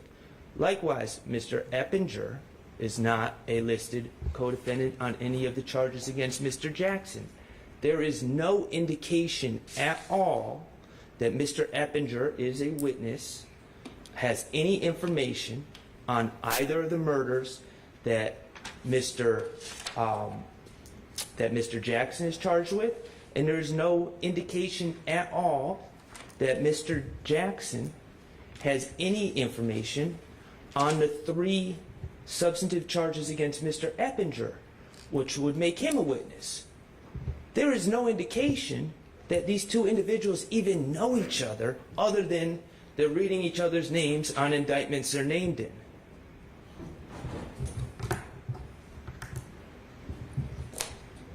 The point I'm making, Your Honor, is to even get to the point where we're talking about waivers, and I will say I do have a written waiver from Mr. Jackson, who's Mr. Stillwell. But before we Do you have even any issue with having that done on the record pursuant to Taylor? with Mr. Stillwell, I don't have a problem with that. And he's here, and he did discuss these matters with a separate attorney previously. So, but to even get to the point of waivers, there has to be a materially adverse relationship. There's no relationship in this case. There's none whatsoever. If the state, and we talk about substantial likelihood, Your Honor, you've been doing this for a long time. I've been doing this for a significant amount of time. We see what each individual that I've represented in the past is charged with. The state might be willing to make offers with some people. If they're waiting to make an offer to Mr. Eppinger, who's charged with what he's charged with, then certainly they need to contact GPDC, which they've apparently filed an emergency motion today to get everyone attorneys, and they can talk to whomever is appointed to represent Mr. Eppinger, and I have nothing to do with that whatsoever. If they need to talk to me about something about Mr. Jackson, they can talk to me. That has no effect on Mr. Eppinger whatsoever. The state has relied on this Height case, and it's just, there's just clear distinction between the state's cases that they're citing, which have been found to be materially adverse relationships, and in this case, there's just no indication that these individuals even know each other. Furthermore, and I'll just, because the state has brought up my recent representation of Mr. Eppinger, and obviously, the state is saying that there's a irrebuttable presumption, and they're citing federal law. I would just point out to Your Honor that that was a probation revocation. The state, prior to the probation revocation, officials representing the district attorney's office were in front of cameras telling Atlanta, telling the world what Mr. Eppinger had done. Someone, certainly not me, has released video of the incident, of the alleged incident, to the media. It's a Google search away. I asked the state for discovery to prepare for any revocation hearing, and I wasn't given any. So the idea that somehow I have some secret information when the state has been trying the case in the press from day one is ironic to me. Also ironic, the idea that there's a pending appeal and somehow that has anything to do with me or Mr. Jackson. Apparently, my former colleagues have filed an appeal of the sentence that Mr. Eppinger received. He received a lengthy sentence as a result of the probation revocation.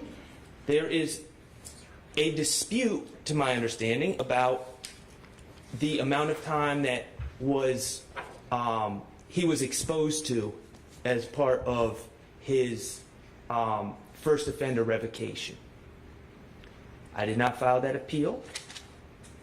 That appeal has nothing to do, to my understanding, after talking to the appellate attorney, has nothing to do with the facts of this alleged incident, but is strictly a legal question. And the idea that the fact that my former colleagues happen to represent someone on appeal and somehow that's imputed upon me, I'm just wondering out loud. I see my former colleagues working in district attorney's office right now.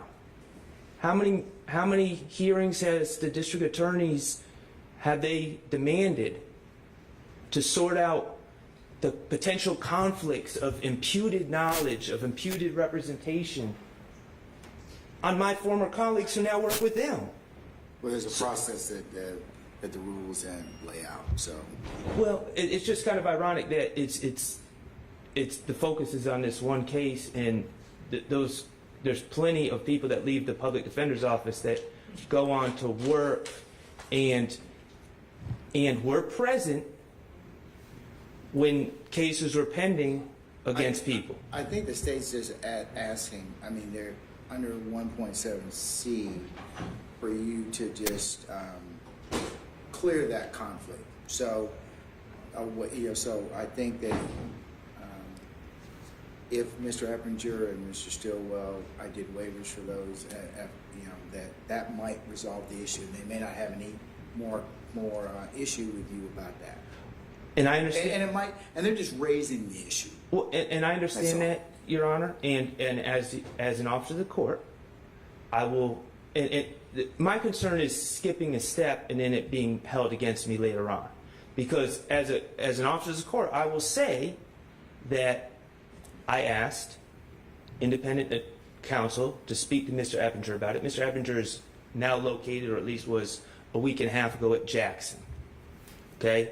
That is a place that you have very limited access to people, generally speaking. It's diagnostic. My understanding is that a conversation occurred, and orally Mr. Eppinger indicated that he would be waiving. But getting a written waiver has been an issue. There was a refusal to sign. And that's part of why I would like to have an additional proceeding where these kind of issues I can kind of eyeball each individual, ask the appropriate waiver questions, have them affirmatively state that they understand this and are willing to waive that, and that they've also had an opportunity to seek counsel to discuss that with them. It just makes it a little bit more. It's the more preferred procedure under Taylor. And I completely understand that, Your Honor. And I'm not even though I'm a bit demonstrative, I'm not even upset with the state for seeking this. But the reason I asked to be heard today was, if we're going to go down that route, I don't know what Mr. Eppinger is going to do when he's in court. But when we go down that route, I just want to be clear that regardless of what Mr. Eppinger does, we haven't, in my estimation, and I think it's pretty clear, there's no material, they're not materially adverse so as to require a waiver even to begin with. And I'm just wary, of my clients and their choice of counsel being dictated by other individuals I don't represent. So if I thought that their interests were materially adverse, I would have never got involved with this indictment. I don't see how in the world two individuals that are not charged with the same substantive acts and for all we know don't even know each other could be materially adverse. I would think that to the extent that they affect each other at all, every individual in the indictment, their case would go stronger by other individuals doing well at trial with their substantive charges. So it's not a situation where there's any threat or possibility of blaming others or shifting the blame or anything like that, because again, they're not charged with the same substantive offense. So thank you, Your Honor. All right. Thank you, Mr. Short.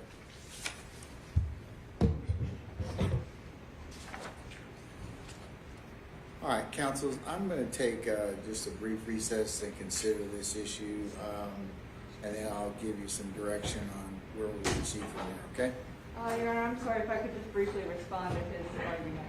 Okay.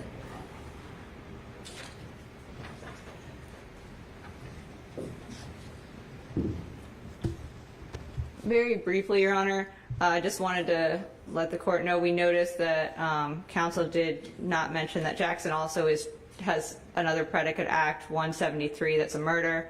Additionally, I was unsure of the context, but he mentioned someone was refusing to sign, perhaps Eppinger.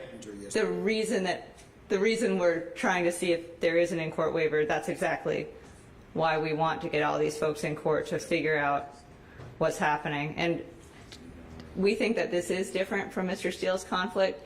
We think that this is absolutely a waivable, this is probably something waivable.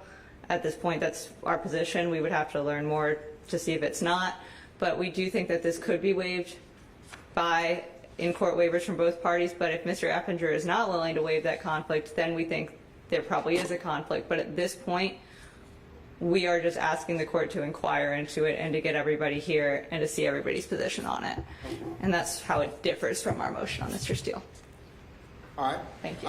Give me a few minutes. I'll be in recess. I need to ponder a couple of things. I'm gonna try and deal with the issue of the disqualification, and we'll see where we go from here. Okay. All right. We're in recess.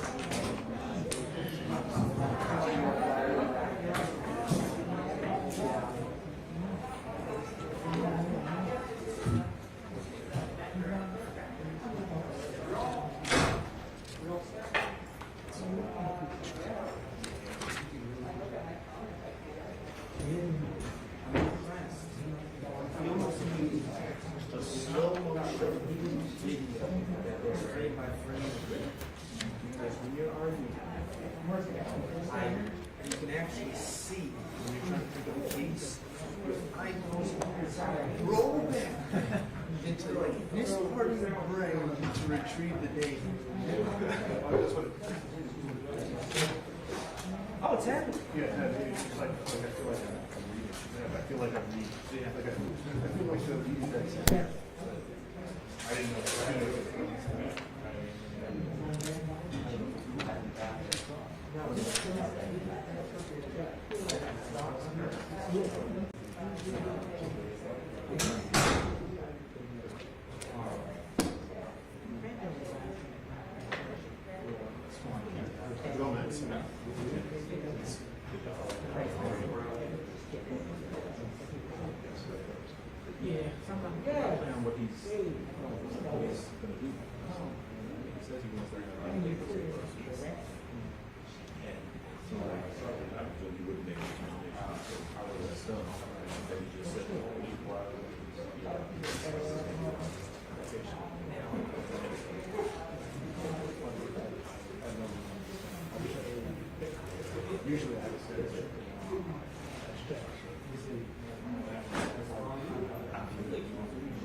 Sorry, I'm Drew. I'm one of the folks for Ryan this summer, and I actually did a lot. I memoed a little bit for this specific issue, but no, I just feel like there's an aspect of the United Acts.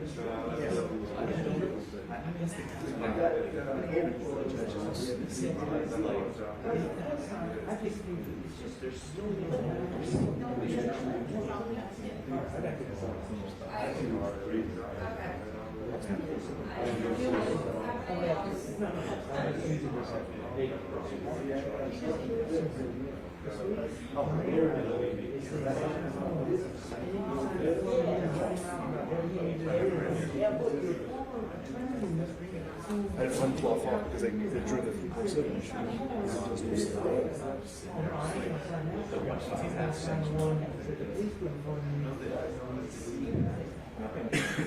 Disarming all the stuff I wrote. That's the assumption.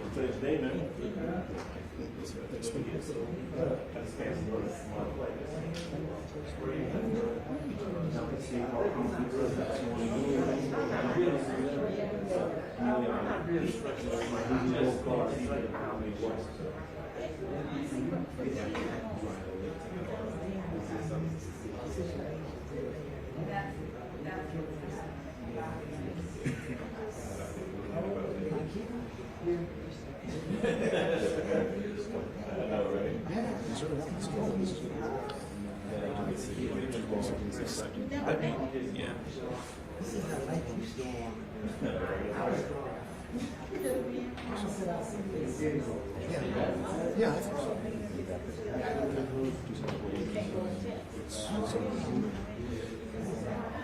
Just before yeah, the only problem is that it deals specifically with I was looking at that's even it's just that other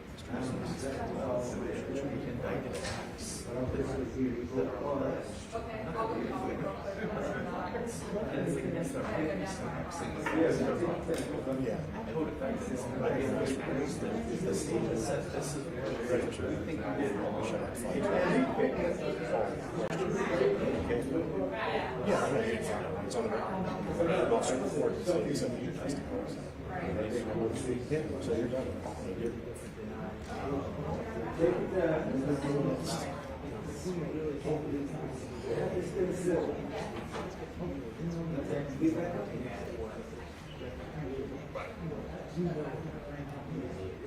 Like, that's what I think.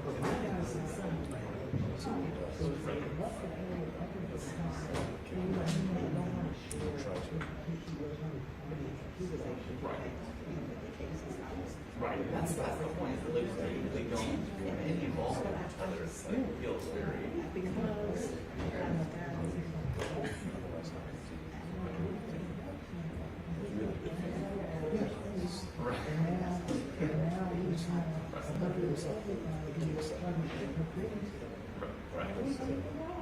Right. Yeah, no, I mean, that's like part of the problem with this is that, like, when you make this at the very beginning, the client is now disciplined persons. And that doesn't feel right. We'll see what happens. Right.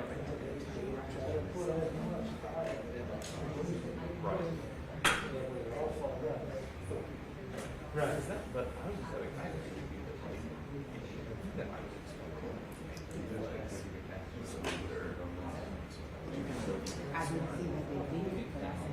just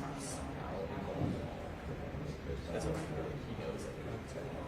And so they may force him to like is that all the material adversity that they even create has nothing to do with the representation. That's an important part of 1.7c is that the material adversity is based on the prior representation, which I think is what we're missing. I'm gonna run out of bounds.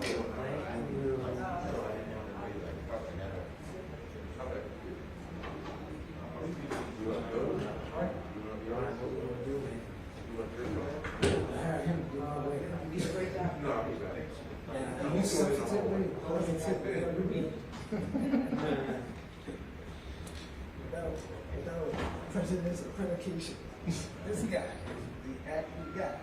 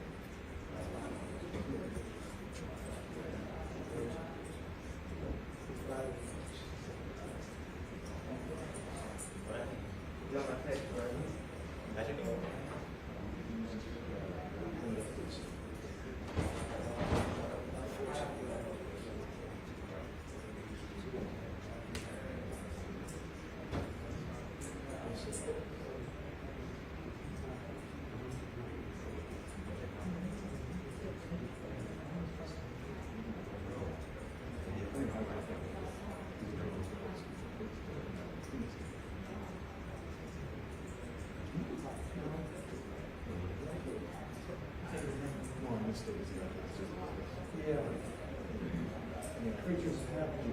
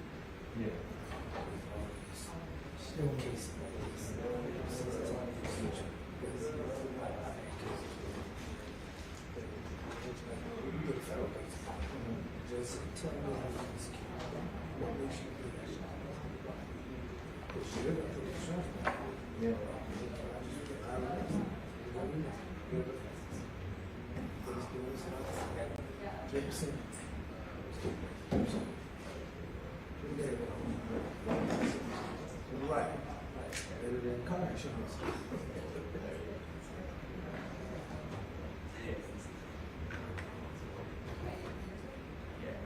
So that's what it is. I don't know.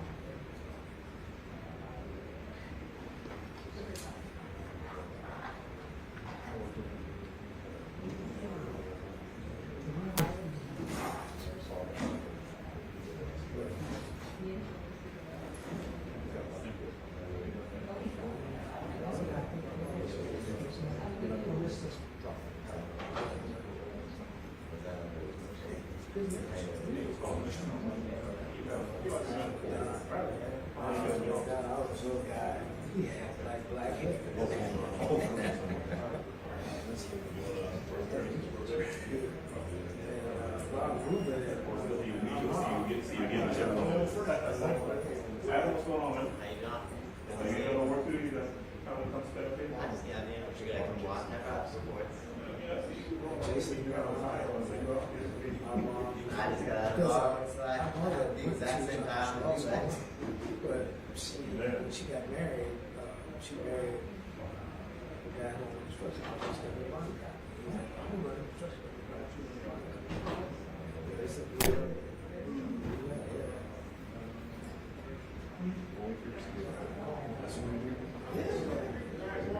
Take good risks.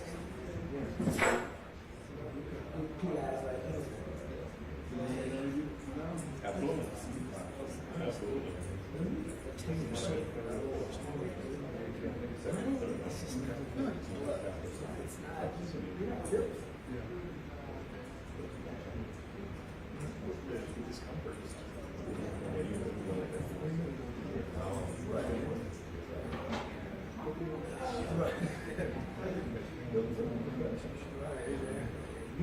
Not mental sense material anymore.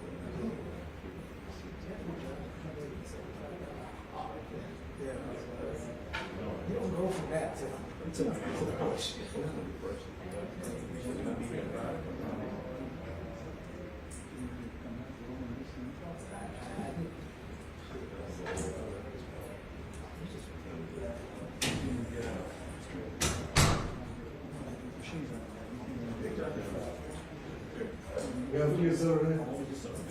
Yeah, pretty much.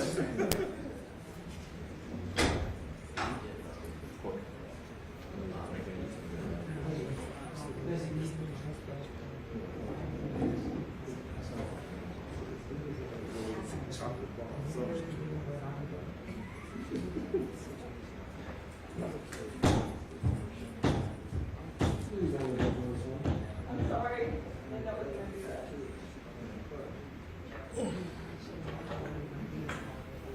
Yeah, You guys gonna want to take a seat, bro?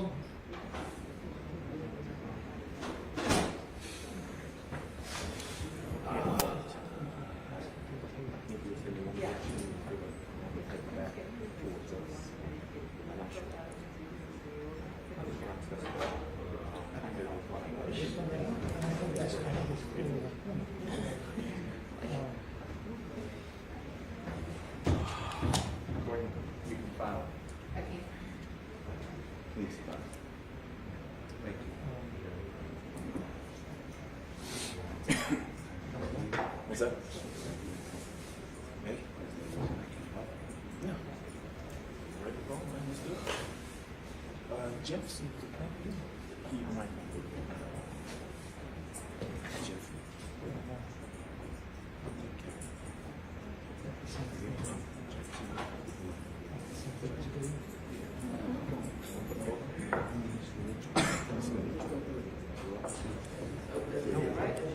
See, maybe, yeah, maybe let's go look. I see Kevin's is, don't be able to let Kevin in here. Is it in here? In the original? Yeah, right, he was coming. Okay. I saw something about him, though. I saw some of the names, right?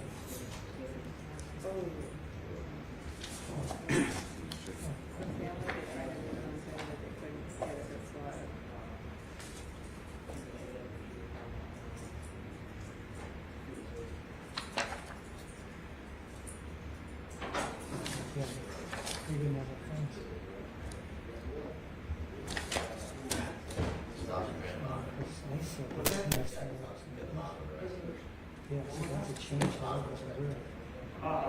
Yes. Yes.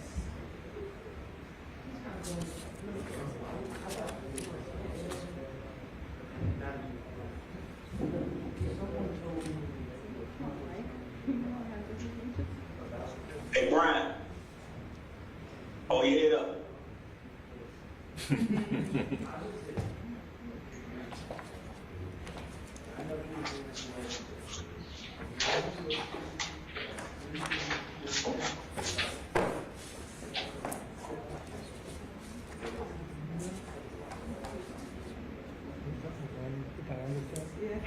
In his case, it's already been continued. I don't know why you stuck.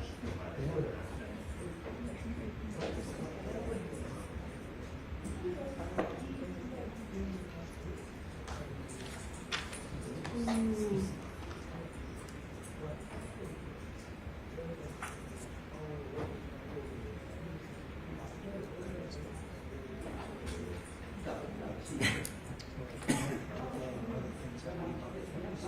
saw this somewhere.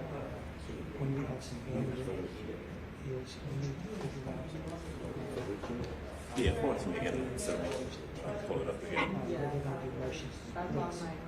Yeah, but I don't know, because we're looking at, we've got 2 acts left, 2, 3, and one of them I need to know what else I have to put in to 3. I have to witness that Melissa said, found the car, and then I'm going to come out and notice that she had done it.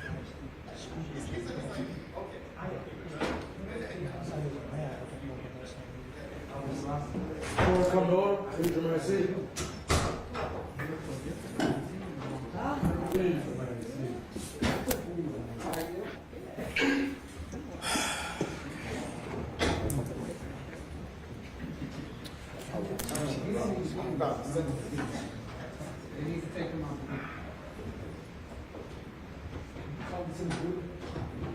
Lieutenant Blue, what's up? Yeah, he's out. Roof, please? Yeah.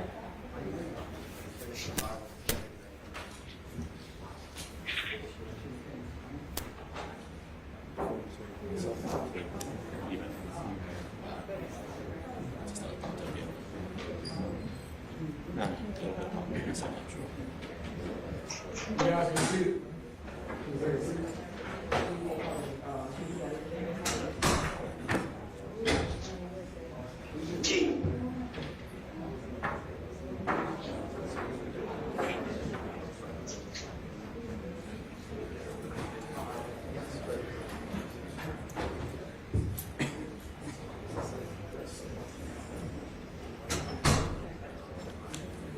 Oh, sorry about that.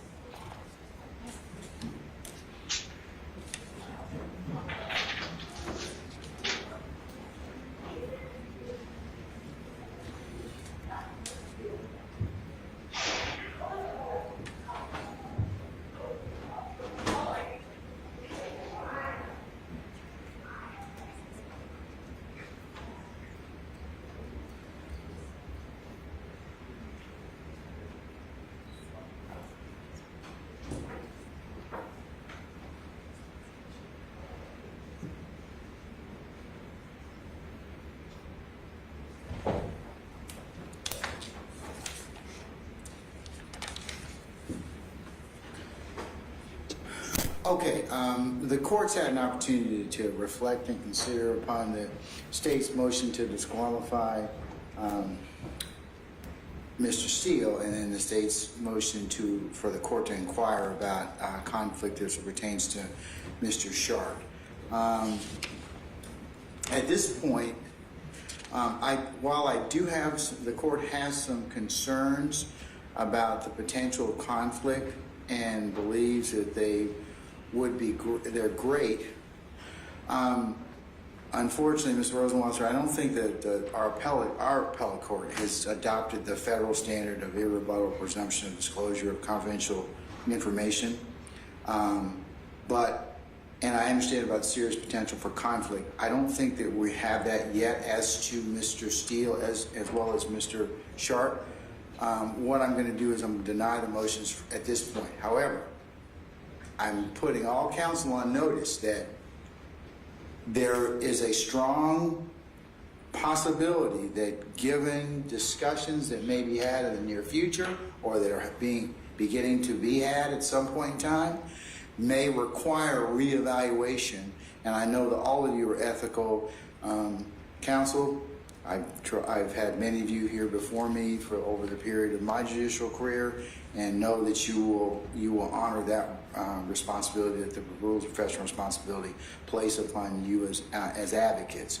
But what I would like to do in the interim, that I think that the state has raised under Taylor, and that is to actually do have a waiver proceeding where the court can inquire as to each particular individual and make sure that there are no potential, that they understand the waiver proceeding and just further satisfy all of us that there's no conflicts, and give all of them an opportunity to seek independent counsel to advise them on the waiver. So what I would like to do from all of you at this point in time is to just get, because I am going to have to figure your schedules in terms of booking this, because I am going to have to find some of these folks in the Department of Corrections, which I will ask the state for your assistance with. Mr. Chamberlain needs their DOC booking number and their location. So that I would like to do that. But circling back to my original decision, if I need to revisit that at any point in time, state, I'm sure you'll let me know that. And then also, like I said, I'll remind all counsels, if there's a issue of a conflict that arises given conversations or other preliminary proceedings, then please notify the court immediately so we can go ahead and I can reevaluate that particular issue. But at this point in time, the court's concern is under Lewis that it's speculative, but I do have some concerns. I have some really strong concerns given the fact that the number of people you're dealing with, 28, the equities that are involved, and even our Supreme Court indicates that the potential for divergent interest is great. And that's where I think we may have some issues in the future, but may have or potentially have is not really the standard in this particular situation. So that's why I'm going to deny the motions for the, at least as it pertains to Mr. Steele, for disqualification. But I am going to, Mr. Shard, to the extent that it is necessary, go ahead and inquire about the waiver proceeding for both for Mr. Eppinger, as well as for the other folks that are involved. So with that, any questions about the court's first ruling or first? No, sir. I'm not going to deal with bond quite yet. I'm not getting to that quite yet. I'm going to deal with that next, okay? Your All Honor. right. Yeah. Our question would be, is your ruling conditioned on everyone actually waiving? Because at this point, we don't even have a waiver written or otherwise from Eppinger. No, I'm going to require everyone to be present for or either via Zoom or as I'll probably handle it and make sure I get a waiver from everyone. So I'll revisit the issue of conflict after we do the waiver. Okay? Thank All you, right? Your Honor. Yeah. So, and it will remain an issue, as I mentioned, because I do think that as we go along in representation, there may be a conflict, because if you start offering or people start volunteering, that's when you're going to have some other issues that kind of come forward. But not right now. All right, so that's that. Okay, so in terms of the waiver and who will need, folks,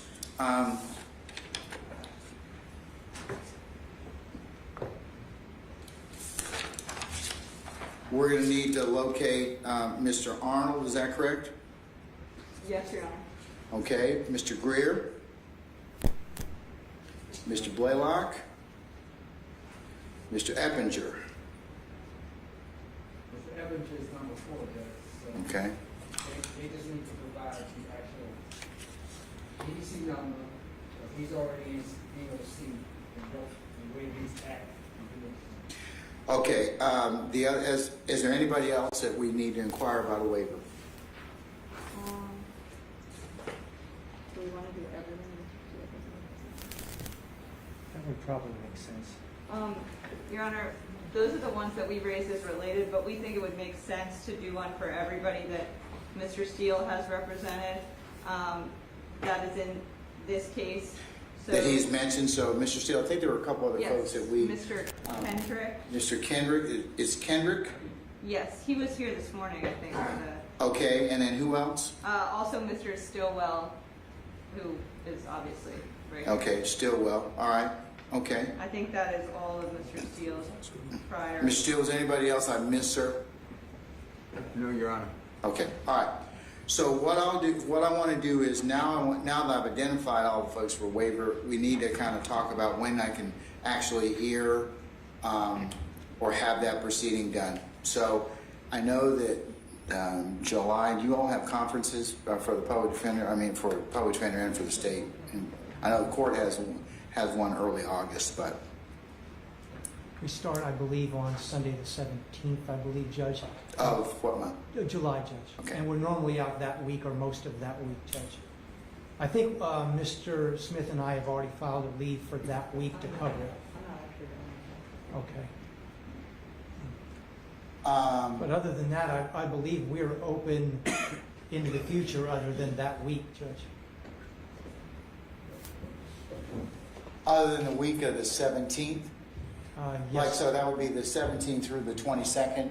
Whatever that week of July is, yes, Judge. I believe the 15th is Friday, so the 17th would be Sunday, 18th probably Monday of July. Yes, sir, that's correct. Yes, sir. That week we filed a leave for. Other than that, I believe we are at the discretion of the court to be here when you need. All right. Mr. Steele or Mr. Adams or Mr. Sharp, any conflicts during the month of July? I mean, I'm going to probably, more than likely, I'm looking at early August, I'm thinking. Go ahead, Brian. I'm fine, Your Honor. All right, well, guess who's not?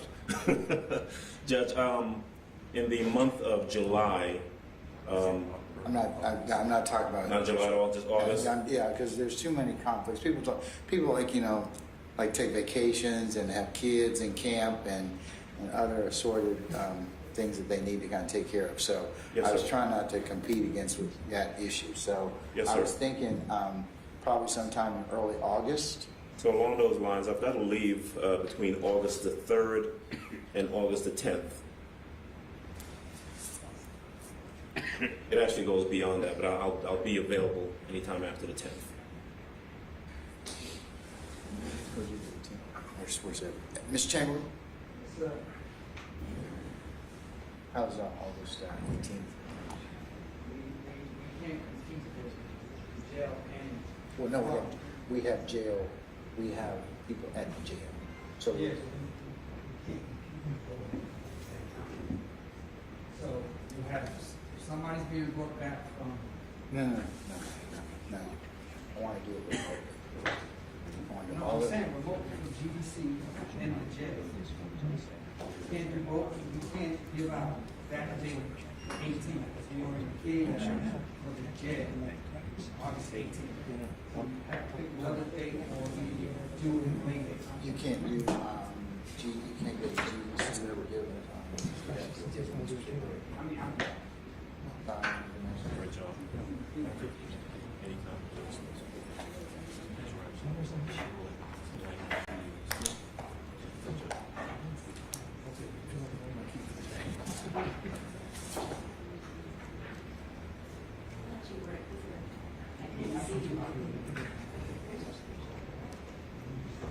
Find out if that's available, because I don't want to pay it. Folks, I'm going to defer on that issue just for a second. Mr. Chamberlain's going to make a call to Department of Corrections and see whether or not they will have that date. I'm looking right now, just for planning purposes, on the 18th of August. So if nobody has any conflicts for that time or for that date, I'll see if they are otherwise available, we can make these folks that are in DOC custody available. So I'll circle back to you in that second, in that regard, just a minute. Let's move on at this point in time, since I resolved the issue of representation for the time being. Mr. Steele and Mr. Mr. Adams and Mr. Sharp, I'll turn to the issue of bond. So, Mr. Steele, if you want to be heard on the issue of bond as it relates to Mr. Williams, go right ahead, sir. Judge, Yeah. I'm sorry, can we arraign him first, Judge? Oh, yeah. You know something? I didn't know whether or not we had, Mr. Steele, have we arraigned Mr. Williams already? No, sir. Okay, all right, then let me go ahead and do so. Mr. Williams, raise your hand for me, please. Okay, all right. I'm going to unmute. Violetta, can you unmute or... Yeah, there we go. Wonderful, I got you. Okay, all right. Mr. Steele, would you like to enter a not guilty plea on behalf of your client, waive formal arraignment, otherwise have 10 days to file motions upon the receipt of discovery, sir? Yes, Your Honor, except would Your Honor consider 60 days for motions like you did with one other person? Mr. Apt, his client, I think, yes, that's fine. Thank you, sir. Okay. All right. That's granted, sir. So if you would turn now and talk about the issue of bond, you can go through all the factors and any other factors you feel are necessary for me to make a bond determination. And right now, I'm going to say, just it goes without saying, 9 January of 2023 is the trial date, and I am in receipt of your demand for a speedy trial pursuant to 17-7-170, and I note in your motion that you're aware that the statutory speedy trial demand has been told by Chief Judge Brasher by order until, I want to say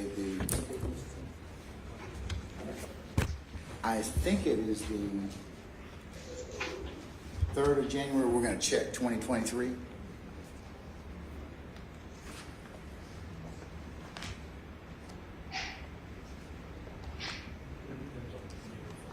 Oh, it ends on January 1st of 2023.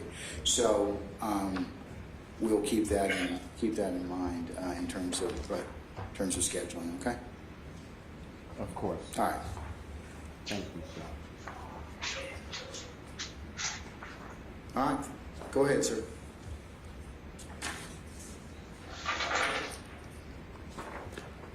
I may just have one moment.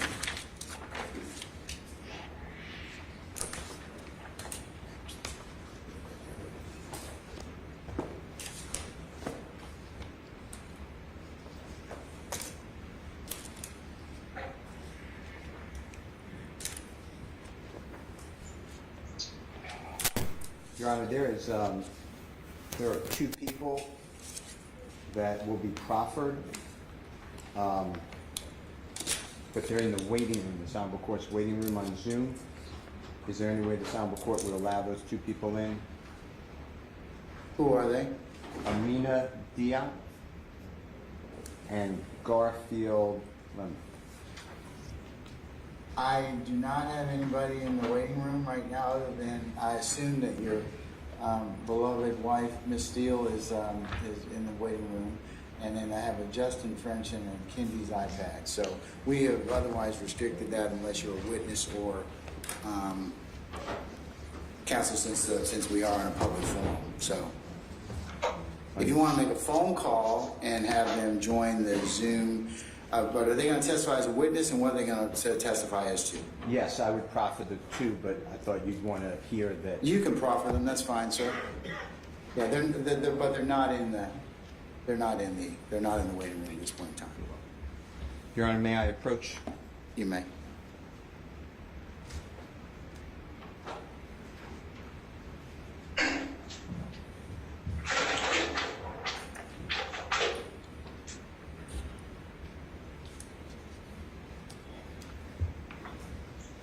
May it please this honorable court, I wish to thank you for all the time that you give to everyone, always. Your Honor, on behalf of Mr. Jeffrey Williams, Mr. Adams and I respectfully request, along with the Honorable Avis Hornsby, bond to be set today. Your Honor, I gave a case law to this honorable court, as well as the prosecution, and Mr. Adams. Mr. Williams is aware of this case law, Your Honor. And the first case I gave this honorable court is Coward, C-O-W-A-R-D-S versus State. It's 266 Georgia, 191. It's a 1996 case. And on page 2 or 3 of the copy I've given this honorable court and the parties, the right-hand side, it's in Division 2.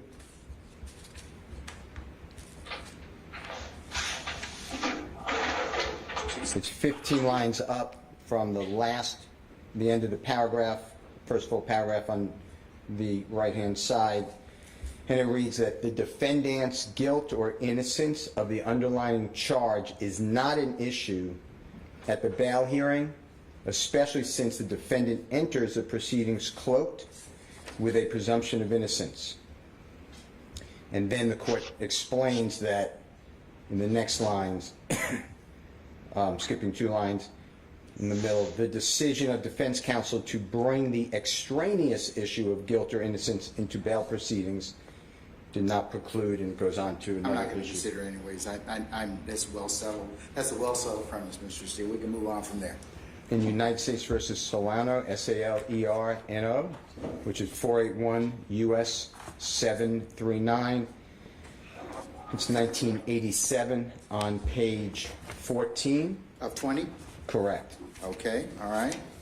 And on the left-hand column, Your Honor, that last paragraph in Division 3, the highest court wrote, in our society, liberty is the norm, and detention prior to trial or without trial is the carefully limited exception.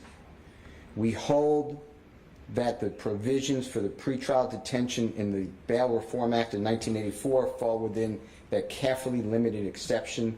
The Act authorizes detention prior to trial of arrestees charged with serious felonies who are found after an adversary hearing to pose a threat to the safety of individuals or the community, and this is what I stress, Your Honor, which no condition of release can dispel. All right, sir. In Jones versus Grimes, which is G-R-I-M-E-S, 219, Georgia, 585, 1964 case. It's cited often, Your Honor, on page 3 of 4. On the very top right-hand side, it's in Division 1, the High Court wrote that excessive bail is the equivalent of a refusal to grant bail. And that's what my issue was. I just want to point to court because in the next case, which is Coleman, C-O-L-E-M-O-N versus State, 361 Georgia Appeal, 901. Your Honor, this came out recently, November of 2021, so maybe 8 months ago. It's on page 3 of 4. It's the appellate court, or second highest court, is talking about excessive bail, which obviously is equivalent to no bail. And then the court wrote on the left-hand side, on the in the paragraph that is indented, excessive bail is prohibited by the Georgia Constitution and the 8th Amendment to the United States Constitution. For purposes of the 8th Amendment, excessive bail is defined as bail set to an amount higher than an amount reasonably calculated, and this is what I'm stressing, Your Honor, to ensure the presence of the defendant. When fixing bail in Georgia, a trial judge's foremost consideration, and it's stressed in the text, Your Honor, is the probability that the accused, in this case Mr. Williams, if freed, will appear at trial, and to a lesser extent, which is also emphasized in the text, Your Honor, the accused ability to pay, the seriousness of the offense, and the accused's character and reputation. A defendant who seeks release on bail has the burden of showing roots in the community that the defendant does not pose a significant risk of fleeing, threatening the community, committing another crime, or intimidating a witness. Your Honor, if you then look on the same page, on the right-hand side, the last paragraph, again, the court writes, and we're reminded, certainly we are not unmindful of the length of Coleman's pretrial detention and the presumption of his innocence. Your Honor, in Brown, which is B-R-O-W-N versus State, it's 314 Georgia Appeal, 1, 2012 case on page 3 of 3. On the left-hand side, in the second full paragraph, the appellate court wrote, the General Assembly, which is our General Assembly, provided for the creation of programs of electronic pretrial release to, among other things, assist sheriffs in alleviating jail overcrowding by creating alternative methods of pretrial release and monitoring and home confinement. Indeed, the General Assembly found that a, quote, program of electronic pretrial release, monitoring, and home confinement incorporates modern technology to accomplish various purposes. Thus, the General Assembly explicitly recognized a defendant's home as a place where he or she could be kept within bounds and restricted in movement for purposes of electronic pretrial release program. The next case, Your Honor, because we are going to ask for home confinement as an electronic monitoring. The next case is Ayala, which the court already noted, A-Y-A-L-A versus State 262, Georgia, 704. Your Honor, on page 2 of 3 that I've given this honorable court and the parties, the very top left-hand side,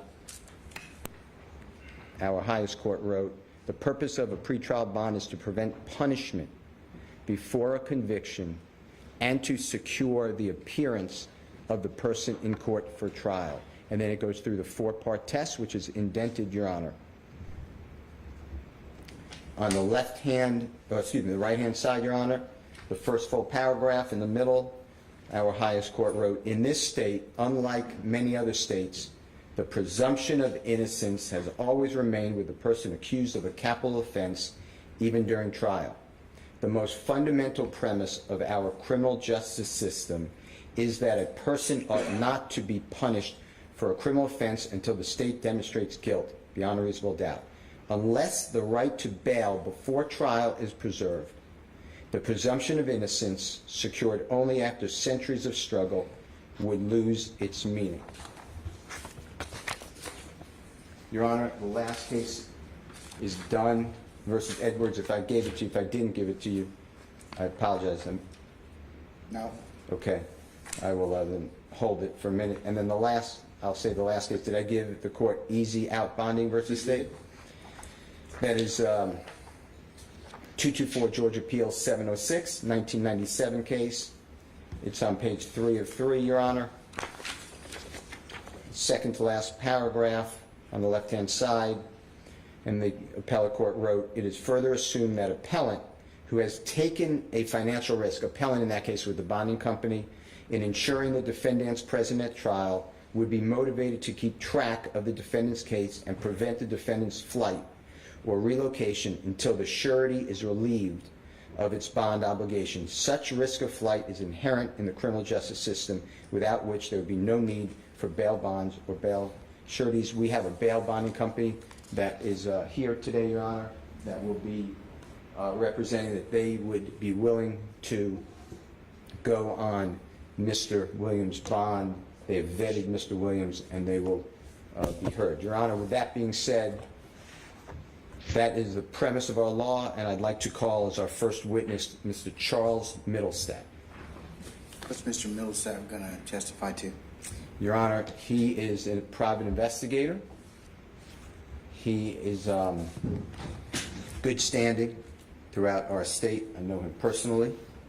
And he is going to talk about his efforts in securing home confinement with current law enforcement officers working second jobs, detail, 24 hours a day, 7 days a week, to ensure that Mr. Williams is confined to his home, no contraband, no weapons, no flight, no visitors come to his home whatsoever, and Mr. Middlestadt has done all this work in the case.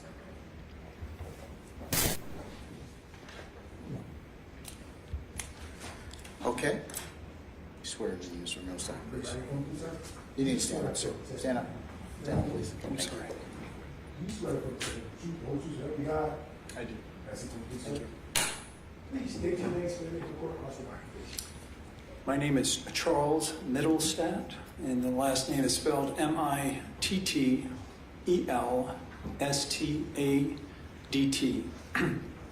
And my occupation is I'm a criminal defense investigator. And Mr. Mittelstadt, would you do me a courtesy and give this honorable court your background? Yes. In your Excuse me. Your Honor, I've been involved in this profession. I started out in the security industry. My background is in corporate security and dignitary protection. And then for the last 25 years, I've been involved in criminal defense investigation. I've been both a board certified security professional, and I'm a board certified criminal defense investigator. I've done cases coast to coast now for the last 25 years. I've done hundreds of cases here in Fulton County.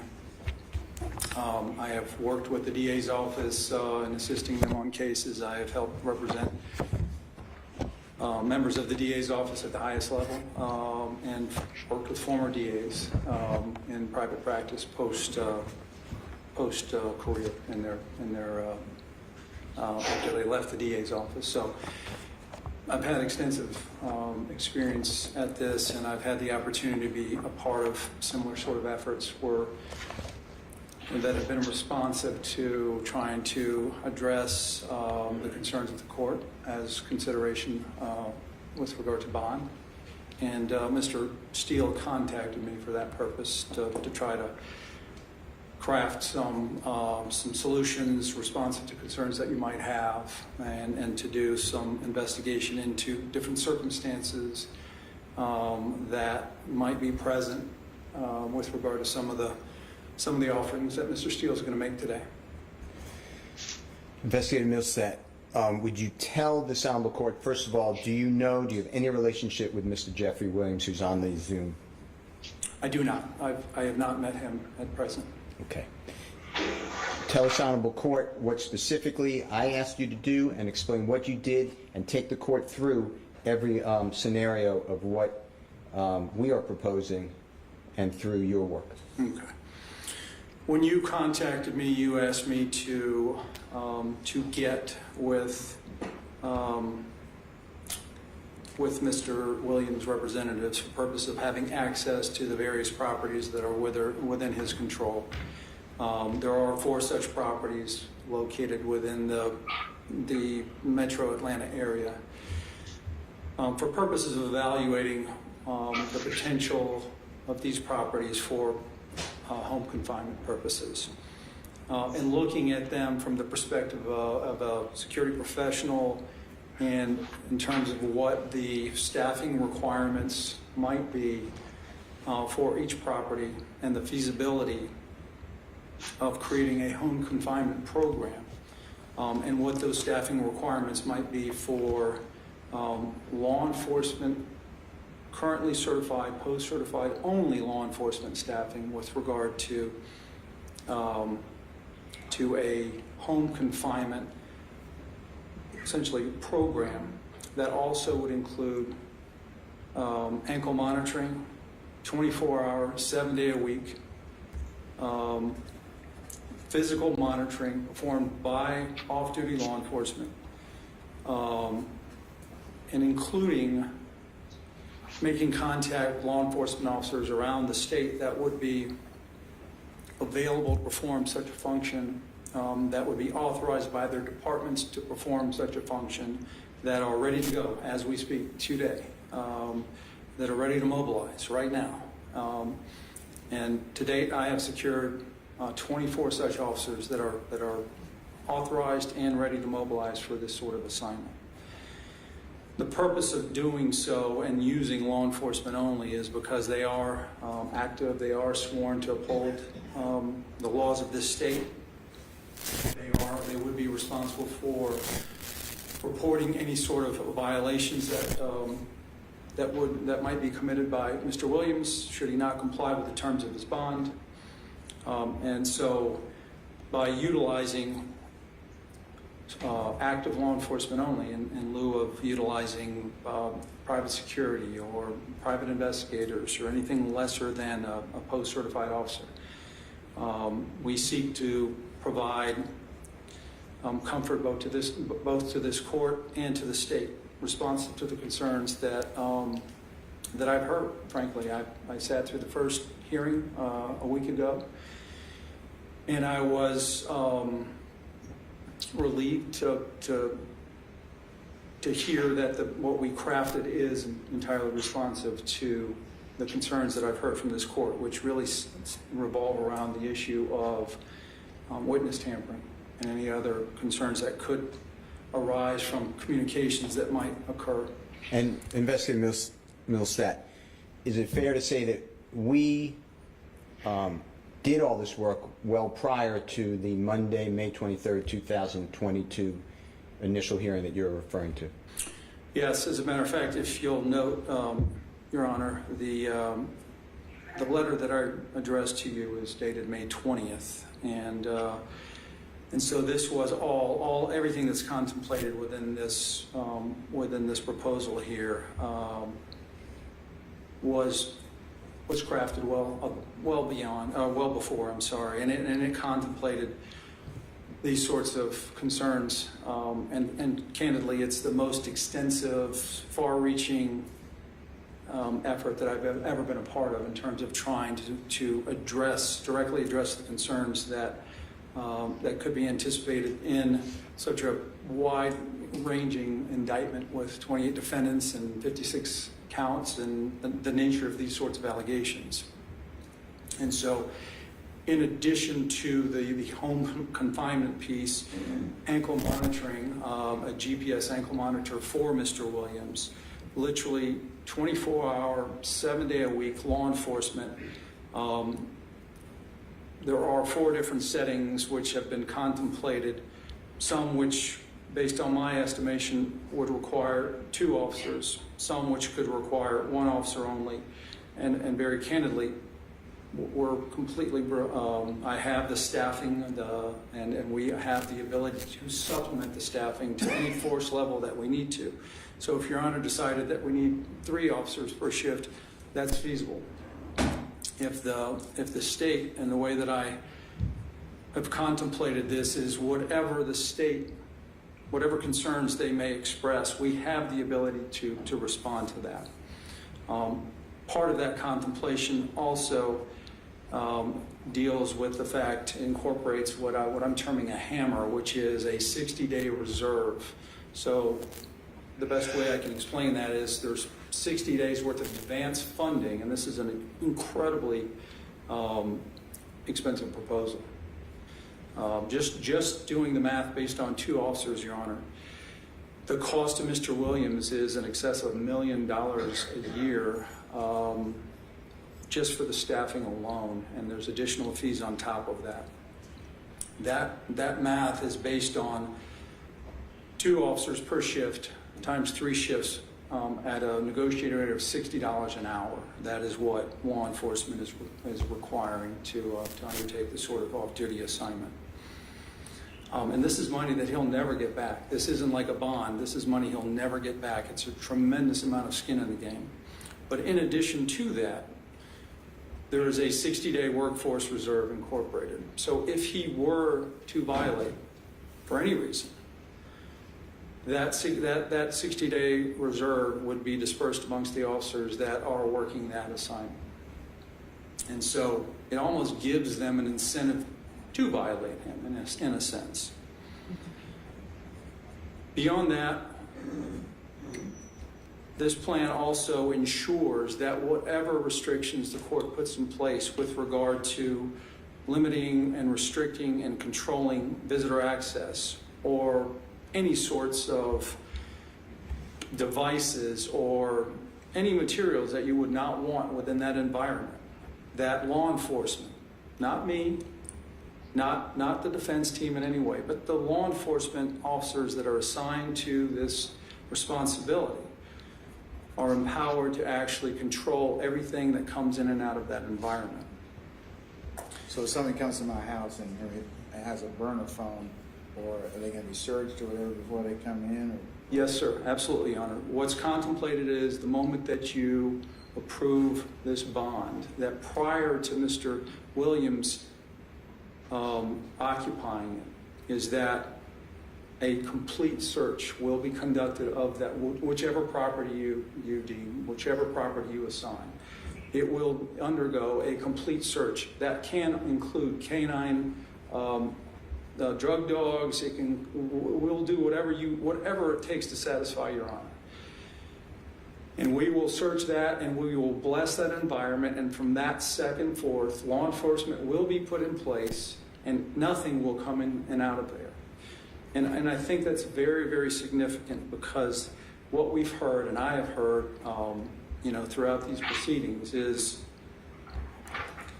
almost sort of an admission by the state at its, frankly, inability to do so in a detention center. I mean, we've heard the state talk about the fact that, in fact, it's even in the indictment, there are charges relating to the possession of communications devices by incarcerated persons. We've heard about drones being flown in or attempts to drop phones in. And we all know that the fact of the matter is, in spite of all the best intentions of the good men and women of Fulton County Sheriff's Department or the Cobb County Sheriff's Office, or frankly any detention center around this country, is that contraband gets in, whether it's in the form of phones or it's drugs or any other sort of contraband. It's just a fact of the matter is detention centers are just wholly unsuccessful in keeping that out. It mostly does not come through visitors. It mostly comes by the jailers themselves. And we've also heard testimony and proffers by the state about the fact that there are other ways to beat communications if we're talking about threats being called in or any sorts of orders being called in, through code sharing and other means of making that happen. If the real concern is, in this case, accepting the state's concerns at their face value, is to basically freeze Mr. Williams out, eliminate his ability to communicate, eliminate his ability to present a threat to anybody. This is the only plan that's going to be responsive to that. The state has demonstrated, or not the state, the law enforcement, unfortunately, based on its, again, in spite of its best intentions, has demonstrated an inability to do any of that. Wait 1 second. Mr. Steele, do you have that letter that you included in your materials from last time? Of course. Can I have a copy of it, please? Of course. I mean, I know it's in the binder we submitted last time, but if you have a copy of that. I do. And Your Honor, I'd like to give I redacted parts because I didn't think the court would want the law enforcement officers' names, but we have that as well in additional names. So if you want that, they're unredacted. Thank you so much. We ain't gotten there yet, but I just wanted to take a look at it, so, okay. All right. All right, go ahead. Continue, sir. In addition to that, we also make provisions for closed-circuit television monitoring. There are a couple of these properties that already have fairly extensive surveillance systems in place, and we'd be happy to turn over control of those systems, access to those systems, to whoever the court deems fit, whether that's even the state or the Fulton County Sheriff's Office or anybody for that matter, whoever you seem fit or wherever that comfort level may arise. And we also are willing and capable of adding additional cameras to increase the monitoring. Mr. Millsap, may I ask you a question? Certainly. About the video surveillance, outside the home and inside the home?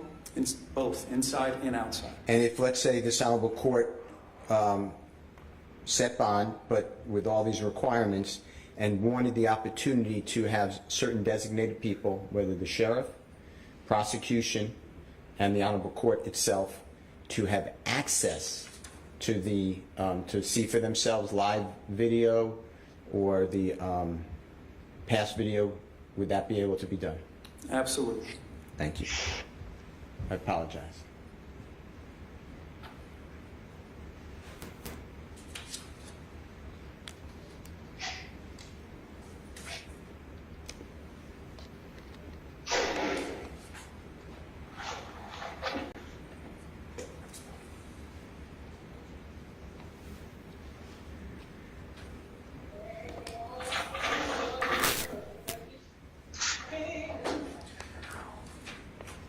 Mr. Steele, through your witness, can you tell the court about the issues involving communication in terms of phones, email, internet, and other third parties that would come to the house? Because one of the things that the court was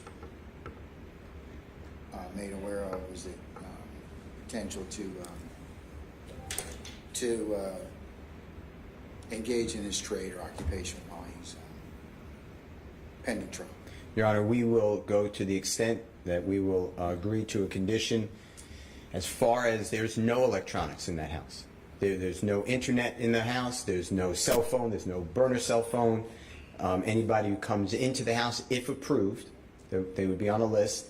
They would be patted down and wanded, by the way, and if it's a woman coming, they would have to have a designated time because there'd be a female officer to pat down that woman. As far as work for Mr. Williams, we contemplated, if the court permits, building a studio in his home, wherever of these 4 homes, if the court ratifies and approves, and those people would, of course, be searched, and then all that equipment would leave, and there would be a search of the house as well, or the apartment as well. So we thought about it, Your Honor, and Mr. Williams is aware. I've spoken with him personally about it. As opposed to the way he's living now, he would live without, he would go back to the time I was young, and there'd be no electronics whatsoever. Will there be people present when he has other people in the house, other law enforcement present? We had that discussion as well, and we would have video surveillance. Mr. Williams would waive any privacy rights, would be in the house, and law enforcement can be present at the same time. Or, and we're not asking for this, but Mr. Williams can have 0 visitors in the house as well, except obviously his lawyers, doctors would have to go see him, and we would hope family members and business associates. But if the court says, I'm willing to give a bond, but no one's visiting him, we would take that as well, except obviously I'd like counsel to go. Oh, you were, goes without saying. Okay. You would be able to visit him as well as any medical providers or whatever. Okay. Anything else, sir, you want to ask Mr. Millsap? With regards to drugs, there's allegations of drugs in the home. I heard you mention drug dog, drug testing, if the court wanted drug testing to occur. That's correct. Again, this plan essentially contemplates addressing any and all concerns of this court and the state, frankly. And we have the ability, and I will make it my personal undertaking and responsibility to secure any and all necessary, whether it be a canine dog or any sort of drug testing, any experts we need to pull in to satisfy the court's concerns. As Mr. Steele had touched on, you know, one of the things, Your Honor, that we wanted to ensure you of is the fact that we had in place the ability to do thorough screening, and so that's why we do have both male and female officers, so that we have gender-appropriate screening and pat-downs and wanding for the very purpose of keeping out anything that you deem to be restricted. And I've heard you loud and clear over the last 2 hearings about the concerns with regard to communicating and the potential of threatening witnesses. And so paramount to that is the ability to keep those devices out, to keep those to prevent that very thing from happening. And if a visitor stated, you cannot wand me, you cannot pat me down, you have constitutional rights, what would be done with that person? They would not be allowed access. And there'd be reports each day by each shift. Is that fair to say? That's correct, and I'm sorry I failed to mention that. The plan would be for the officers at the end of each shift to, well, during their shift, they would be generating activity logs to be completed at the completion of their shift, and then on once a day, we would upload to a cloud, through cloud access, all 3 shifts, the reports for that day. And those could be, again, available to whoever the court designated needed access to have those, including the state. The state, I'm sorry. And with regards to weapons, there will be no weapons in that home. By weapons, I mean hand grenades, handguns, whatever it is. Same thing? I think it goes without saying there would be no weapons in that home. We would seek to keep all of that out. Now, when Mr. Williams does have to come to court, would there also be provisions that he'd be transported to and from court by the sworn law enforcement officers while on bond? Absolutely. So he will never leave that home except in the custody control of lawful officers who are off duty but sworn. But if he refuses that, they report it to the court as a violation of bond. That's correct. Okay. Did you leave anything out, Mr. Middlestead? I don't believe so. If the court wants to hear about the different locations, Your Honor, we can do that. Otherwise, there are 4 different locations, Your Honor. Mr. Middlestead did write about them. We did redact. Obviously, we could give the state the exact addresses in this honorable court, but for privacy purposes, we did not file that with the record. And, Your Honor, each one of those, or I'm asking you, Mr. Middlestead, each one of those locations, 4 locations, have they been vetted and approved for this type of detail? Yes, I personally visited each one of those and vetted those and assessed the various features associated with those, which I have enumerated in this letter to Your Honor. And I stand ready, and I'm certainly willing to provide any more details or answer any additional questions with regard to any one of those locations. And then finally, if this honorable court grants bond, conditionally that the house which is chosen for Mr. Williams to reside is then properly swept, approved, sealed, all that goes to the court and the prosecution. The prosecution can bring in people if they want as well. You would have a sworn law enforcement officer meet Mr. Williams outside of the release area of the jail at the Sally Port. Is that your understanding? That is my understanding. So it's not like Mr. Williams gets in a car with one of his family members. He would be right from the sheriff of Fulton County into the hands. That's correct. He's essentially remaining in custody, but remanded to the confinement of his home. Okay. Now, with an ankle monitor, since I gave this honorable court the option, or suggest, I don't give the honorable court anything, but suggested that if the honorable court was troubled, electronics would be removed. It's not my first choice, but if that happened, the ankle monitor, to your knowledge, can an ankle monitor work without there being electronics in the home? And if you don't have that information, there's another person here to talk about. I'll defer to that other person. That's fine. I want to thank you. Is there anything else that I've neglected to ask you that's important to sound court? I don't believe so. Okay, and the off-duty police officers, right now, they have been given approval for this type of detail? They have, and I have been reassured of that. And as late as this morning, once again, I have reconfirmed that all of the 24 officers are still good to go. And if there is a visitation list that has been approved by this honorable court, those visitors lists would obviously go to each detail. Is that fair to say? Correct. Okay. I don't have any other questions for Mr. Millsap. Thank you so much, Your Honor. Cross, Mr. Geary. Okay, all right. Sure, you can stand out. Thank you. Thank you. Your Honor, we would call Mr. Jamil Mitchell, which is Jamil. Mitchell's Mitchell. Where's Mr. Mitchell? Is he? He should be right here, Your Honor, coming to your court. All right, Mr. Mitchell, if you would please approach the witness stand once you get there. If you'd be so kind to turn and face Deputy Talton, be sworn as a witness, please. Please sit down.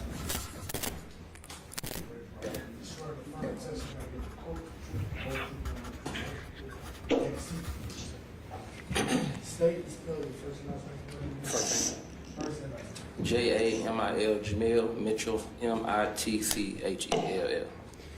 Good afternoon, Mr. Mitchell. How you doing, sir? I'm okay. How are you, sir? All right. Can you do me a favor when the Honorable Court is ready? Just, where were you born and raised? But let's wait for the Honorable Court. Where were you born and raised, sir? I was born in Jersey City, New Jersey, but I've been in Atlanta since I was 4 years old. Okay.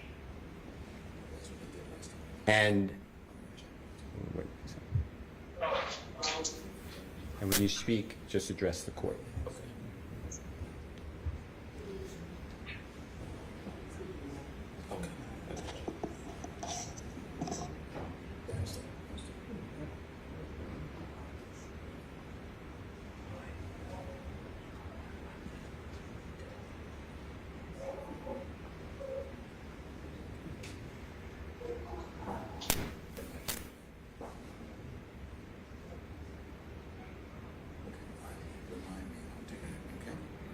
Okay, sorry, Mr. Steele. Go ahead. I apologize.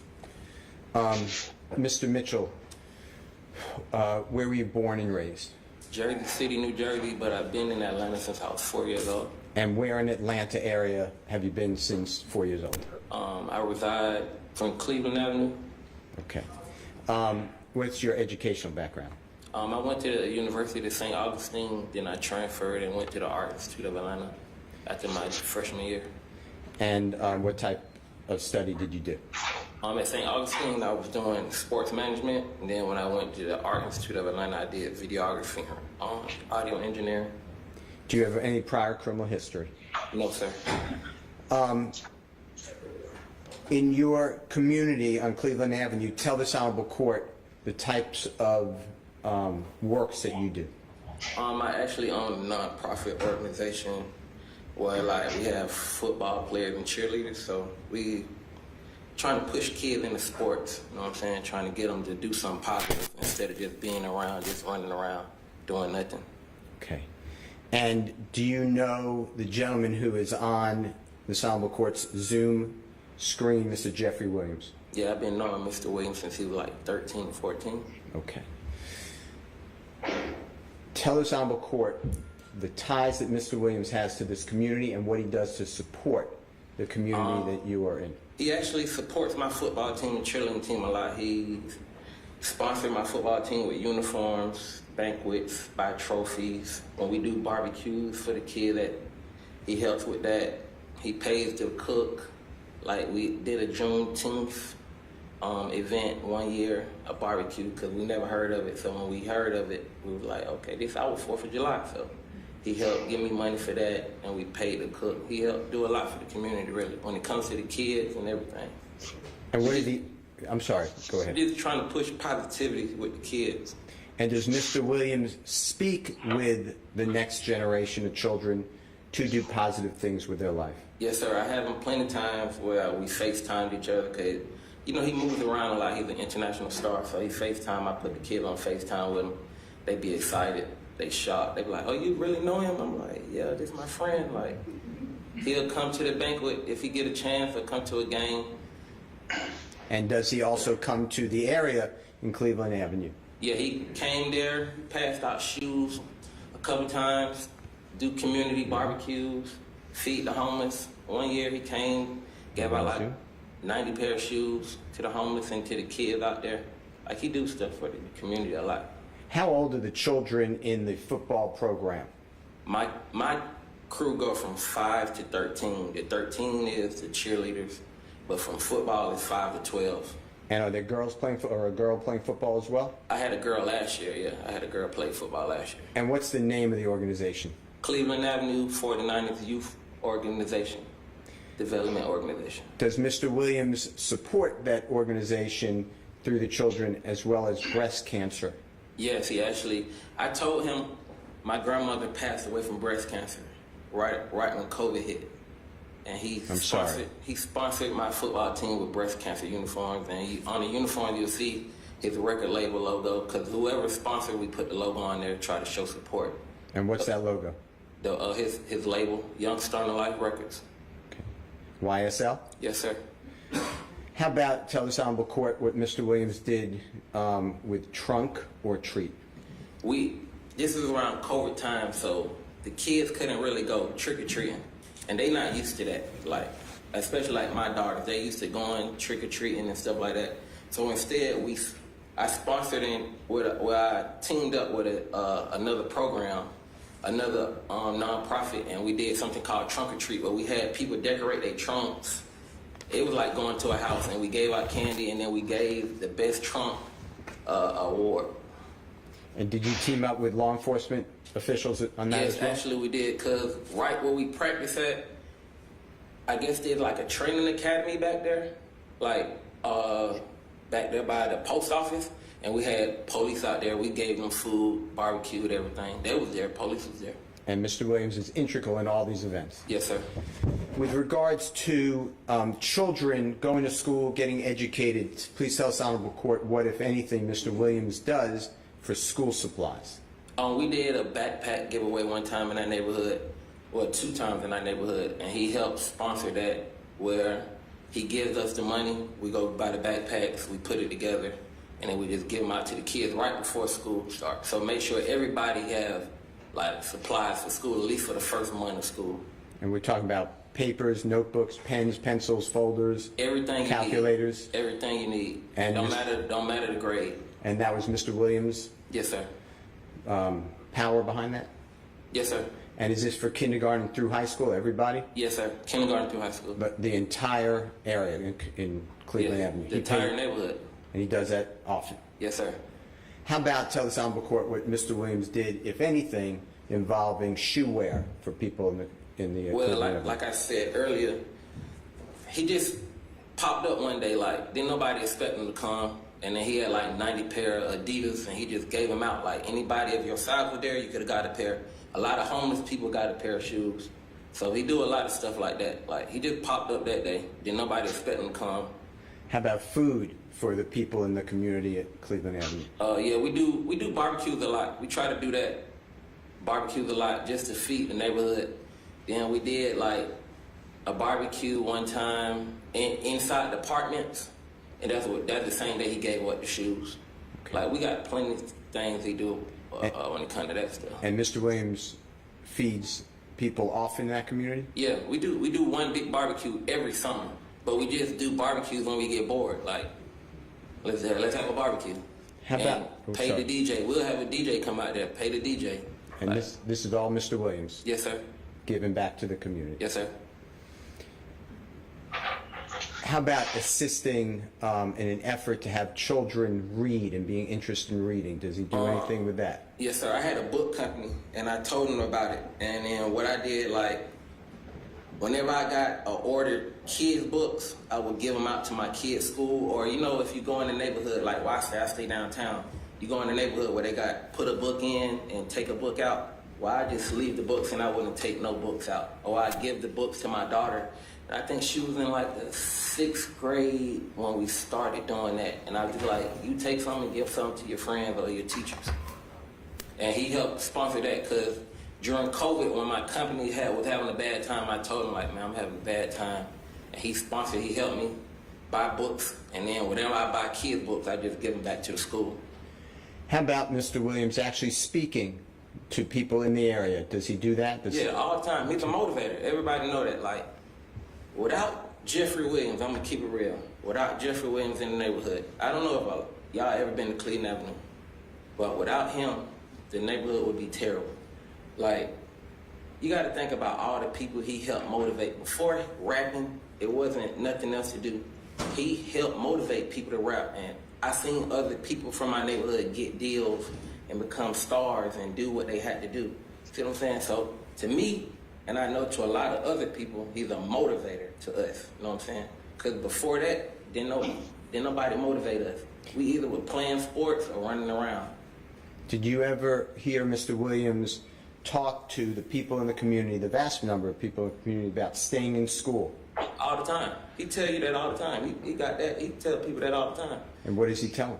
Stay in school. That's the best way to do. What else you gonna do? Become a lawyer. Become, you know what I'm saying? Get into sports. Become a rapper, entertainer.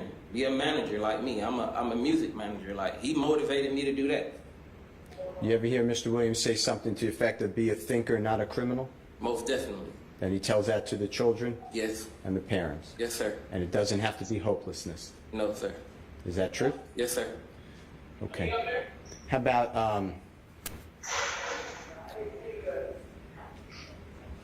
you know anything about Mr. Williams paying for the bond of strangers from the Fulton County Jail just because they couldn't afford their bond? Yeah, I was actually there in the meeting when they was talking about it. They were like, we're gonna pay for bond for people with bonds who can't afford bond. I'm like, bro, that's cool. Like, nobody does that. Like, you gotta think, Atlanta been the hub for music for what, the last 20 years? Name a rapper who ever bonded people out he never knew, never met before, and takes them out to eat. All of the items that you talked about, does Mr. Williams want any credit for that? Does he ever say, hey, put my name on this, tell people I'm doing it? No, not at all. He's not that type of person. He don't want that type, like, he don't care about that. Like, he don't care about the credit. He sit back and watch it, and I watch him, because I don't know how other people, but I watch him, I see him, I'm like, yeah, he happy. Like, he did something for the community. Because nobody did that for us coming up. See what I'm saying? And he doesn't publicize it to your knowledge, he just does it? He just does it for sure. He might just call you and be like, hey, let's barbecue.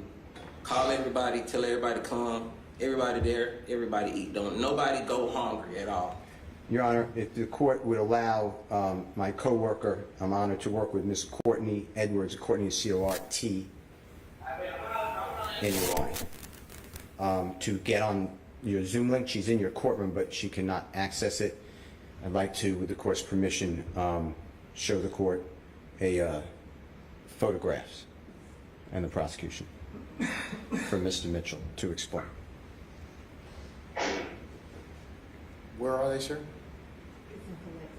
Oh, it's in Colette's. It's in my wife's name, Your Honor. So you want me to admit your wife so that she can show me these pictures? Yes, but it will be an alias because it's Courtney Edwards who's actually must be on that device. I see your better half on here, but I don't see Much better. I agree with the court. But I don't see Miss Edwards. Right. She said that she's using my device that is in my wife's name, I assume. All right, okay.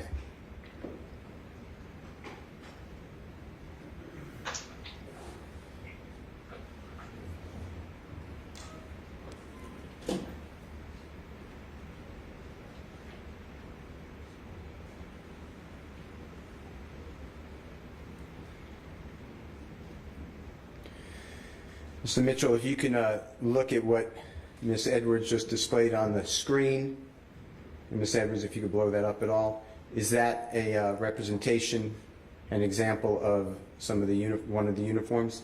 Yes, actually, that's one of the uniforms he helped sponsor. And you see the logo you were talking about? Yes, sir. And that's YSL? Yes, sir. Okay. And it's the 49ers, the Cleveland Avenue 49ers? Yes, sir. We're All playing right. the City League.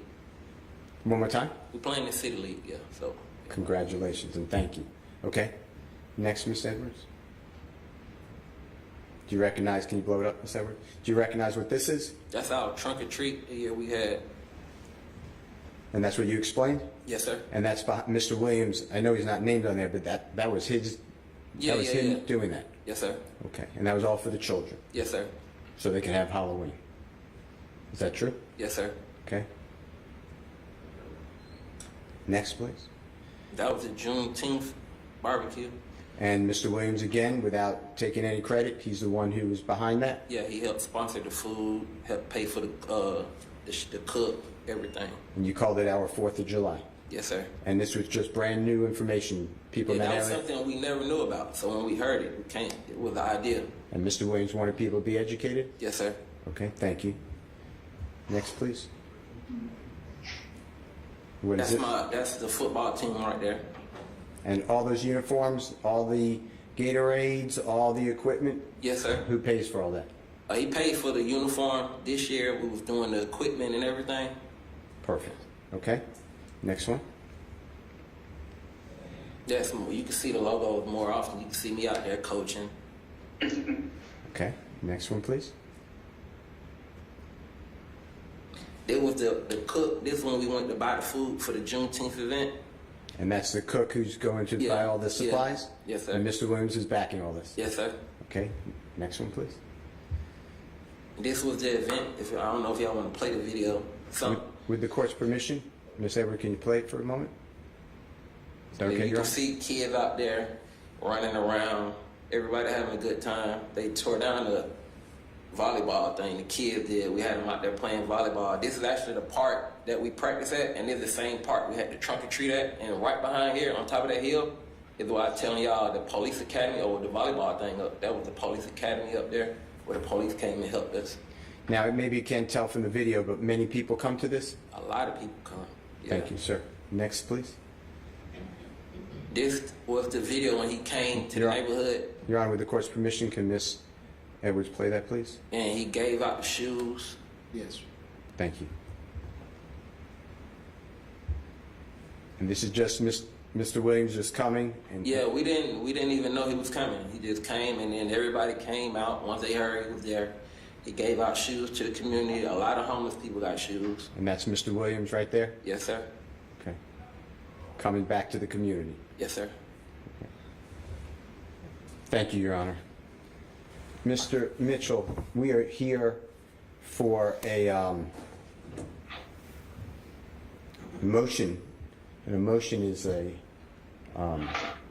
a term being used a lot in courts, but we're asking this honorable court to consider releasing Mr. Williams on a pretrial bond. Yes, sir. Okay. On your oath, knowing Mr. Williams the way you have since he was 13 years of age, do you have any evidence or belief that if granted bond by this honorable court, Mr. Williams would flee the jurisdiction of the court? What that means is he would not come back to court. No, he most definitely come to court. Do you know if Mr. Williams has family in this area? And what you mean, in Atlanta? Yes. I know his whole family. Yeah, so he's never leaving his family. His whole family's here? Yeah, I know his whole family. Same on your oath, any evidence or any belief, any speculation that if granted bond, Mr. Williams would obstruct justice? No, he wouldn't obstruct bribe justice. a juror? No, never. Intimidate a witness? Never. If granted bond, do you have any evidence that Mr. Williams would be a risk to commit a crime while out on bond? Never. And if granted bond, do you have any evidence that Mr. Williams would be a danger to any person in the community or any property in the community? Never. He's a motivator to our community. So I can't see him hurting nobody. When you say a motivator, does Mr. Williams actually talk to people in the community about being lawful? All the time. We can get, if y'all want, we can bring hundreds of people in here from the community, and they can tell you one by one, he motivated them. Like, if you got I got a buddy who cut grass. If you cut grass, he'll help buy you more equipment to cut grass. Like, this is what you want to do? Okay, do it, and do it 100%. He got to think. He stayed down with music, and we seen him go to the top and say the same thing. Stay down. You can have 3-4 lawnmowers. You can be hiring people. Like, that's how I look at him. I know, and a lot of people look at him like that, as a motivator. If they didn't, we wouldn't be in here supporting him. I want to thank you so much. The prosecution in this honorable court may have questions for you. Okay. Mr. Geary? No questions, Judge. Your Honor. Mr. Mitchell, thank you very much. You can stand down. Okay. Have a nice day, Judge. Have a seat in the gallery. Thank you. You're welcome. Your Honor, we will call, thank you so much, Mr. Corey Jackson. What's Mr. Jackson going to testify to? Your Honor, he is a young man. How many witnesses do you have, Mr. Steele?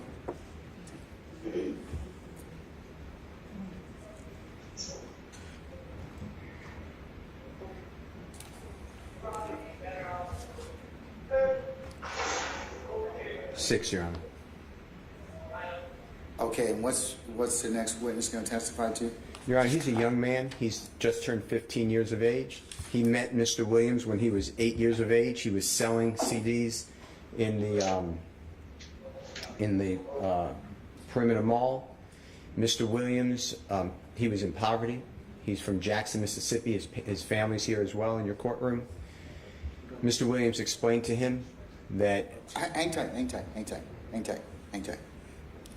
Mr. Steele, if it is your goal to establish that Mr. Williams has significant ties in the community, I believe that you've established that to the court's satisfaction. Not that I don't want to hear your witnesses, but it's cumulative at this point in time. I mean, if that's the purpose of these next witnesses, unless they go to some other bond factor, you know, I'm kind of really at this point in time, I'm not really interested in hearing from at this point. Well, he goes to a different factor, Your Honor. And what is that? Danger to the community, which is what I thought the state is arguing. Okay, all right. If he's going to danger the community, all right. Come on up, young man. Please approach the witness stand. Once you get there, if you'd be so kind and turn to face Deputy Talton to be sworn as a witness. Hold it, stand up before you. Okay, go ahead. You raise your right hand. You swear in front of the testimony I will give the court the truth, the whole truth, and nothing but the truth, sir? Yes, sir. You can take a seat.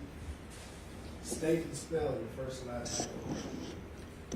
Corey Jackson, COREYJACKSON. Good afternoon, Mr. Jackson. Thank you. Good afternoon to you. It's up to the court, and it's also up to you if you want to take off your mask with the Honorable Court's permission. If you want to keep it on, you absolutely keep it on. Okay. Your choice, young man. I would like to take it off then.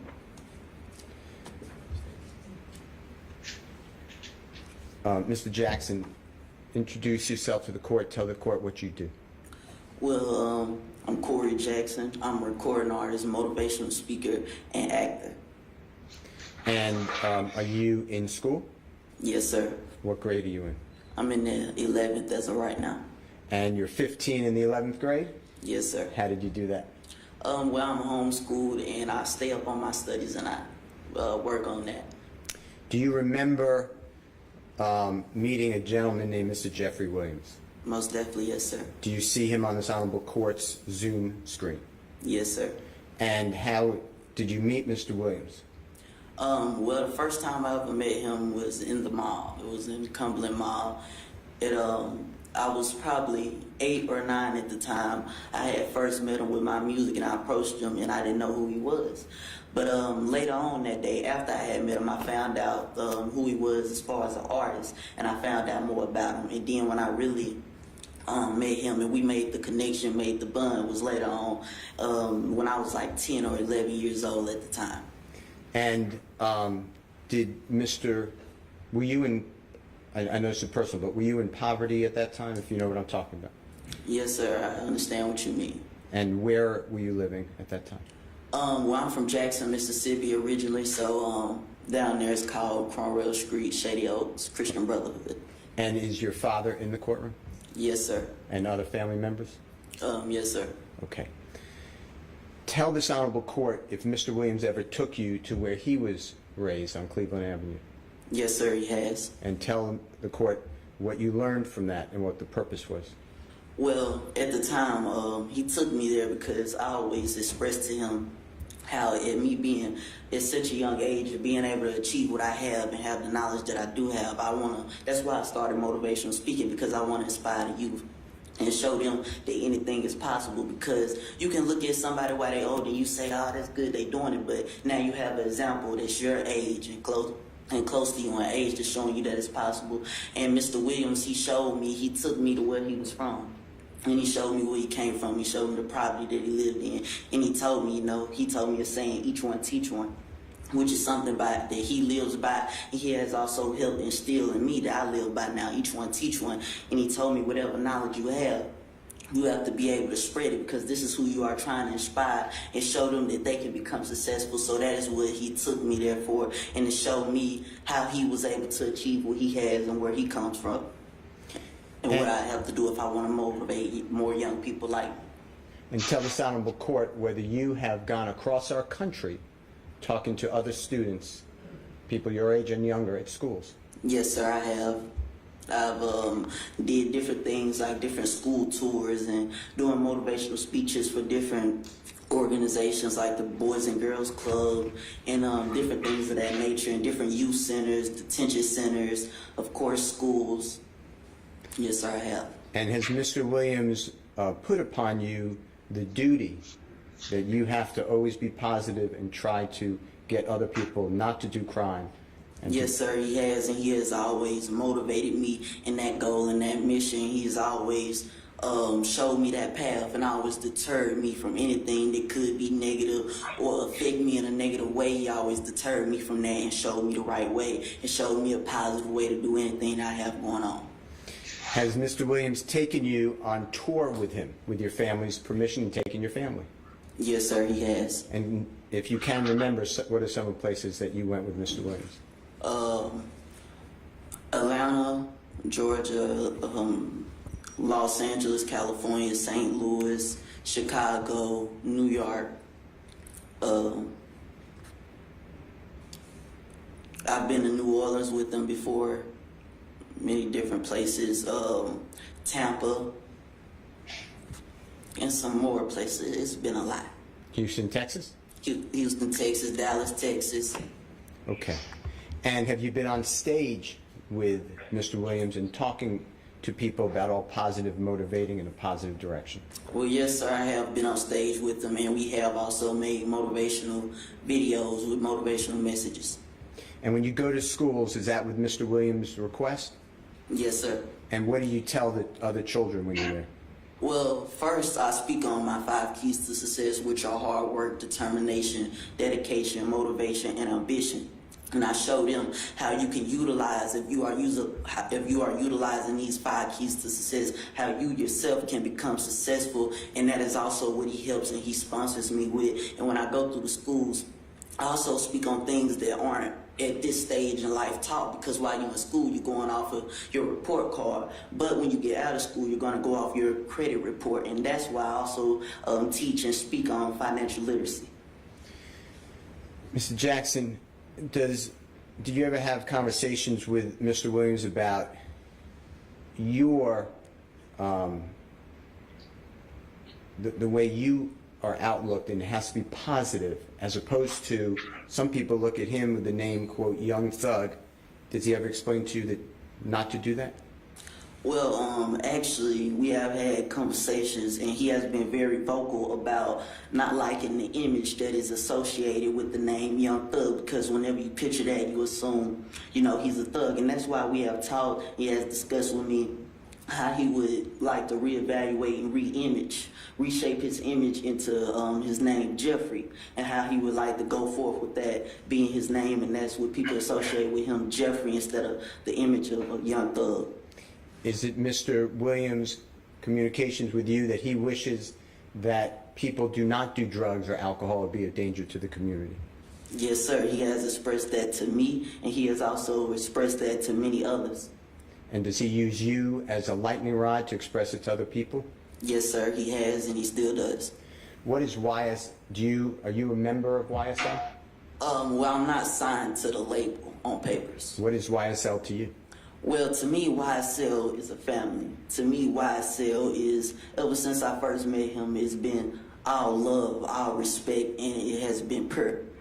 And for me, when we spoke on it, other than, the name of the label, Young Stoner Life Records, I told him my YSL means Young Successful Life, because that's something that he has created. He is a young successful man himself, but also he is helping more young men and young women have successful lives, such as myself, for example. And that's why my YSL stands for Young Successful Lives, because that is what he has done, and that is what he is now creating and showing and putting into the community.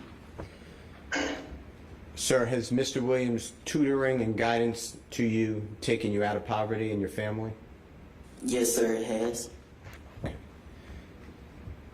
Has Mr. Williams ever asked you for a nickel? No, sir. He has never asked for no profit or proceeds from anything that he has helped contribute with. Never. Your Honor, with the court's permission, Ms. Edwards has a very short video that relates to Mr. Jackson. Okay. Okay, what's it supposed, I mean, he's testified here, so it's kind of like, so. It'll explain background. I don't see the dangerousness in this, Mr. Steele. I mean, he certainly, he buttresses again what I have indicated earlier, which is he has significant ties. He's helped a number of people in the community. But I don't see the danger of the community that you promised me from this, from the testimony. He's the opposite. I think that my promise is good. Mr. Jackson is saying that the entirety of Mr. Williams' desires is that people do not commit crime, do drugs, do violence, and to stay in school. That pinpoints the whole danger community is risk of crime, risk of committing crime. He's doing the exact, Mr. Williams through, and along with Mr. Jackson, diametrically opposed. Okay, all right. All right. But this video, you want to show me, how long is it? 2 minutes. And what's it going to show me? It'll show you Mr. Jackson on The Ellen Show. It'll show him on CNN. It'll show him interacting with Mr. Williams, interacting at schools, just to give you an idea of how this message is all across the country. I think he's testified that more significantly. I mean, I'll accept the video as proof of that, further proof of that particular issue, but I think Mr. Jackson here has well articulated that issue. Okay. Okay. Then I have no other questions for Mr. I want to thank you so much for being here. Thank you, sir, and thank you, Your Honor, for allowing me the time to come and speak. Oh, you're very welcome, young man. Any questions, Mr. Geary? No, sir. All right, young man, you can step down and sit in the gallery if you like.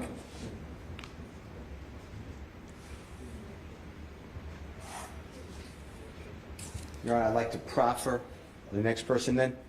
Okay, who's your proffer? Your Honor, she would like to be identified as Diamond, D-I-A-M-O-N-D. I have a video of her, a news video if you want to see it, but in the sake of time, but we have that if you want to see it. She was raised on Cleveland Avenue. She lost her child, her son, to gun violence. He was murdered.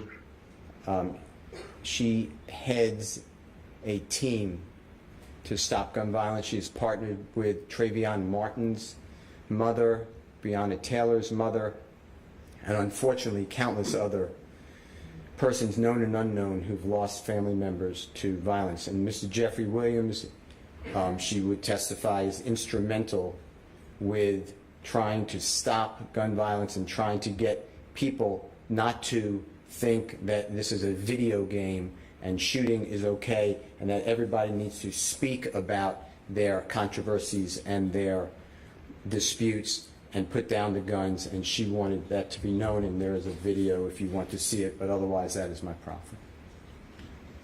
I'll accept your proffer. That's fine, sir. Your Honor, next is, he's a witness here, Mr. Kevin Lyles, which is L-I-L-E-S, and he has known Mr. Williams since Mr. Williams has been just an adult, and we'd like him to come and talk about the factors for bond. He is with the record label, Your Honor, and he has come here to give testimony on behalf of Mr. Williams, and he flew here from, he was out of state. He lives in New York, but I don't know where he flew here from. All right, where's Mr. Lyles? He is right here, Your Honor. All right, Mr. Lyles, good afternoon, sir. If you could please approach the witness stand. Once you get there, be so kind to turn and face Deputy Talton, the sworn as witness.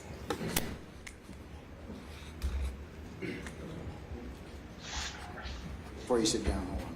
Raise your right hand. Do you swear in front of the testimony in the court, the truth, the whole truth, and nothing but the truth, so help you? All right, you take your seat.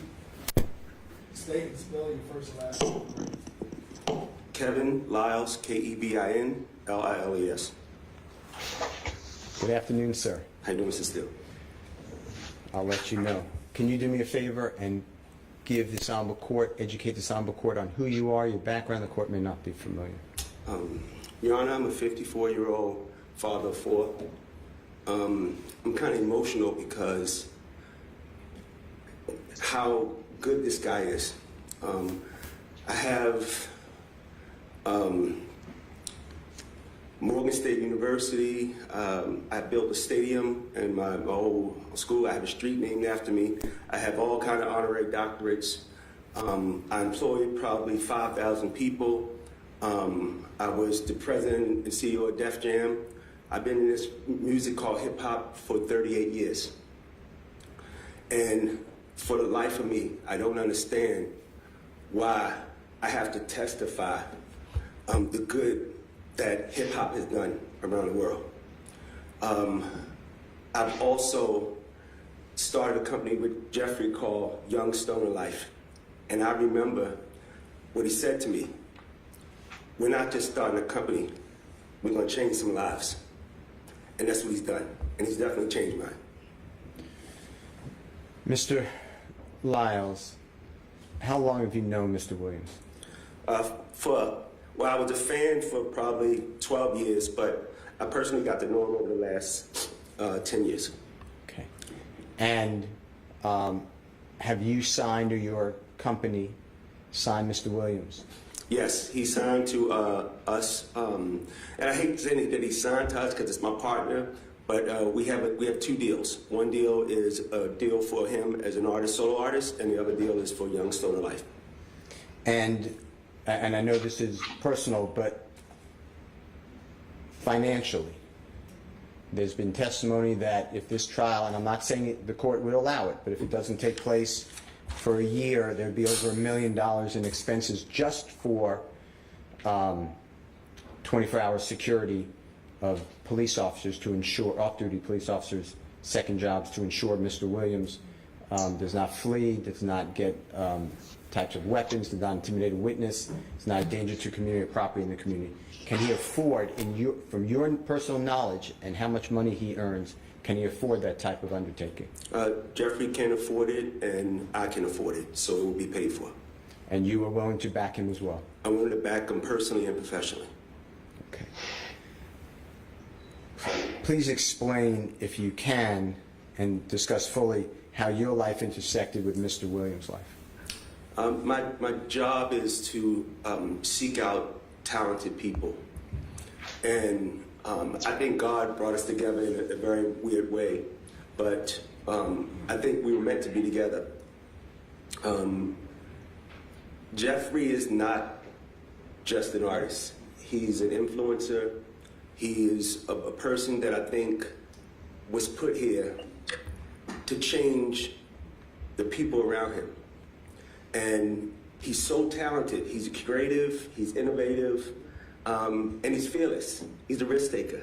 And those kind of people, I call them change agents.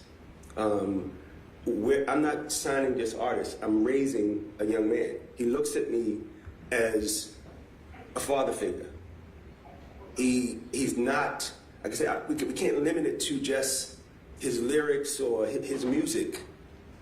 He's a young man, and he will be a contributing citizen to this world, and that's what I invest in. And I truly believe this whole thing that people are talking about, it's not him. The Jeffrey I know, give me clothes off his back. The Jeffrey I know, I'm giving my kids, he'll give me his kids. That's the Jeffrey I know. You mentioned lyrics. There's been a lot of argument by the prosecution about the lyrics in songs. Can you explain, if you have the insight, what is selling in the rap industry dealing with the lyrics, and why are they being promoted, and why are people wanting it? Your Honor, you've I don't know how old you are, but you know. Older than you.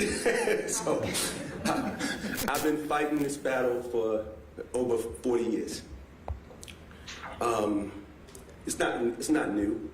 And it's funny how we're the #1 music in the world now, and they want to bring this back up. Now, we don't argue about any other movies or other genres of music that talk about I ran them over in my truck, or I got drunk and I went and shot him. We don't bring those things to court. But quote unquote, our music, we've been on trial. And we constantly on trial about who we are, what we are, and why we're. And nobody gave us nothing. So we sit here on trial and we talk about lyrics. Lyrics, I don't understand the thing, but I'm gonna be here and I'm gonna keep fighting for it because I believe self-expression. And I believe we should protect black art. We should protect black art. And I'm on trial for lyrics. Come on, man. With regards to Mr. Williams, and the court may not be familiar, where does he rank in, if there is such a ranking, in the music industry? Objection, Judge, that's not relevant to anything. Shows his employment status, it's part of the Ayala factors, and whether the record company is going to continue to back him. I think you've already established that to the witness. His letter needs to potentially be on alternative release. Okay. You understand that Mr. Williams was charged in 2018 in DeKalb County with a offense of involving, he was riding in a car with two other people, and there was a gun and a small amount of drugs in the car. Are you familiar with what I'm talking about? Yes. Okay, and you know that case, it's still pending, believe it or not, but it went up to the appellate court. I don't know, are you familiar with all that? Yes. Everything was suppressed by the Honorable Superior Court judge in another county, and then the state appeal got reversed, and it's pending. You're aware of that? Yes. Okay. So Mr. Williams is actually on bond for that case. Okay.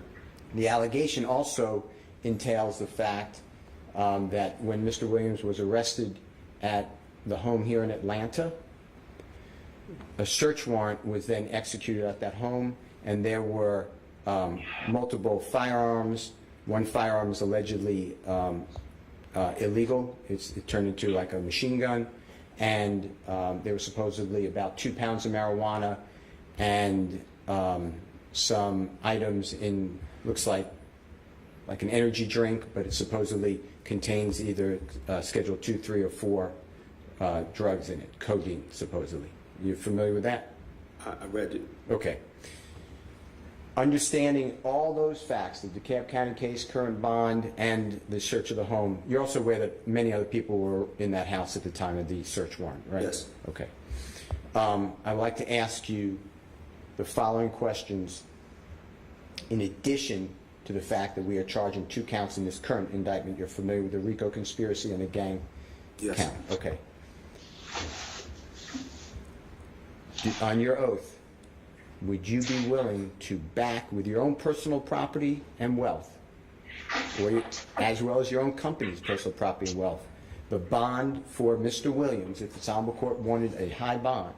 Objection, Judge. It's ask and answer. The witness actually has already stated that, and I very Yeah, he already said I very clearly heard he put up his own and his company's resources, so I'll stand the objection. Would you be willing, okay, if it's the same question, I apologize, but I thought it's a different question. You have to understand that you would, if the court wanted to, you would lose that wealth if Mr. Williams violated condition of bond. I mean, it's not just go on bond with Mr. Williams in custody, you're released.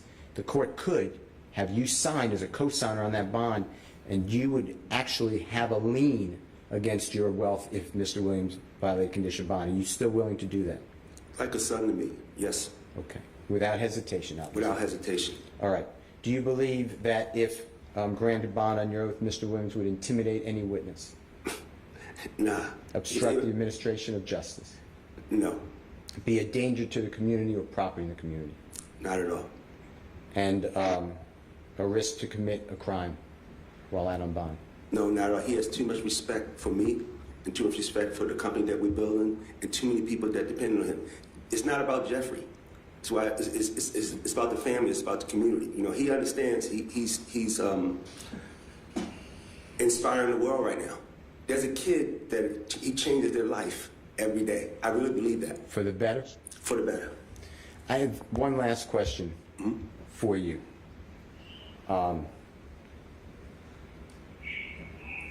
If this Honorable Court granted bond, but it was very, very restrictive. Mr. Williams is not coming out to studios. He's not doing videos. Speaking with him may be curtailed. Is your record label still willing to keep him as a vibrant member of SIN? That's my partner. Okay. And just for the court's edification, I think you just said, but Mr. Williams not only an artist, he's an owner of the company, right? He's a businessman. I told him hip-hop has given him a way to be an entrepreneur, a way to empower people, a way to educate people, and he has a responsibility. He knows that with this success comes responsibility. And we made a commitment to each other that we're going to do this for the rest of our life. I want to thank you so much. Thank you, Your Honor. Hold on one second. State, any questions? No questions, Judge. Okay, all right. Then I'll release you. Thank you very much, Mr. Jackson. Mr. Lyles, I should say, apologize. Go ahead. Your Honor, I'd like to proffer the next person. He is on your Zoom. Thank you for letting him come in. And if I say anything wrong, I would just ask, if, with the court's permission, if Mr. Garfield, G-A-R-F-I-E-L-D, Larmond, L-A-R-M-O-N-D, Jr. would make sure that I am corrected, because I'm not trying to say anything wrong. What's Mr. Larmond going to tell me? Your Honor, he would say the following. He's a part of the management team for Mr. Jeffrey Lamar Williams II, also known as the performer Young Thug. Mr. Larmond graduated from Georgia Southern University with a bachelor's degree in business marketing. In 2015, he met Mr. Jeffrey Williams in the Atlanta, Georgia area. At the time, Mr. Larmond was pursuing a goal of his career of photography, but soon found himself receiving the opportunity to put his college degree to work on the management side. Despite his young age and lack of experience, Mr. Williams gave him the opportunity to learn how to manage and get involved in the music industry. But now moving forward to 2002, he would state that he has built a strong, well-rounded, and positive relationship with Mr. Williams, a relationship that he upholds with the utmost respect. As an individual in society, he would testify, Your Honor, that Mr. Williams is kind, well-spoken, intelligent, and a giver to the community. Not only does Mr. Williams influence millions of listeners around the world with his music, he does so with his actions as well. During the holidays, Mr. Williams ensures anonymously to give back to the community through tour drives in the city of Atlanta, donations to various organizations such as Planned Parenthood, to the Cancer Society, and others to support causes that affect people around the world. Just recently, in 2021, Mr. Williams, along with the record label, paid bonds for numerous inmates in the Fulton County jail system in an effort to reunite people with their families, show them no matter what, they've not been forgotten or lost, and Mr. Williams didn't know any of these people and didn't ask for anything from them. Mr. Williams is a family man. He has his parents, 6 children, brothers and sisters, all right here in the Atlanta, Georgia area. If Mr. Williams is not working and bringing his talents to the stage outside of the state, he spends every holiday and celebration in Atlanta with his family. Mr. Williams' family gathers together for dinners, Christmas celebrations, birthday celebrations, and they have recently purchased a home for future family gatherings not too far from this courthouse. Mr. Larmond would tell this honorable court on his oath that there is no world where Mr. Williams would abandon his side of the family and children in order to avoid fighting this case. His family and the community are both large pillars in his life, and they both support Mr. Williams throughout every court date and every step of this upcoming trial. Mr. Williams has never been convicted of a crime. He has never missed a court date. And Mr. Larmond has personally traveled the world with Mr. Williams. They have performed on every single continent, Your Honor, except Antarctica. Mr. Williams has performed in front of as many as 300,000 people. And he always returns to the state of Georgia with no issue. Mr. Larmond's oath backs Mr. Williams for pretrial bond. Mr. Larmond was also at the home at the time of Mr. Williams' arrest. He would testify, and it's on video, the surveillance video, that there were many other people in that home. Mr. Williams did not have a bond. a gun. Mr. Williams did not flee when the police came to the home. I received telephone calls from Mr. Larman. I received telephone call from Mr. Williams. I told Mr. Williams, no one's going to hurt you. Surrender peacefully to law enforcement. He asked me to please come to that area. I came to his home. Mr. Williams was then, after I got there, escorted out of the house. He did nothing wrong. He was actually drawing in the house. There are drugs and guns in that home, according to law enforcement. Mr. Williams, I've interviewed these people already. They hide those items from Mr. Williams. He can be drug tested. He's been drug tested, by the way, since 2018. Mr. Larman would testify to what I just said. If I am wrong, Mr. Larman, though, you have to correct me, because this honorable court takes that as your testimony. Yeah, I will accept that, Mrs. Crawford, okay? Thank you, sir. All right. Anything else? Yes, sir.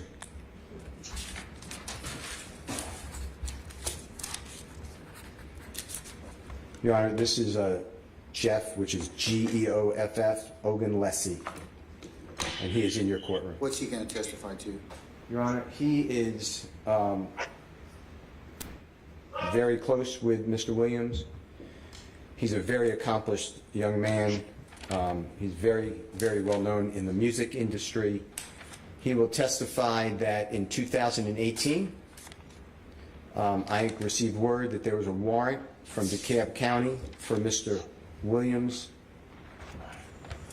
arrest. Mr. Williams was actually performing at that time in Las Vegas, Nevada. Mr. Williams, it was the first ever tour with a performer known as J. Cole, Your Honor. And when Mr. Williams was informed that there was a warrant from DeKalb County, he immediately left the tour, missing several dates of the tour and significant income. He turned himself voluntarily in, I was with him, Your Honor, to the sheriff in DeKalb County, and he would testify that Mr. Williams will comply with all conditions of bond, and he will not be a flight risk, because Mr. Williams' commitment to the law, to the family, to his family, to his musical career, and his roots here in the Atlanta, Georgia area, and that if Mr. Williams did become a fugitive, he would end all of his contractual obligations, all of his money would end, and all of his royalties would end, because he's, as a fugitive, nobody would deal with him. It would be harboring a fugitive. Mr. Ogunlesi, Your Honor, is the vice president, current vice president of A&R for 300 Entertainment and vice president of Young Stoner Life Records. It's a record label that was created by Mr. Williams. Mr. Williams, by the way, Your Honor, is CEO of that record label. Mr. Ogunlesi has worked since the inception of the 300 Entertainment company in 2014, and for Young Stoner Life Records since that inception, since 2016. Young Stoner Life Records has become a hugely successful black-owned company, enjoying millions of records sold. In 2020, he also became Mr. Williams' personal manager and has been working on a one-on-one relationship with Mr. Williams since Mr. Williams' ascension to stardom. But he'll also tell you that his relationship transcends Mr. Williams as an artist and a record label or a business partner. They've developed a deep friendship. He would tell the court that Mr. Williams has achieved the following successes. He was 2017, Your Honor, MTV Music Video Awards, Best Editing. He won that. 2017 United Kingdom Music Video Award, Video of the Year, Best Urban Video, Best Editing Video. He won that. 2018 MTV Music Video Awards, his Video of the Year. That was a song called Havana with another great artist. They won that. 2018 American Music Awards, Collaboration of the Year, Video of the Year, as well as Favorite Pop and Rock Song. He won that. 2019, Mr. Williams won Grammy Awards for Song of the Year. In 2020, Soul Train Music Awards, Mr. Williams was the Best Collaboration as well as the Best Dance Performance. Won that. 2022 at the Grammy Awards, Album of the Year went to Mr. Williams. 2022 XXL Awards, Your Honor, Video of the Year, Mr. Williams was deemed the winner of that. Also in 2014, BET or Hip Hop Awards, Mr. Williams was nominated for Who Blew Up, Make You Look Award, and Best Banger Award. 2015 BET Awards, Your Honor, Coca-Cola Viewers Choice Award was nominated for Mr. Williams. 2017 United Kingdom Music Award, Vivo Must See Award. 2017 Music Video Awards, Best Production Designer in a Video. 2018 MTV Music Awards, Song. Jack, at this time, this is nothing but repetitive. It's pretty impressive to show who we're dealing with, Your Honor. But you've established, I think, his ties and his depth. So I'll accept Mr. Ogunse's proffer and what he would testify to in its entirety. Yes, of course. Ogunlesi.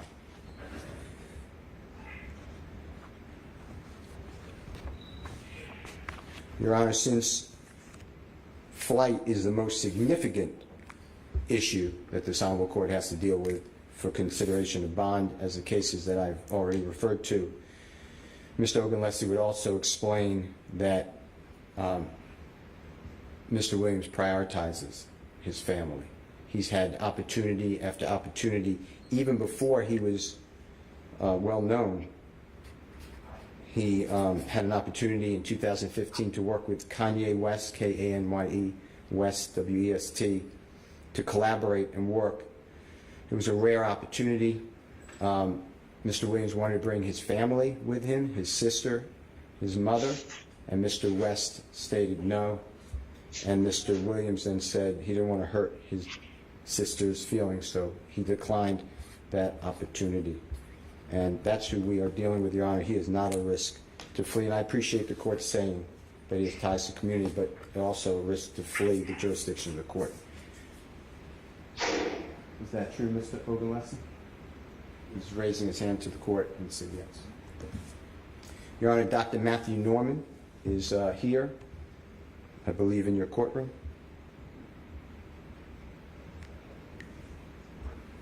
Okay, he is outside, Your Honor. Hopefully he will come in. And is Dr. Norman outside, Madam?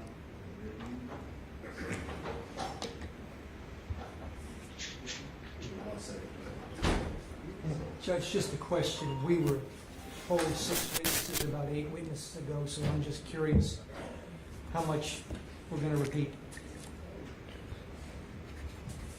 Yeah, Mr. Steele, I believe that we already have, I was clicking off that as well.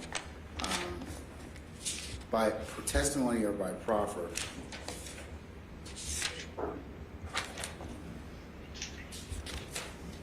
This is number 6. Mr. Ogunlesi would be number 6.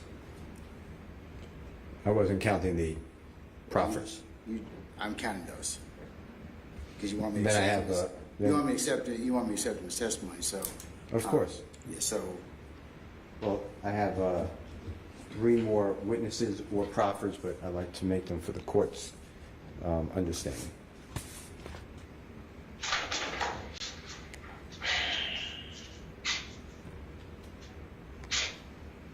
What's this? Mr. Williams, where he's being held, and he would, I'd ask him to educate the court what the conditions are for Mr. Williams and how that Dr. Norman is a very well-known psychiatrist, and how the studies show that the conditions that are being placed upon him, Mr. Williams is living under, are detrimental to his mental health, and they disintegrate people.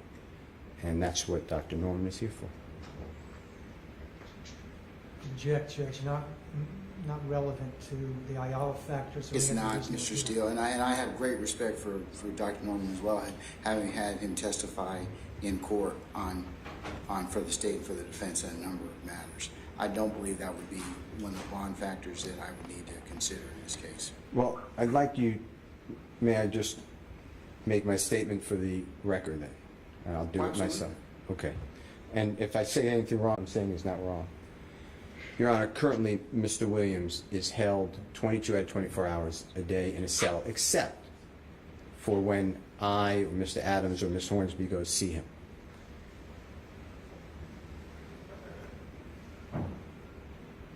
That cell, according to Dr. Norman, will break a person's spirit. But that's not part of the bond factors.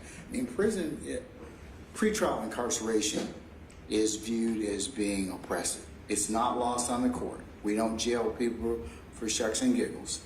That's why we have bond hearings, and the case law that you eloquently pointed out tells the trial courts of their responsibilities. But I don't need to hear any testimony on that. It's not lost on the court of what incarceration subjects people to. So I don't think it's relevant for purposes of my bond consideration. The reason I'd like the court to consider it is as follows. It was not requested by Mr. Williams, but he's treated differently than a typical pretrial detainee, and it's said for his protection. That's what the sheriff has told me, and the sheriff is always nothing but professional. The problem with that is it is detrimental. It is punishment. And we don't punish pretrial. And that's the cases I gave to the court. And that's why I thought Dr. Norman was important, because having an ill effect on a gentleman who's presumed innocent, and if they can't make conditions for him, I've made those conditions. I tried to put together to this honorable court conditions that would satisfy this honorable court that Mr. Williams will be a good person. I hadn't made that decision yet, Mr. Steele. No, I know. But with all due respect to you and Dr. Norman, that's not something that I need to consider at this point in time. I think it's fair to assume that, and I don't get involved in our good sheriff's business as well, but he and his colleagues and teammates have a methodology of what they do for the inmates that are there, depending upon what stage they're in, and that's independent of my determination of bond. So I certainly, in terms of the bond and the factors for granting bond, it's not something I need to hear about. I'm going to take it at word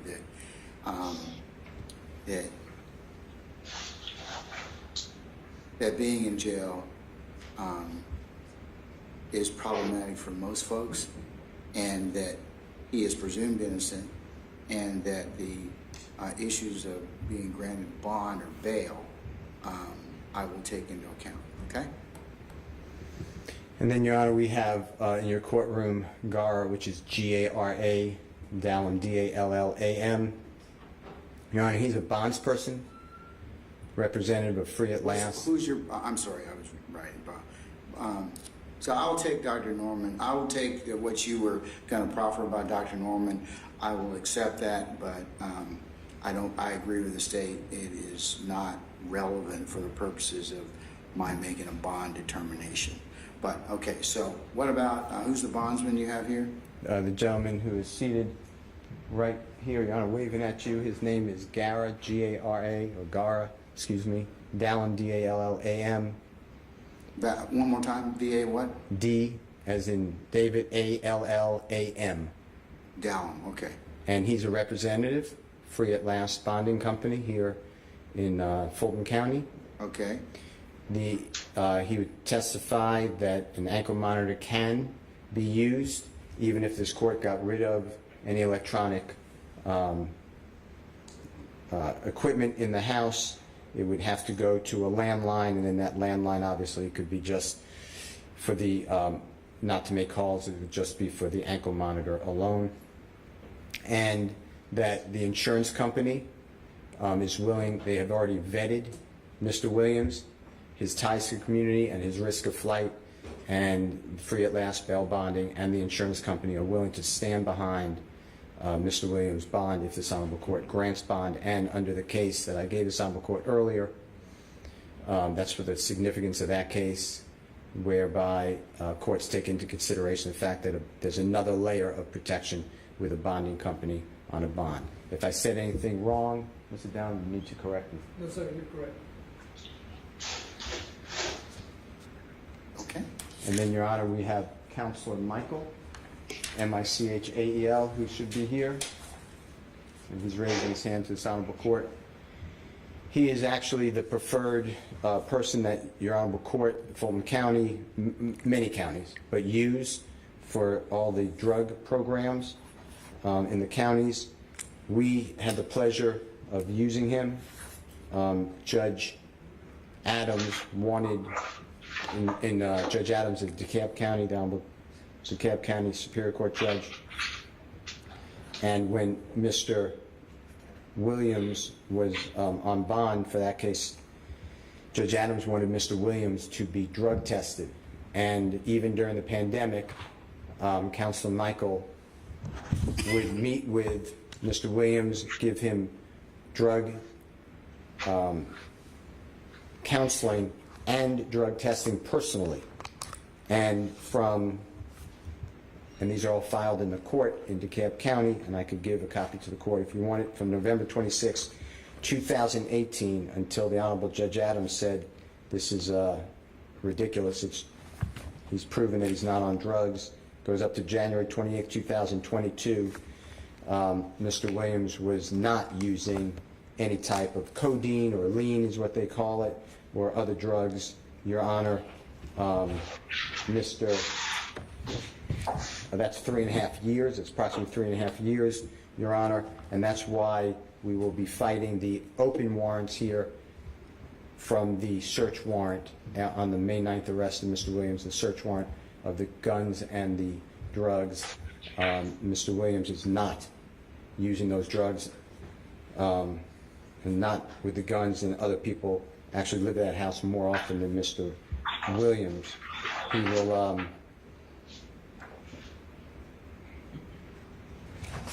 testify that he would continue. He's actually, pursuant to our request, continuing. We need an order from the court, but continuing counseling with Mr. Williams, one time a week for himself, one time a week with his partner. And when he's been at Mr. Williams' home, there are no drugs in sight, and Mr. Williams tests negative. That would be Counselor Michael. All right, sure, I'll accept the proffer. Is that true what I said, Counselor Michael? It's true. Your Honor, there are some videos that we have, and I can proffer one from Colson Baker, C-O-L-S-O-M-B-A-K-E-R. He's a performer known as MGK. It's in Exhibit S. I've already submitted it to this honorable court. It's in a Dropbox link. You could look at it yourself if you want. And he talks about Mr. Williams assisting the community.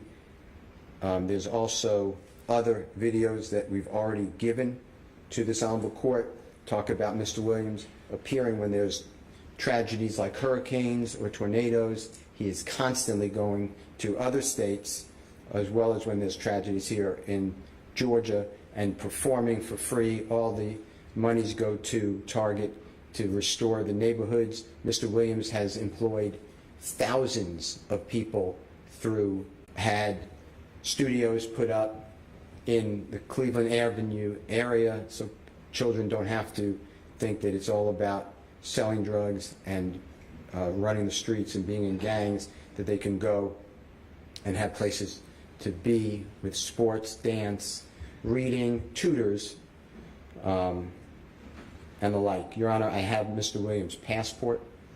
We'd ask that if this honorable court grants bond, the passport be surrendered. I could either hold it personally, and I would not release it without order of this court, or we can give it to the court, or the sheriff or whoever the court designates. Your Honor, there's also a gentleman, Mr. Cohen. He is the worldwide person who does all of Google Music, all of YouTube Music. He's on a video that you already have. It's in Division or Exhibit S. And he stands behind Mr. Williams, bond, all 4 factors of Ayala, and he puts his reputation next to Mr. Williams as well. Your Honor, I, along with the Honorable Avis Hornsby, as well as the Honorable Keith Adams, we will be ready for our trial. We understand the enormity. I've only had 2 cases with this type of discovery that I'm being told 5 terabytes would fill up the entire hallway on the 8th floor of the Fulton County Courthouse or more.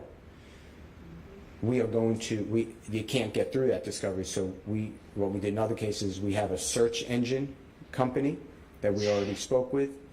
I asked Mr. Geary, he's been telling me he will get it to me, there's no problem. He's an honorable person, always. And we are going to go through the discovery. It's like searching Lexus. We're not going to be able to read everything. No one's going to be able to read all that. But we do our search terms, and we are with the court on the 9th day of January 2023. If that gets bumped, because I understand that there's a lot of people here, the court may say, I don't want to sever, or some people may ask for a continuance that's granted. That's why I filed the demand for speed trial, understanding that I'll file it again once it's good with Judge Brasher's order. But I wanted to be upfront with everybody and give everyone notice that that is our intent. Your Honor, Mr. Williams has family in your courtroom. His father is here, Jeffrey Williams Sr. His mother is here, Bertha, B-E-R-T-H-A, Greer, G-R-I-E-R. He has brothers. They're not all here, Your Honor, but that's not for, that's for reasons of violence. But it's Oscar Greer is his brother. Quinton, Oscar is typical spelling, Greer, same spelling. Quinton, Q-U-I-N-T-E-N, Greer. It's his brother, Letitia, L-A-T-I-S-H, Greer. His other sister, Angela Greer. His brother, Gregory King.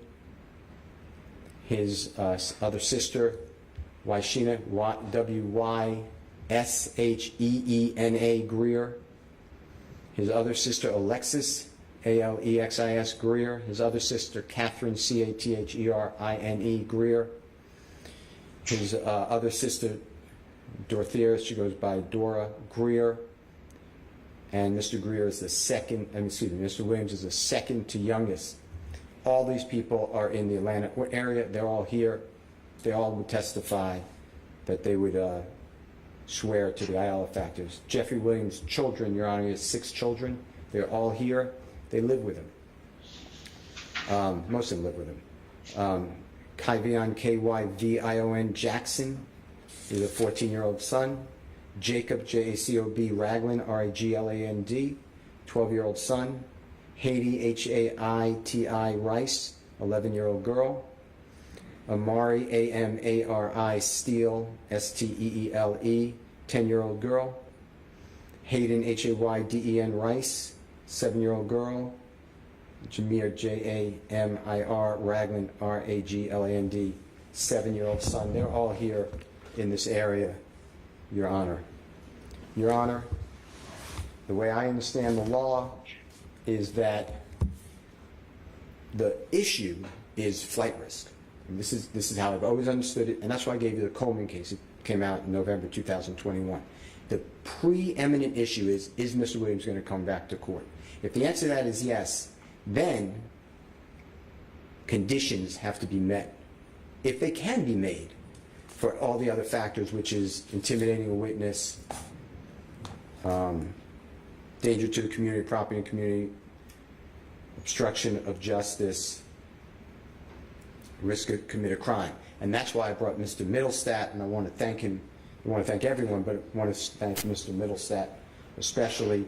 Your Honor, what we have developed I hope, is anticipating every potential that could go wrong, and we have Mr. Williams now with sworn law enforcement officers 24 hours a day, 7 days a week. He is confined to his house, and under Brown, B-R-O-W-N, versus state case, Your Honor, I gave this honorable court, which is the 2012 case. Our court realized that our legislature is using things like electronic monitoring, house arrest, rather than the in-custody treatment that Mr. Williams is currently undergoing. Your Honor, based upon this record, I will ask this honorable court to permit me to answer any questions that you have. In addition to that, we filed on at exactly midnight on Sunday, May 22, 2022, going into Monday, May 23, 2022, our brief in support of pretrial release and pretrial bond. It has several attachments. I know this honorable court well, and that you've read it and digested it, but there are multiple attachments there about other people who know Mr. Williams who all vouch for the fact that he will come back to court. Your Honor, on behalf of Mr. Adams and Ms. Hornsby, I wish to thank Mr. Williams for allowing me to stand with him. We will be ready. I, of course, want to thank this honorable court for everything it does for everyone at all times. Mr. Williams will be objecting, as I know the state's aware of this, to any dealings where they're proffering that Mr. Williams' lyrics mean something or he's on a video. We want to challenge that evidence. We are not accepting it, and we rely on the case law that he is presumed innocent of any type of criminal activity. Thank you. Okay. Mr. Gary, before you get started, I'm a person of a certain age, and I've been sitting here a while. I need to use the facilities, and I think many of you probably need to do so as well. So we will be in recess for about 15 minutes, and then we'll go ahead and let you present at that point in time. Okay? That's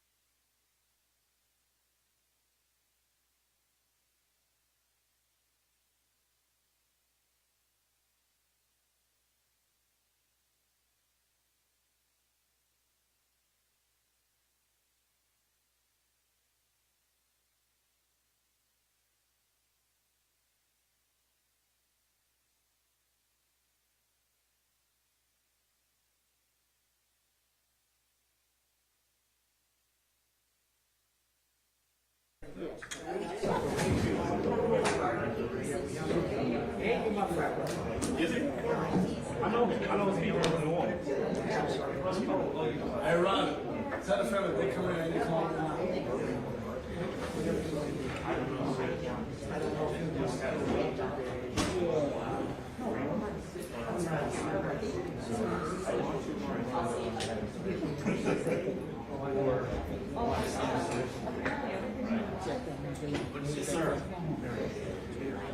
Because we all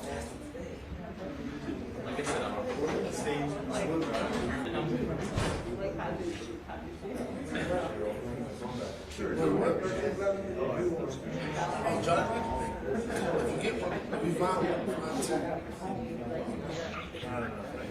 I have no idea myself what happened.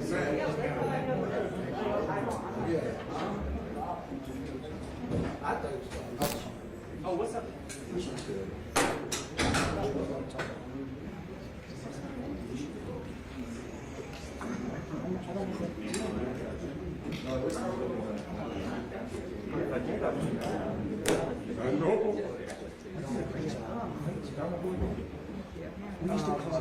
used to call it Queens. You were right there.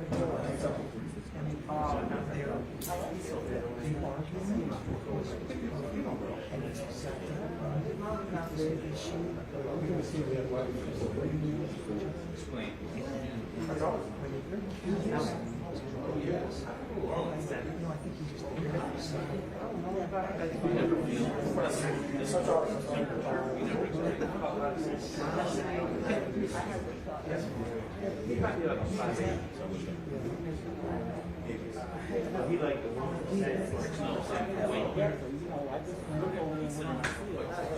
Brian, I just want to tell you that my guesstimation of 6 month trials just went through a year. I forgot how long-winded your ass is.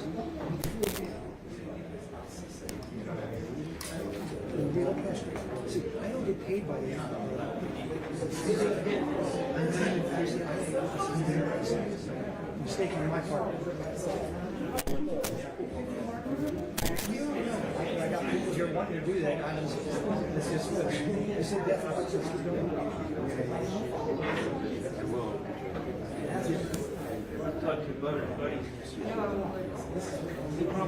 Oh, when I say I am going to go through the which includes the lyrics. I'm just going to I'm going to see. Yep. You hooked it up? I don't think I'm going to go Appreciate it.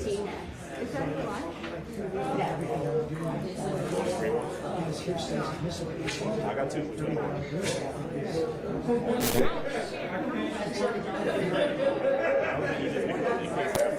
Say it now on a green time.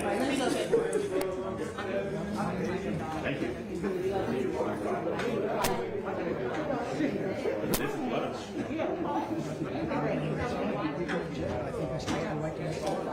What this hearing is based on.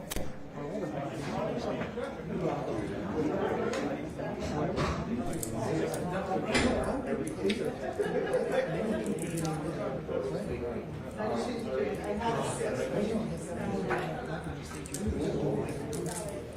remain seated. Court in order. I'm not going to mislead you. And I know you.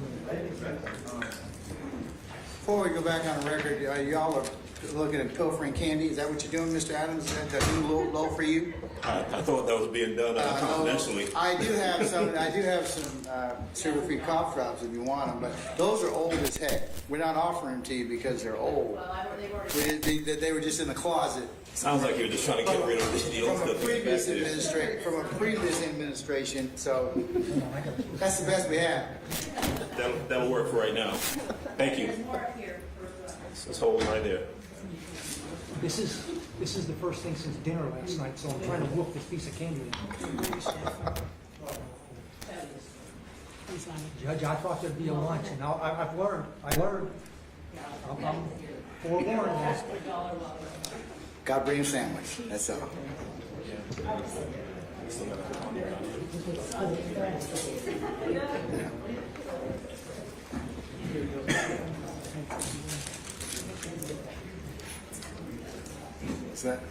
I have cough drops if anybody wants them.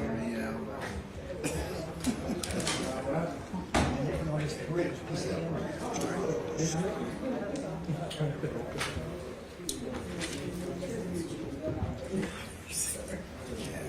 Forget it.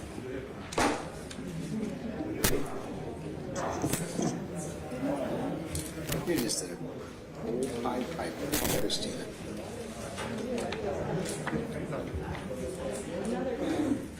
All right.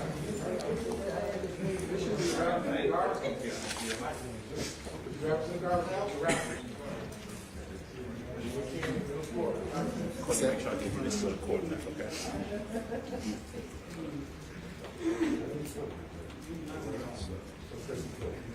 All right, counsel, we're going to go back on the record, and for those of you interested parties.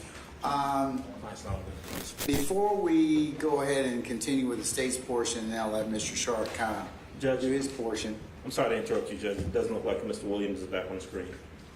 Let's see what we can do. Fix that. Miss Mana? Yes, Your Honor. We don't seem to have Mr. Williams from COP.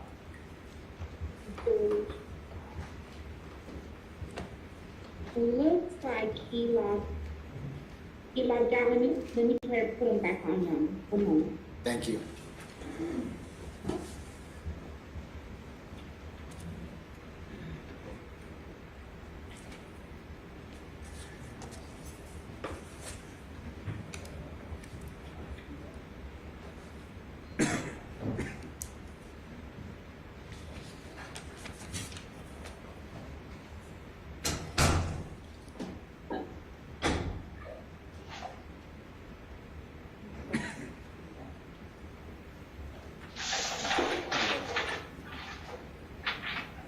He's on now, Your Honor. Thank you, madam. Okay, all right.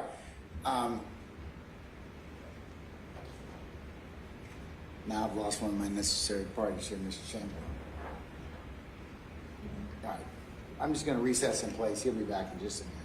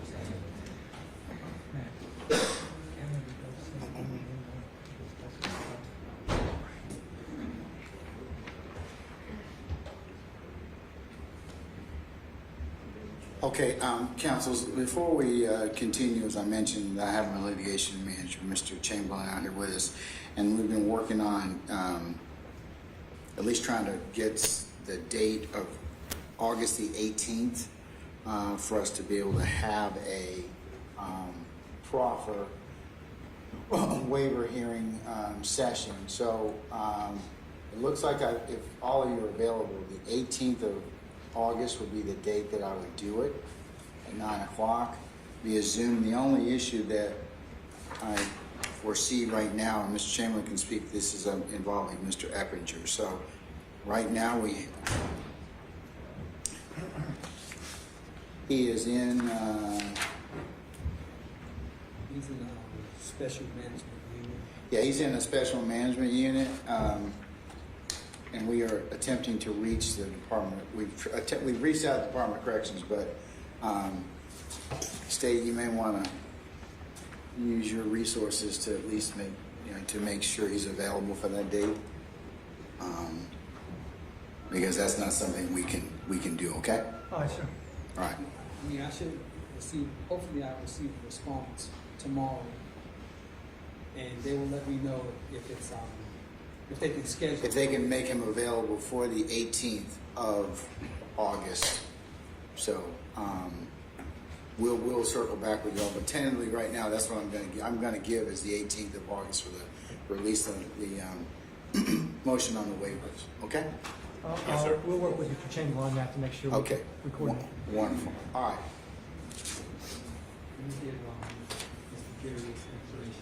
Okay. All right.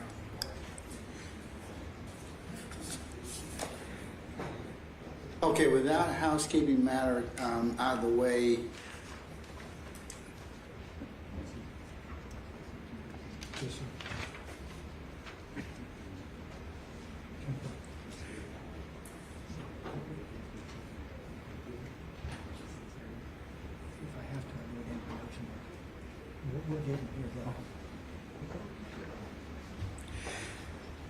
we can continue. Mr. Geary,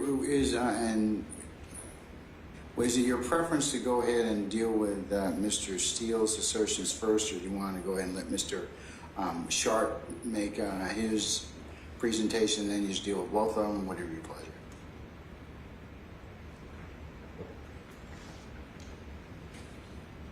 I'm not sure counsel has filed a bond. You did file one? Okay. Then I'd like to respond to them one at a time. Okay, all right. Then, okay, go ahead and you can respond to Mr. Steele's presentation at this point in time, sir. Thank you, Judge.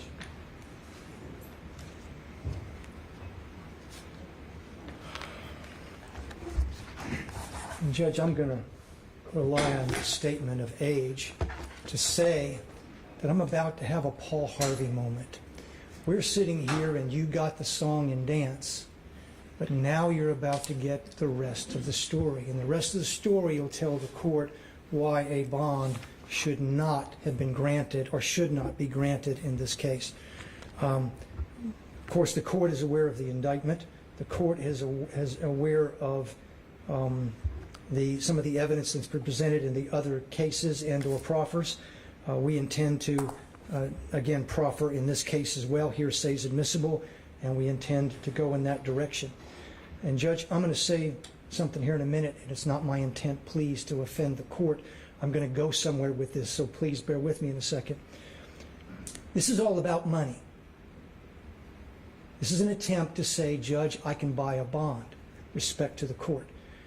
Judge, everything you heard was someone that has a financial interest or some other professional interest relying on Mr. Williams. Yes, they need him out. Yes, they need him to be there. Yes, it's very important to them because it's all about the money. Mr. Williams has said in his songs, it's all about the money. And there's no difference. That's exactly what it was today. It was, I've got money. I can pay for whatever you want me to. But here's the problem, and I'll get to the specifics in a second. Every other defendant that's had a bond motion, we've shown they're a danger. And there's no issue about, well, what can, okay, can you pay for this or pay for that? They don't meet the Ayala factor.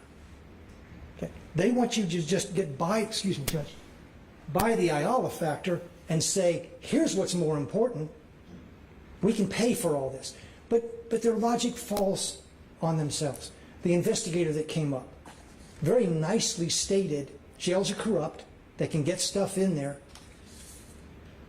and he shouldn't be in there for that reason. What officers are they going to hire?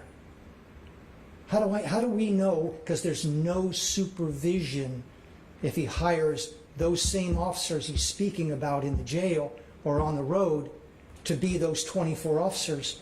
Now we have even less supervision and less ability to ensure the safety of the community. So again, it's about the money and what can I do to pay my way out of jail. Judge, I understand all of the witnesses that just testified and the proffers that were made. But bad people sometimes do good things. Even the Gambinos, one of the big crime families, the crime boss, they had charities. They ran legitimate businesses. They did that as well because they want what Mr. Williams wants. He wants the appearance in the community. That's what he put up. He put up the appearance in the community, and he put up people that are financially dependent upon him. And quite frankly, I objected for relevancy, and that's not relevant to the facts of bond. The fact that he can pay $1 million a year is not relevant. Your Honor, Mr. Steele stated to the court that guilt is not a factor and innocence not a factor. I wholeheartedly agree. But the nature of the offenses charged, guilt or innocence, is at a time later. And that's the reason is why if someone's charged with a misdemeanor, they automatically get a bond. Felony, they've got to come before a judge and ask for a bond and be judged on the Ayala factors 1761. And that's why that's that way. And for the court's knowledge also is, and it was talked about, and I don't know the court's intent, so I'm going to address it one way and the court can inform me otherwise, is we have two things here. We have the indictment charged that I understand they're seeking a bond on, and then we have a separate case. That separate case is 22 CP 208957. That is the arrest of Mr. Williams on May 9th, 2022. And that is the one where in his house there are drugs all over the house. There are weapons all over the house. One of the weapons has been modified to be a fully automatic weapon. Mr. Williams is talking about how important his children are. To my belief, Judge, one of his children was there present in the house. And these guns aren't locked up. They're out. I do not believe a cruelty to children charge was filed, but I believe the evidence certainly would have supported it, Judge. Judge, there was a sawed-off shotgun or a sawed-off illegal dangerous weapon. There was an automatic weapon. The court was already informed by Mr. Steele about how much marijuana was there. When the police arrived, one of the individuals tried to flee the house. It was obvious what was in the house and what was about to happen, so one of them decided to run. And I'll be fair, that was not Mr. Williams. Mr. Williams did not attempt to run. Judge, I want to say, and I told Mr. Steele I would do it this way, since the last time I was in front of the court, we have evidence and information of even more threats to our witnesses. But I want to be clear, I have no evidence directly that Mr. Williams made a threat or directed anybody to make a threat. But our witnesses in this case are being threatened with violence, serious violence, and death. Again, I have no direct evidence that Mr. Williams has done this or was involved in that. What I can tell the court is Mr. Williams is the head of YSL, and the S doesn't stand for stoner, it stands for slime. It's young slime life. Judge, this gang, and I call it that because that's what it is by definition under Georgia law, this criminal street gang pre-existed the label record. So as a spin-off, he used YSL again and substituted one of the words. I believe he does have a clothing line. Like I said, I believe many of the crime families get into legitimate businesses, and I believe Mr. Williams has done no different. Judge, I want to say this too, contrary to what Mr. Steele said. He has always, always, always appeared. No, he hasn't. When he was arrested, he had an FTA. Now, I will say, and be honest to the court, I believe it was for a traffic offense. But then the logic is, if he's willing to blow off a traffic offense with no recourse, I think he'd surely think about blowing this one off if he's looking like things aren't going well. So he did have an FTA, and it was current on his arrest, which was 9 May of this year. When was the FTA from? When was it from? Yes, sir. Your Honor, I can't answer that question. I apologize. Okay.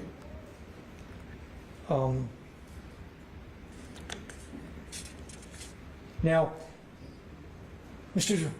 Steele put up that there's no evidence he's done drugs. You know, he's had these drug testing. Everyone knows we listen to jail calls. We've got a call from Mr. Williams at Cobb County that he needs help for his drugs and he needs to detox. He needs drug help. That's on a jail call. So that's directly from Mr. Williams. So that's not accurate. I know Mr. Steele says he's got his visa. Mr. Williams now... Passport? I'm pardon, Judge? Yeah, passport, you said visa. Well, passport, I'm sorry. Yes, sir. Okay, all right, okay, yes. I just want to make sure. Yes, sir, Judge. I'm just used to one of those red things that I know the court knows, and that's what I've always traveled on. Judge, he's got access to a private jet. Now, I don't know if he owns it or if he leases it. I know he continuously flies on a private jet out of PDK into DeKalb County. Again, I'm not speaking for or against the officers that are on this list. I don't know any of them. That list has not been provided to us. We've already been contacted by 2 police agencies who want to know, because if their officers are on that, they will not permit that to happen. So there might be some pushback on that list. I take the investigator's word that he's cleared all that. I don't know. I don't know who's on the list, Judge. Judge, I will also say that we have taken proffers from fellow gang members from Mr. Williams. Some are on this indictment, some are not. They have stated uniformly that Mr. Williams is dangerous. They are afraid of him, that if they cross him, he will kill them and their family. And they were very clear about that.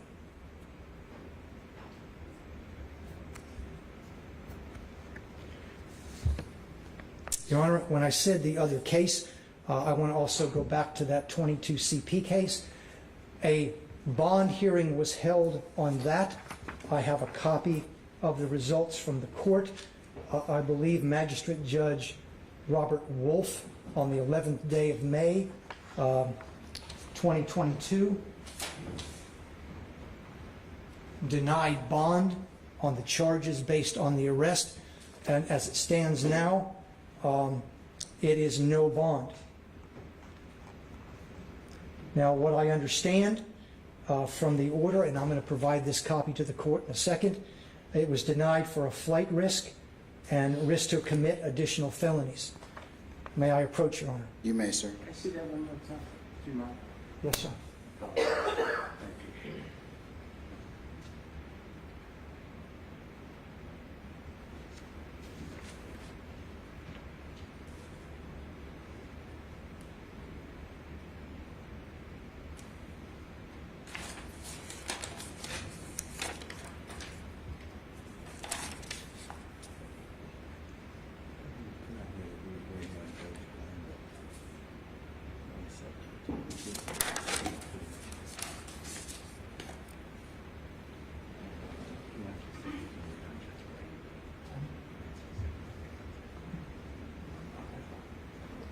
May I approach, Judge? You may, sir. Thank you. So, respectfully, Judge, if you're not considering that today with the indictment, as I understand the motion, then he's already on a no bond for 2 of the Ayala factors. Your Honor, count 1 alleges racketeering, and it basically alleges that the enterprise, if you will, for the racketeering is a criminal street gang as defined by Georgia law. That Scrimmel Street Gang is a gang called YSL. That's Young Slime Life. Young Slime Life has a reputation, if you will, both inside and outside the court system. Your Honor, I'm going to go through some of the things in the indictment just to let the court know. Mr. Williams, in Act 4, which is from 9/9/13, had a stolen firearm on him. Now, I will say I believe his counsel was, in fact, Mr. Steele, and that act was to a pretrial. So it is not a conviction, but it is still a predicate act under Georgia law. He did possess a stolen weapon. I will say there's a Act 9 on 4/20/14. It is a song. The name is EWW. And in it, basically, the defendant says, all I ever wanted was the money. Basically, if you mess with me, you go into a wheelchair. That's what that one says. Your Honor, we have other, and I'll leave some of the social media, I'll handle that generically for the most part, but we have numerous social media posts where the defendant is in what I would call gang colors, flashing gang signs with his fellow gang members, some of which are his co-defendants on this indictment. And on those, they are, on the videos, they are replete with gang statements, gang hand signs, threats, etc. Judge, and again, they're listed in the indictment. Judge, the murder of Donovan Thomas that we've spoken a few times, that's basically Act 16, 17, 18, 19, and 20.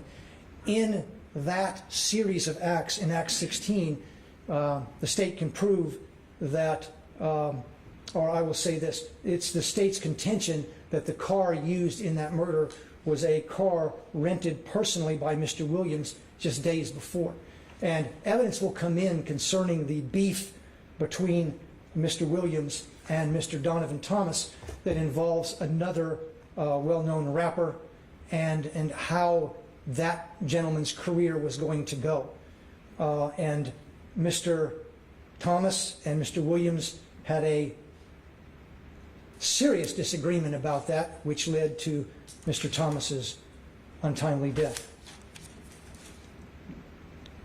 Your Honor, on Act 25 from January 25th, 15, we have a conversation. A conversation is an electronic digital form where the defendant states sacrifices must be made, soldiers must fall in order for battle to be won.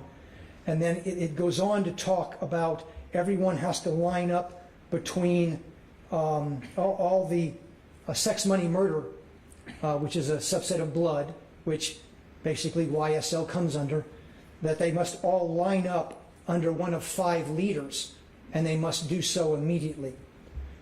And that is again from Mr. Williams. Your Honor, on 126... Is that in a, you said that's in a digital It's format? in a digital format, yes, Judge. Is it a conversation? Tell me the context. Yes, Judge. Okay. It's a conversation? It is, I believe it's in the form of a group chat where Mr. Williams is putting this out to many, but to his crew. And when did this occur? This occurred on 125/15, Judge. Okay. Okay. Now the next day, 126/15. Remember, now let me take you back again already. On 110/15 was the murder of Donovan Thomas here in Atlanta, Fulton County. Okay. So approximately 16 days later, Mr. Williams releases a video, and he's basically stating, or doesn't basically state, I should be quoting, is that he basically says if anybody goes into a courtroom and tells the God's honest truth, and pardon my language, they need to get fucking killed. And again, that's only 16 days after the murder of Donovan Thomas. And that was a threat that still is being talked about by some of his own gang members and some of our witnesses as to what will happen to them if they continue to cooperate.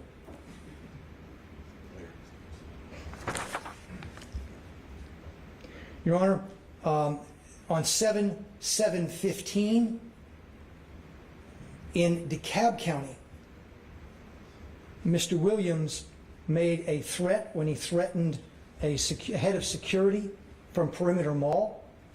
And I will tell you that DeKalb County dismissed the case. They thought the threat to be conditional. I don't have that requirement as a predicate in a RICO count. So the terroristic threat resolved or formed from Mr. Williams and his associates entering the mall on those two-wheel hoverboards, and the mall told them they weren't allowed to have them. They informed mall security that to F off, they could do whatever they wanted to do. You can't tell them what to do. Mall security followed them out to the vehicle to inform them that they now have a trespass warning and they have to leave. As the officer, who is now a certified police officer, told Mr. Williams that they can't come back in, Mr. Williams, identified by this now officer, told the officer, if you don't back off, I'm going to shoot you in the face. At that time, the officer, or the security guard then, did back off. They have pictures on the scene of Mr. Williams and of the car. Your Honor, on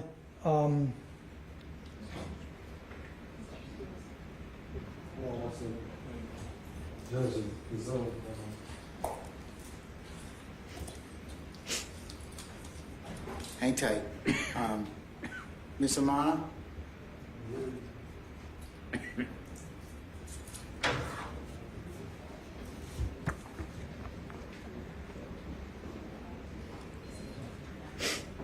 It may be a situation, to everybody concerned. We booked the Zoom for the day, and the day ends at 5, so that's probably why it probably cut off. So let me just see if we can fix that. We may have to send out another link. So just bear with us a second. yes, Judge.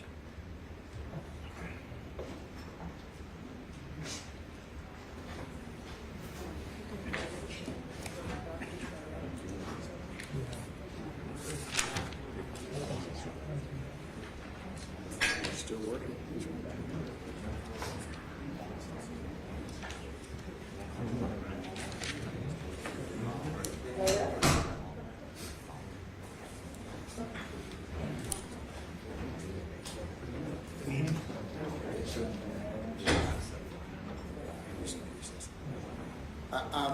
To all concerned, we're just going to recess in place. That's exactly what happened, was our Zoom timed out. So we're going to need to set up another link, so just give me a minute, okay? We're just going to recess in place.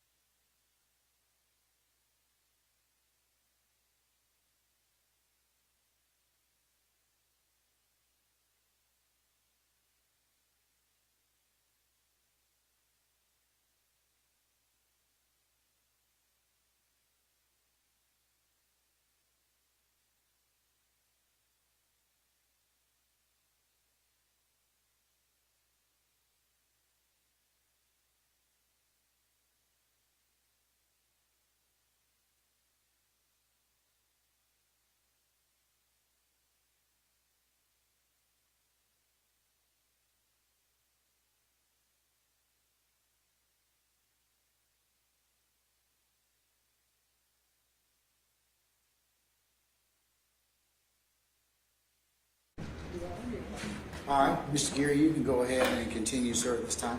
Yes, Judge. And Judge, I believe I finished with Act 51, which is the terroristic threats against the security guards at the mall. Yeah, you were talking about last. Yes, Judge. The next one is going to be Act 60 of the indictment, which is on 3/25/16.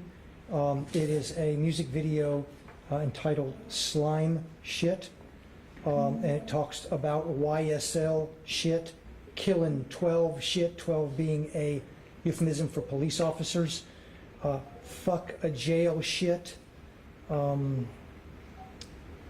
a VIP and got a pistol on my hip. Again, and you know, I took what Mr. Lau said, and I don't disagree with him. If we have someone singing these kind of lyrics and isn't living this lifestyle before they sing about it, I don't think that's a crime. That's not the case here. We're basically singing lyrics about what they're doing. The fact that Mr. Lyles isn't aware of what his business partner is doing is the other issue. In that song it goes, again, fuck the police, fuck the judge, mob life. On 9/24/17, Act 68, I believe 69, 70, 71, and 72, Your Honor.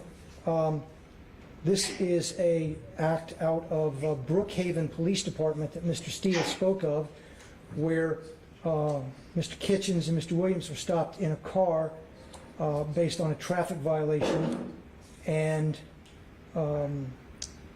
a stolen weapon was found in the vehicle, and methamphetamine with intent to distribute, hydrocodone with intent to distribute, marijuana with intent to distribute, and a criminal street gang charge arose from that. And the interesting thing on that is when the officer asked Mr. Williams' name, the response from Mr. Williams was, I'm a superstar, can't take me to jail. The officer did. I think Mr. Williams discovered there that that didn't work. Your Honor, in Act 73, on 12/30/17, Mr. Williams appeared in a video. It was called Original Slime Shit, with lyrics, murder gang shit, YSL till you're dead and pale.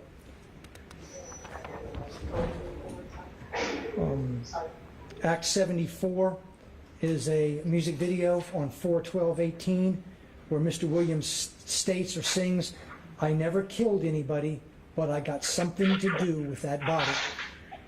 That would be our position, is that as the leader of this criminal street gang, Mr. Williams probably has never killed anybody. I don't know that to be true or not, but he probably has others do it for him as we understand the evidence, Judge.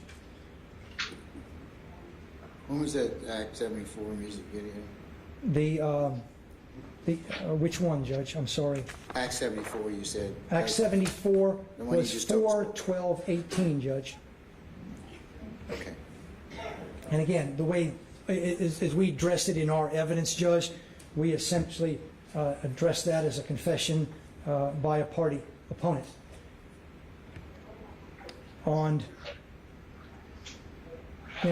In Act 75, Judge, which is another traffic event in DeKalb County, it's on 5/18/18. In prior songs, the defendant sings that he travels with snipers, he travels with a dangerous gang, you can't mess with his people. In this, it was a traffic stop, two vehicles speeding down the road. Officer stopped them for speeding. Mr. Williams was driving the lead car in a Porsche. I do not believe any weapons or any drugs were found in that car. And Mr. Williams indicated to the officer that the people behind him worked for him. The people behind him stated that they worked for Mr. Williams. In that car were 4 individuals, some prior felons, and they were armed to the teeth to include a fully loaded 30-round mag with an AK-47.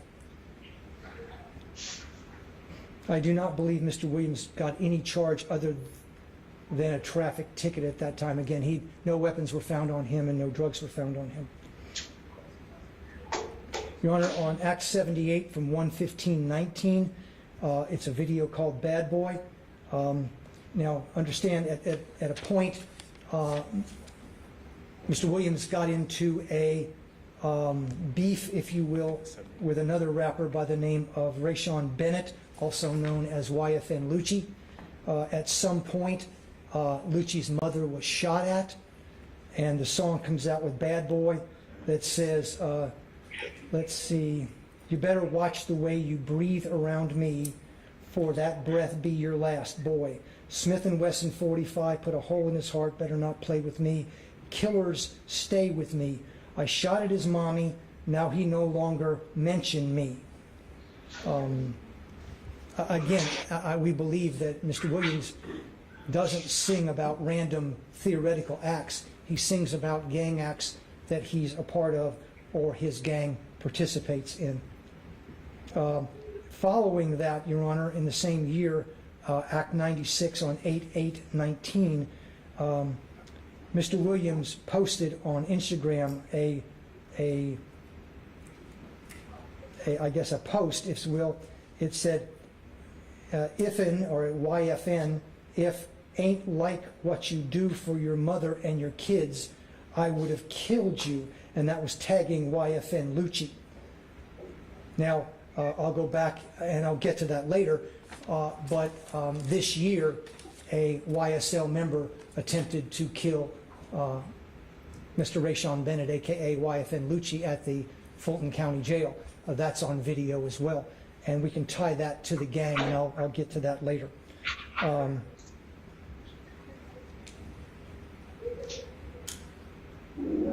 Your Honor, on Act 97 from 9/16/19, Mr. Williams posted a video called Just How It Is. There were lyrics in that one as well. What number is that, sir? 97, I'm sorry. No, I'm sorry.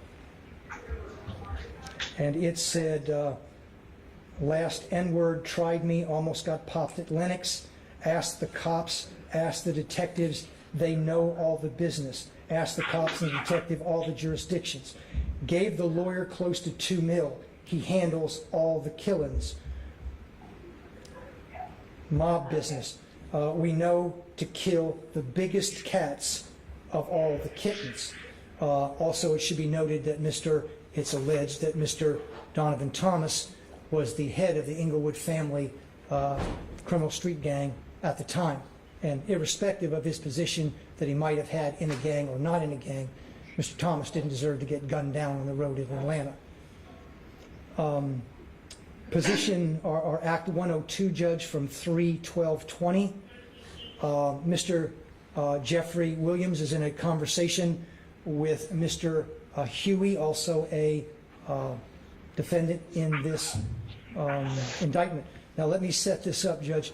And you heard part of this last time, that there was the theft of a car by someone in the gang, Mr. Huey, and it belonged to I believe, a manager of Mr. Williams. Mr. Williams was upset to find out that it was, and he basically texted his folks to say, give it back. Okay? Now, in that, he responds to Mr. Huey, says, if he don't take it back, he gonna die. Followed that, Mr. Huey basically was begging for his life in the conversation. It's very clear that he believed that statement by Mr. Williams.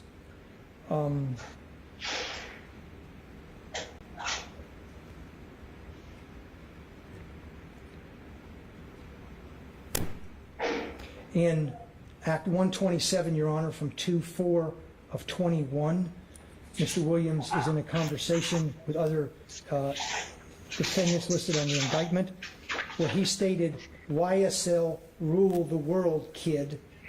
24 million on an N-word's head. Y'all just start bringing me the money. Man, y'all stop playing with me. That was in reference to gang activity and basically evidence that he is in charge and all the money goes to and flows through Mr. Williams.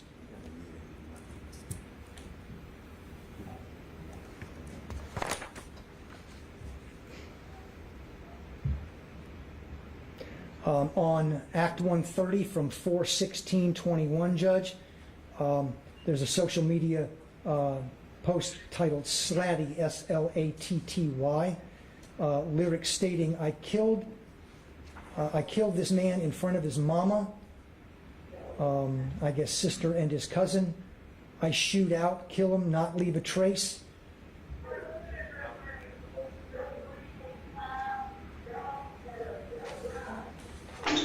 It says, you think you a gangster, you got a pistol, look at my trigger start itching. YSL, we going overboard. And again, YSL is a direct reference to Young Slime Life, the criminal street gang. On Act 131 on 4/16/21, there's a video released called Ski, S-K-I, with lyrics stating, I fuck with slats, slacks being basic slang, life's forever. We come to eat rats, I came with some piranhas. I tote an FN, a reference to a handgun. And in that one, which is interesting, Judge, which you'll hear in the evidence of this case, is this is a hybrid gang. This gang isn't pure bloods. There are rolling 60s in it, Crips, there are 30 deep. It is a combination of many different gangs to form this gang. In Act 132 from 5/13/21, Judge, a conversation where Williams asks the others in the conversation, y'all ain't beat him up or shot him yet? Y'all N-word getting soft. And I believe that's directing the activity of the gang to stand up for the reputation of the gang and not be disrespected. Your Honor, in Act 139,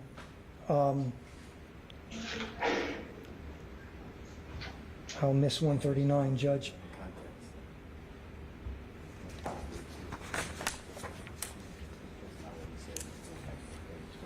In Acts 150, Mr. Huey, which I spoke of earlier, had gotten out of jail. He had communicated with Mr. Williams, basically stating, and this is Mr. Huey, you know I'm ready to handle the business and go sit down if I got to about any one of y'all on my mama. Sit down is a reference by the gang, is I'm willing to go to prison for you, I'm willing to do time for you. In Act 155 from 12/31/2021, What date was that? I'm sorry, one more time. I apologize, Judge. What date and 12/31/21, Judge. And that's predicate act, right? It's an overt act, Judge. There was a photo released by Mr. Williams with him wearing a YSL pendant with basically with taking his finger under his nose like this, Judge, which is a gang sign from YSL. That's one of their signs. When we watch the videos, you'll see that a lot, Judge. Judge, in Act 156 from 1/16/22, defendant released a video, and why we think this is important, Judge, is because the gang signs mostly done by Mr. Williams are YSL gang signs, Young Slime Life. They may argue that it's Young Stoner Life, but in this video, Mr. Williams flashed a Bloods sign. Not a YSL sign, a Bloods gang sign. He's also got a photograph where he's got a red B right about here on his chest, Judge, which is a common Bloods tattoo.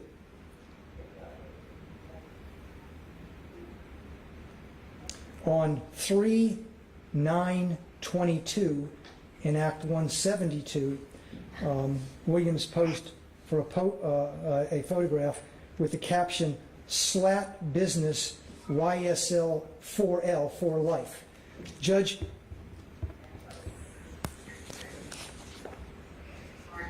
we have proffers that from gang members, and some on the indictment, some not, that Mr. Williams is the leader of the gang. He directs the gang activity. This gang, as you can see through the indictment, there are numerous murders, there are numerous armed robberies, there are numerous attempted murders, shootings. You know, just like, again, I spoke about the Gaudis, about the criminal gang, mafia families out of New York. The bosses themselves never got their hands dirty. The position here is, Judge, is Mr. Williams directs and has directed all of these individuals, Judge. And he recruits people continuously, Judge. We have a proffer, Judge, even from the mother of one of the defendants in this indictment, who told us that Mr. Williams does the community events in order to recruit more people, that her son was recruited by money, shoes, clothes, because they didn't have anything. And now her son's, by her statement, is in jail for the rest of his life. And that's that's the mother from one of the defendants on this case. Judge, Mr. Williams essentially is YSL. Everybody else is a follower. There are leaders. We said Mr. Kitchens, Mr. Greer, they are also leaders. But the leader, the top dog, the most dangerous man here is Jeffrey Williams, because he doesn't have to get his hands dirty. He has others to do his business. Judge, in an analogy, you found the others danger to the community, danger to commit additional felonies. And I would say, of the least of them, you found them dangerous. This is the most of them. This is the one that you see the shadow in the back of the room. He's the one directing traffic. He is the one they're all afraid of. He's the one that's king slime. He's pulling the shots. He is the most dangerous of the 28, Judge. And I implore you not to grant him a bond. He is dangerous. The setup they've given to you is actually going to be less control, not more.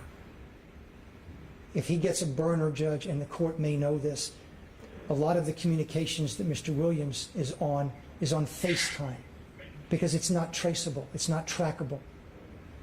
And we know that to be their MO. He gets a burner, he gets in there, he runs his gang from inside, and he won't get that, and no one's going to throw his cell. I know what the investigator said, with all due respect. That's not the jail, that's their job. It's not the job of 24 officers being paid by Mr. Williams. That's not their job. The job is the sheriff of Fulton County or any other sheriff where our sheriff decides to put Mr. Williams. That's their job. He is dangerous. And I normally don't do this, but I don't hesitate in this case. Respectfully, Judge, I believe if you give him a bond, we're going to have more witnesses in danger or going to be missing. I believe he's that dangerous, Judge. Thank you. Court permission, if I may offer rebuttal, just a few closing statements to. All right, Mr. Adams. Thank you, Judge.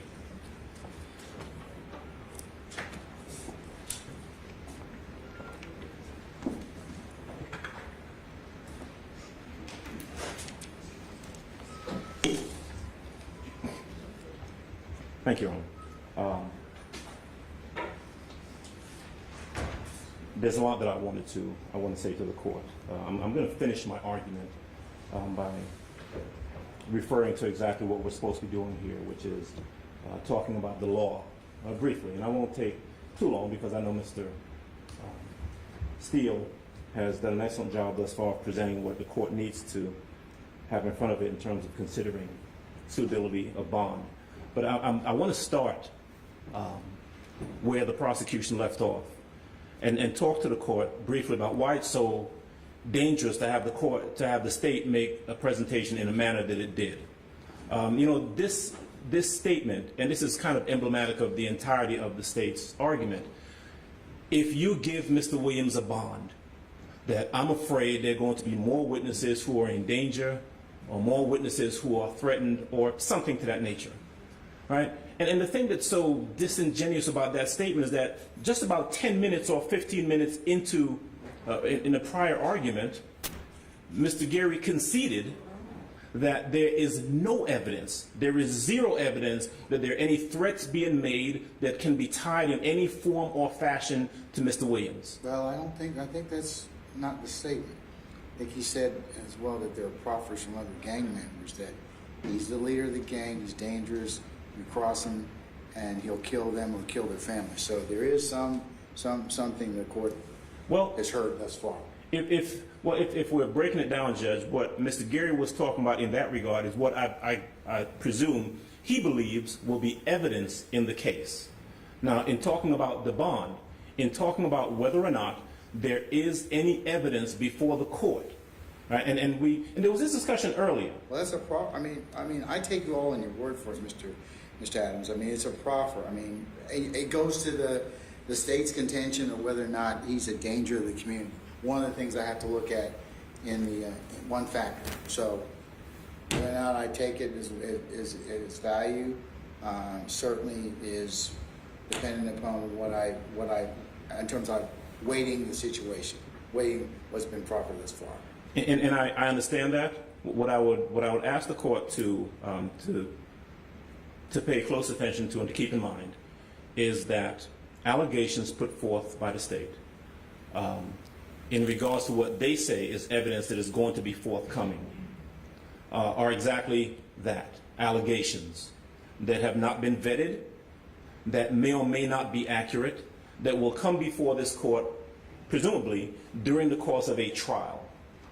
But for purposes of the bond, and for purposes of whether or not Mr.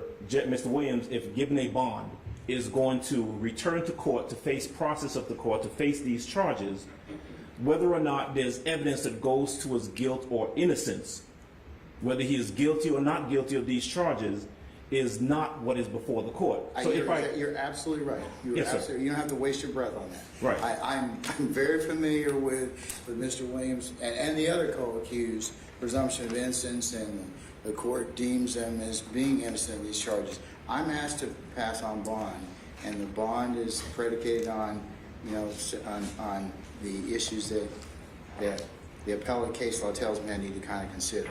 So let me then address some specific things that Mr. Gary said, that the state said in their argument. All right. The state started their argument by saying that this is all about money, and to be quite honest, that's a little bit of that's a little insulting, because the inference is that if Mr. Williams has means or has resources, that that is a bad thing, that he is trying, in their words, to quote, "I can buy a bond," is what the state said. They said he wants to, quote, "pay his way out of jail," is what they said. Well, I think that they're saying it's a factor.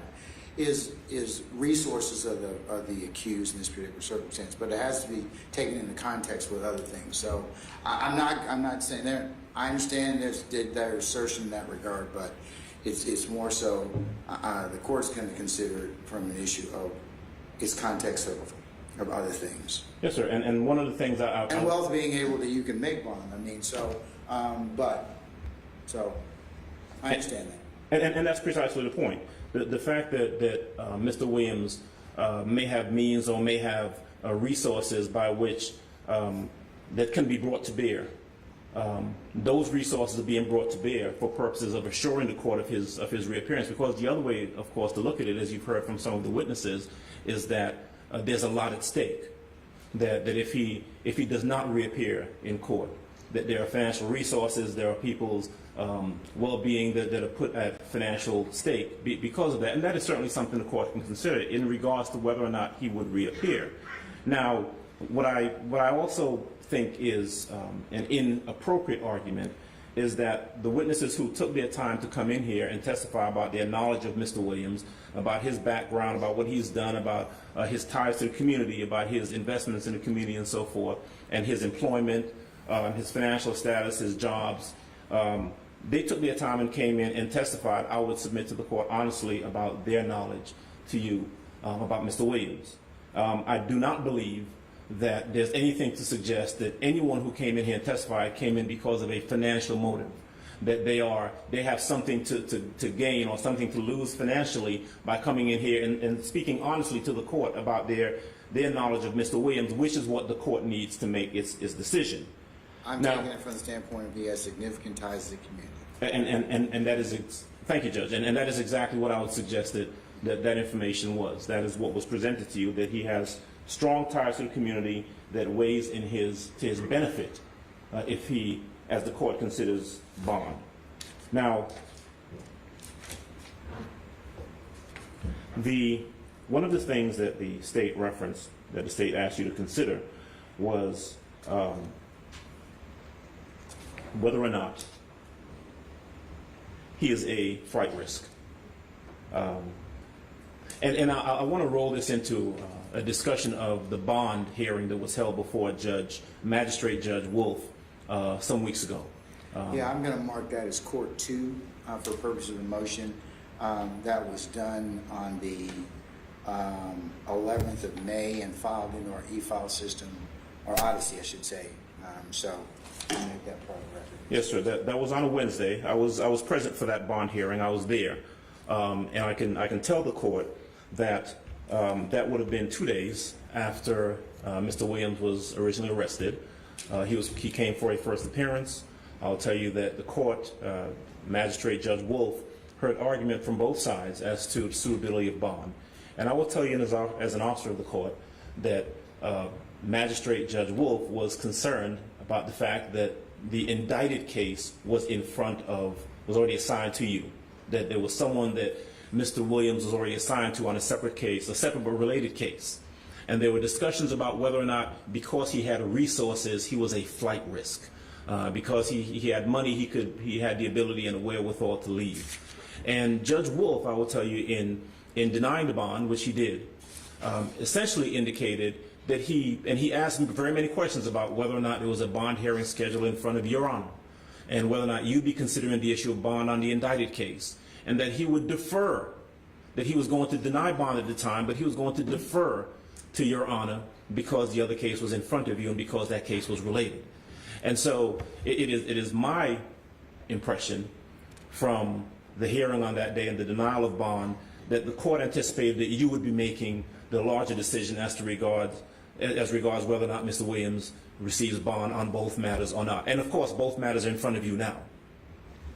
Now, there is, in regards to flight risk, whether or not he's a flight risk, and some of what the state has said, there is no indication that he's a flight risk. Mr. Gary referenced a failure to appear, and yet conceded that he doesn't know anything about that failure to appear. It's for a traffic offense. It's of diminished value to the court, but I'm more interested in the access to the private jet. Yeah, at PDK in DeKalb. And so that's the thing, because our suggestion to the court is that he be placed on house arrest. That he be placed on house arrest. That he have an ankle monitor. That there are certified, post-certified law enforcement officers who are responsible for making sure he complies with the court's conditions. There is no suggestion on our part that he be allowed to fly by way of private jet, commercial jet, helicopter, or anything of that nature. And so the argument that because he has resources, he has in the past has had access to a private jet, that is something the court should be concerned about. We would suggest to you that is not something for you to consider, because we're not asking that he be allowed to have that access. You heard from Mr. Middlestat, who indicated that what would happen essentially is if the court were to graciously grant bond for Mr. Williams, he would be released from where he is now. He will be transported by law enforcement officers to the location that the court has indicated, and he will stay there.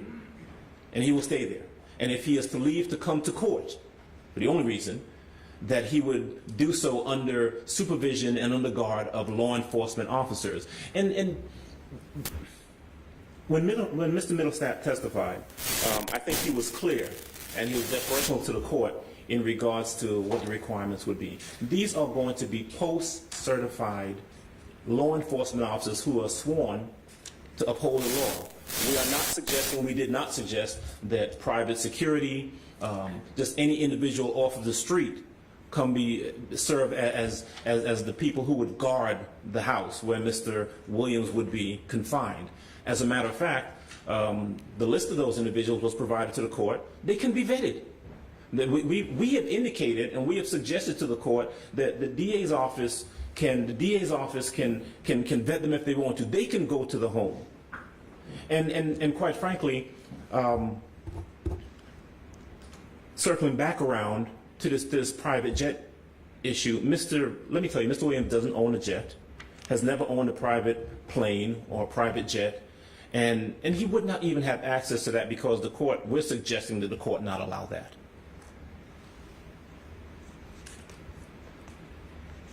It is of some particular note that at the time that Mr. Williams was arrested, when the police came to the house, there were SWAT team officials and plainclothes officers who came to the house. We've seen the video.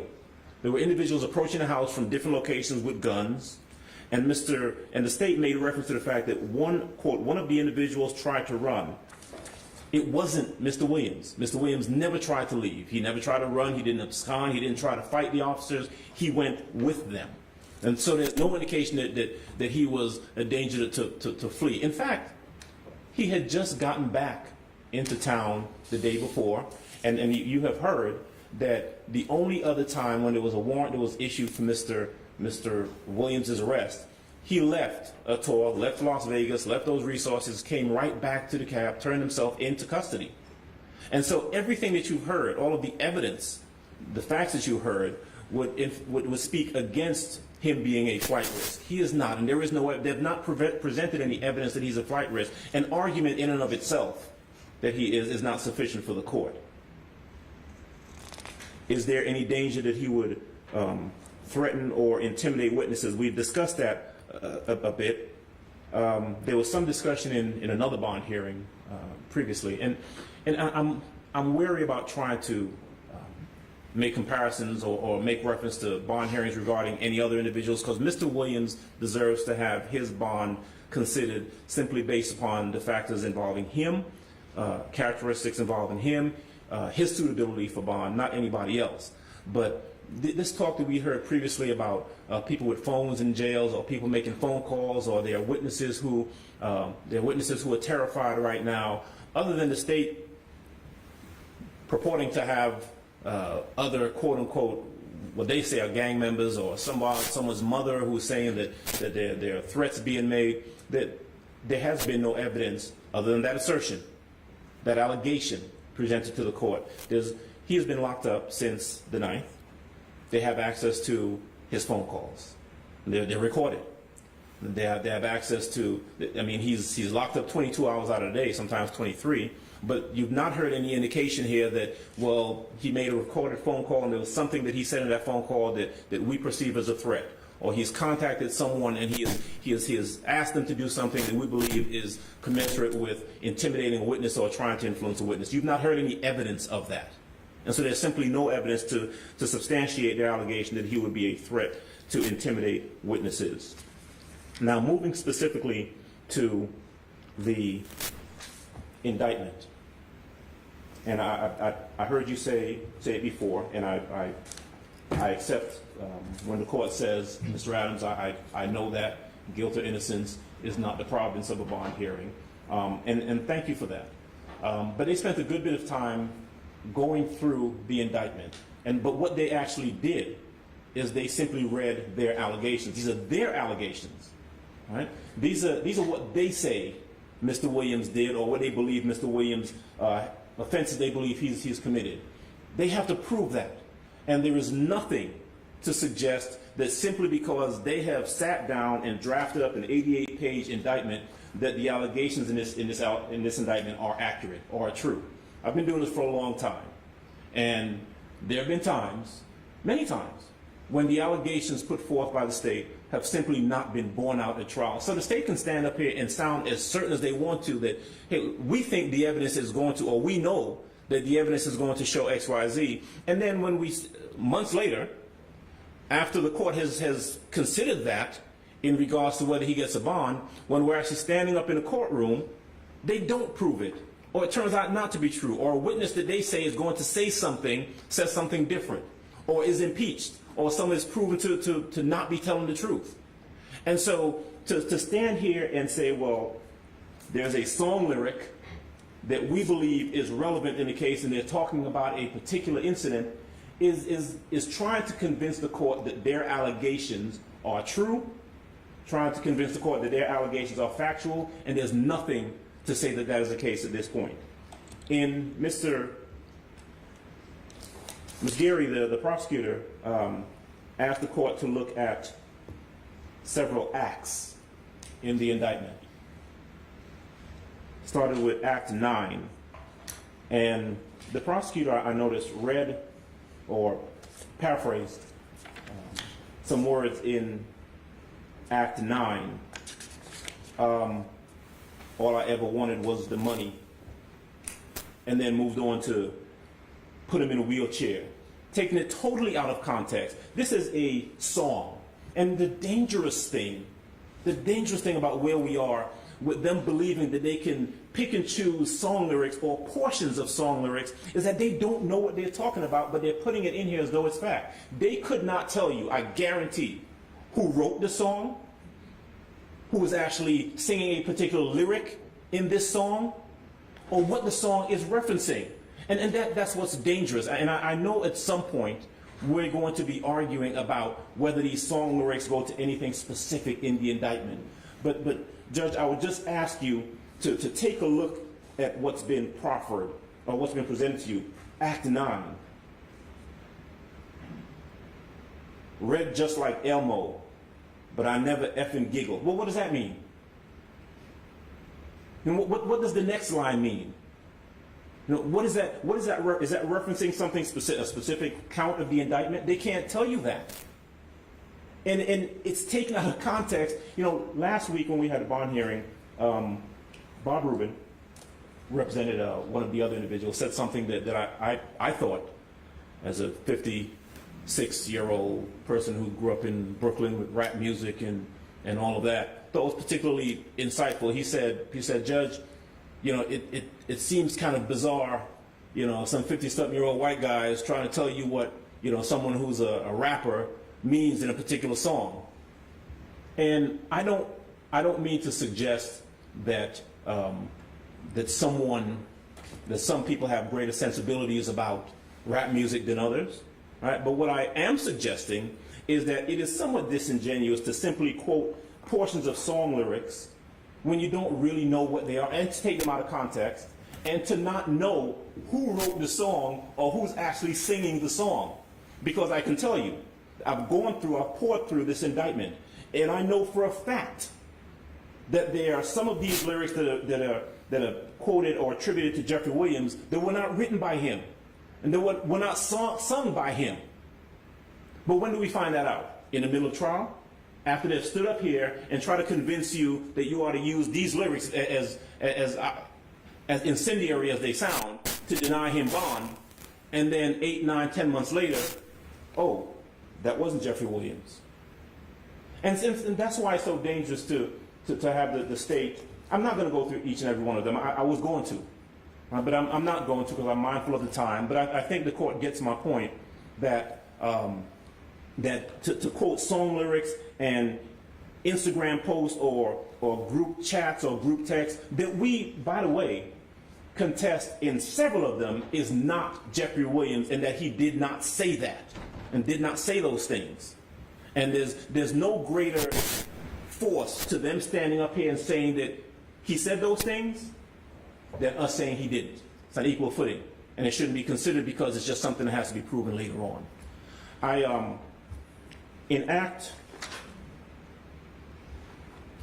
thought this was funny. Act 74, I think it is, that the state reference.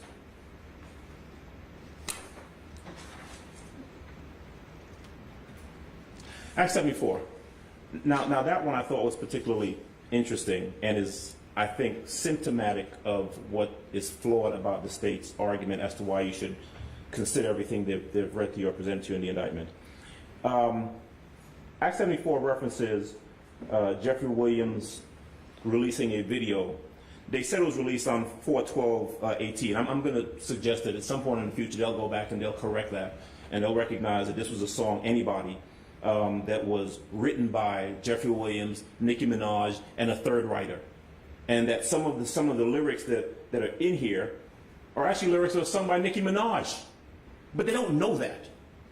They don't know that, but they stand up here and say this with the force of authority, thinking that that's going to be... And they made that essential part of their argument.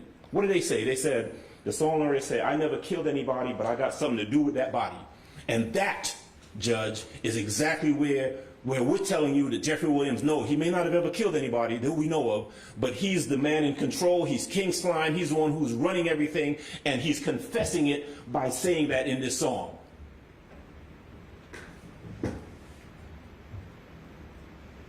I told him to shoot 100 rounds. They left out the other line that comes after that. Like they're trying to movie a body. Like they shoot a movie. I mean, it's laughable, but it's an issue for later on down the road. Judge, in regards to the court's consideration, 4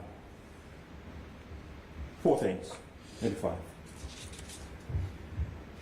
If you have everything in front of you, Judge, that the court needs to make a determination about whether Mr. Williams is suitable for bond. I would contend respectfully that he is. There are no greater set of assurances that any defendant can put in front of you that can give you some assurance that he will reappear for trial than we have done. We have given the court every possible option I would suggest to you, and we have offered up the ability to have the court have its say in everything in terms of which of his residences, what house he lives in. Right? The court can have, the court and the DA can have access to video feed from the house, so they can see what's going on at the house while he's there. That these law enforcement officers who will be properly vetted, who have been properly vetted, who will be there and will be responsive not to Mr. Williams, not because it's being paid for by Mr. Williams, but because they're responsive to the court, and will have reports that are submitted to the court or to the DA's office. So we've put that in front of you, Judge. We're asking you to take that assurance and give it significant consideration, not because he's able to pay for it, but because it's going to accomplish what you need for it to accomplish to assure you that he'll show back up. We have suggested and we have put before you the option of he needs to work, but having a studio built at his residence where and inspected by law enforcement to ensure that there's nothing untoward going on there, so he can do what he does. That's his job. We have suggested to the court that, not suggested, we're happy to surrender his passport, even though it's not an issue, he's not leaving the house, but we'll surrender it anyway. We have suggested that his calls can be monitored, and so any device that's used to make any phone calls can be monitored, and so whoever he talks to, whatever he says to them, will be known. Anyone who comes to the house has to be cleared and will be known. By the court would have to approve a list of individuals who can come to the house. There is, in short, nothing more that we or any defendant can give to the court to satisfy what the court would have in front of it to ensure that he returns to court. Mr. Williams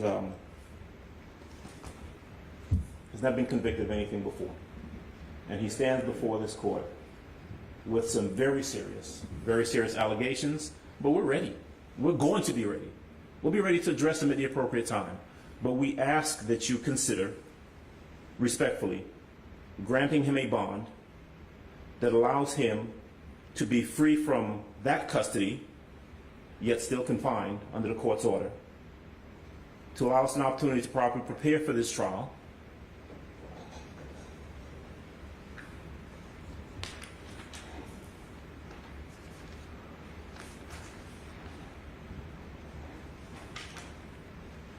we think it's appropriate, Judge. A bond is appropriate.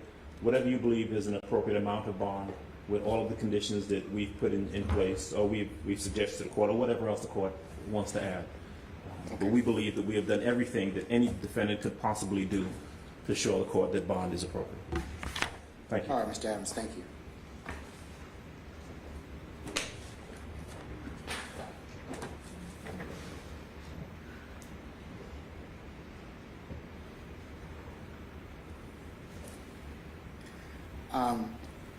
I'm going to defer ruling for just a second. You want to take care of Mr. Sharp, and I can, at this point in time? Whatever you want to do. Okay, all right. Mr. Sharp, you want to go ahead and present your issues as to bond, sir? Yes.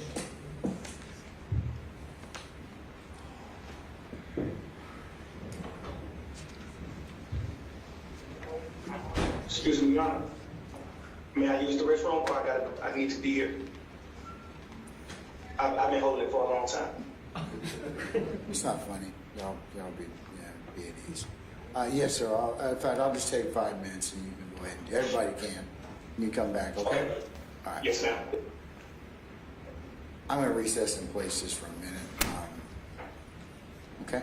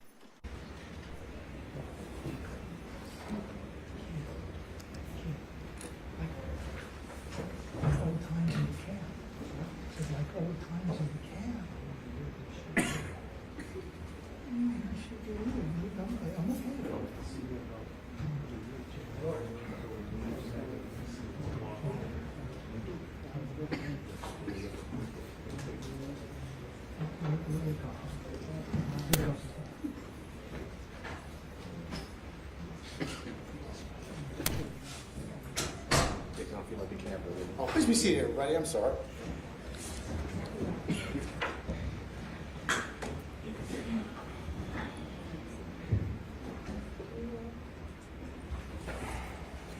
All right, Mr. Sharp, sorry for the delay. Go right ahead, sir. Well, Your Honor, based on some information that I've learned about today, I'm going to ask if Your Honor would permit me to withdraw the bond motion for the time being, and allow me to refile should circumstances change. There's some things I need to talk to my client about, and I think that would be in the best interest of Mr. Jackson at this moment. Does he go by Mr. Jackson or Stillwell? Either one. He goes by Mr. Jackson. Okay. But he is also Mr. Stillwell in the indictment. Okay. All right. Mr. Stillwell, your counsel here is going to withdraw your bond motion for the time being. He'll talk with you a little bit later, if he hasn't done so already, about about refiling it or potentially taking some other steps. Okay. All right. So, sir, you can be excused at this point in time, sir. I appreciate your patience. Yeah. Can we arraign him? I'm sorry. Yes. Mr. Before you go, though, hold on, sir. Mr. Stillwell, hold on. Before you go, Mr. Sharp, would you like to otherwise have the court waive formal arraignment, have the court enter a plea of not guilty on behalf of your client, and for you to have at least 60 days from the date of receipt of discovery to file any motions? All those things are my intention. We do wish. Would you like me to restate them, Judge, for the record? What you just said? Yes, to waive formal arraignment. We do waive formal arraignment. We wish to plead not guilty, and we would ask for 60 days, at least 60 days from the receipt of discovery, in this case, to file motions. Granted. Thank you. I will go ahead and, as I said earlier, on the 18th of August at 9 a.m., we will have a proffer session and waiver session on the record for the various individuals that we indicated earlier, okay? Yes, Your Honor. Thank you. Okay. All right.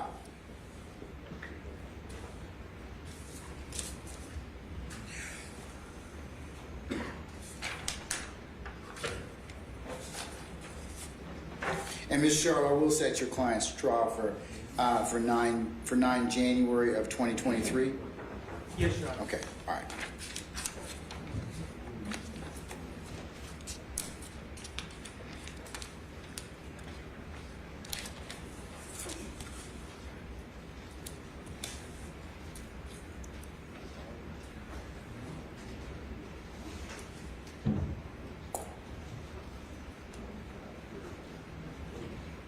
I'll give you those.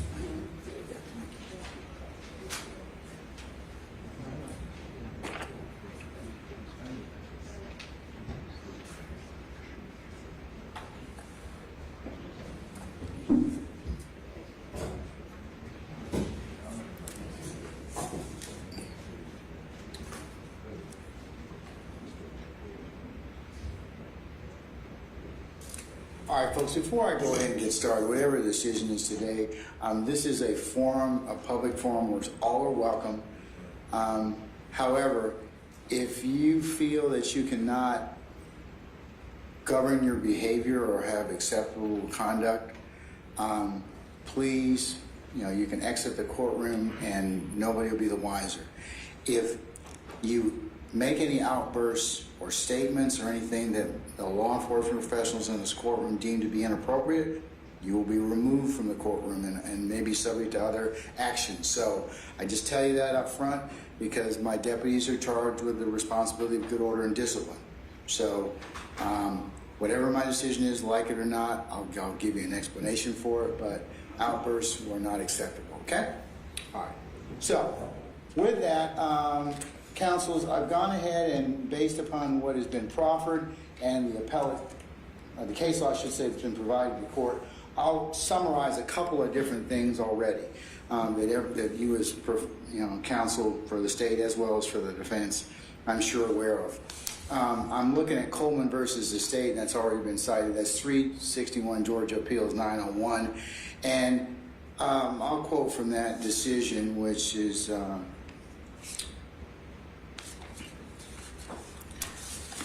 which comes from our court of appeals. Judge Miller, Vet Miller, being the presiding judge in that particular case.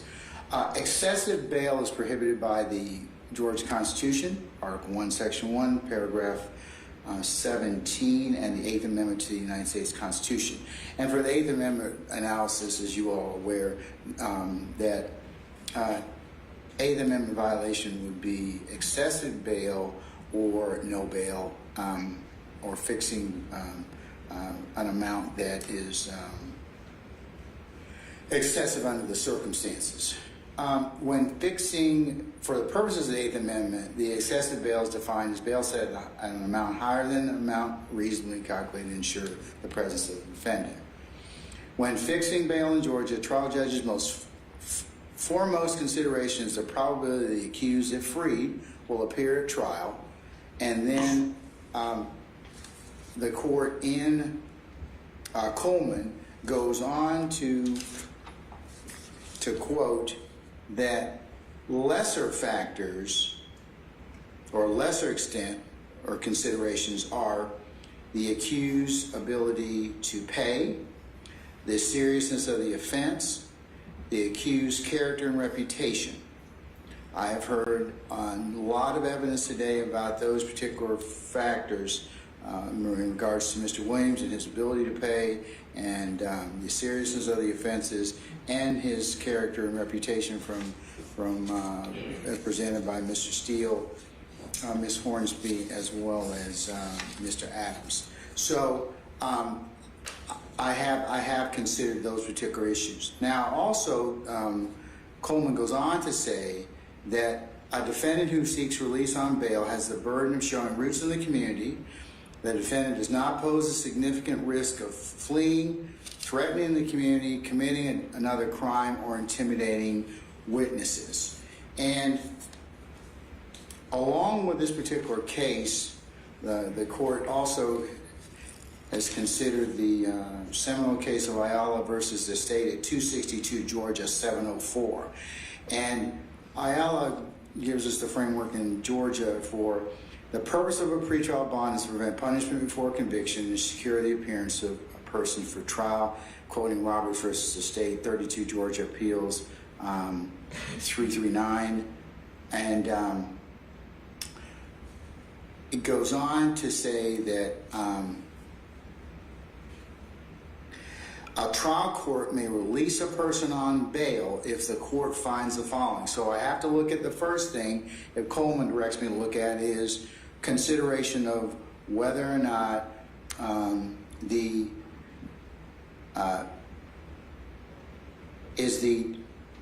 foremost consideration is will he, if freed, appear at trial, and then the lesser factors, and these are: a court may release a person on bail if the court finds 1, poses no significant risk of fleeing from the jurisdiction or failing to appear in the court when required. 2, poses no significant threat or danger to any person, to the community, or property in the community. 3, poses no significant risk of committing any felony pending trial, and poses no significant risk of intimidating witnesses or otherwise obstructing the administration of justice.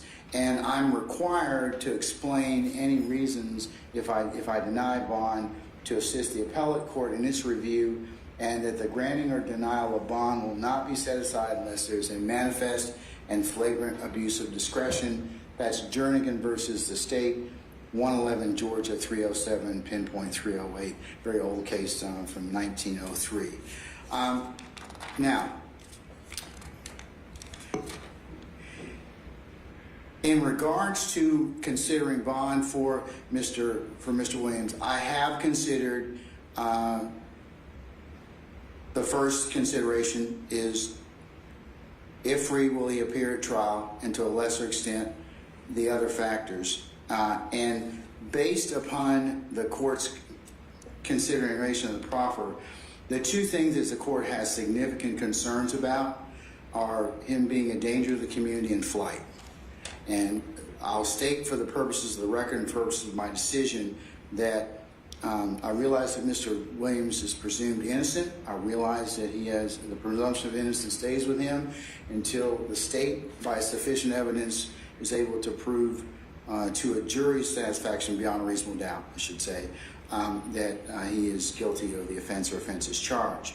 But however, in this particular circumstance, there has been significant proffers about Mr. Williams' being a danger to the community. In particular, the state's proffer that they have taken proffers from other gang members and people who are in this particular indictment and they're not in this indictment, that he is the leader of the gang, he is dangerous, and if he crosses them, he'll kill them or their families. And the predicate or the review of the state, the concerns that I have are some of the statements that he's made about the threats and to others, and that have been chronicled in particular in some of the predicate acts that have been stated for the court's consideration. Whether or not those acts, as Mr. Adams has pointed out, because they have to be proven at trial, is a discussion for another day. But at this point in time, in the aggregate, those particular discussions, in particular, the proffer from the people that the state has talked to already, the group chat that from 2015 starting, anybody goes into a courtroom and tells God honest truth, they'll be fucking killed, pardon me for the language, and this threat is still being talked about. So that is of a concern to the court in regards to the danger to or threats to persons in the community. So and factors poses no significant risk of intimidating witnesses or otherwise obstructing the administration of justice. That is the court's concern. The two major concerns that this court has is danger to persons and threats to intimidate other witnesses and obstruct the administration of justice. So I have some concerns about the flight that I share with Judge Wolf also indicated, but and I'm not going to hold it against him that he is very successful and has significant means, but those two factors in particular, threats to persons in the community or poses significant risk of intimidation of witnesses and otherwise obstructing the administration of justice, the court has considered a number of the predicate statements, and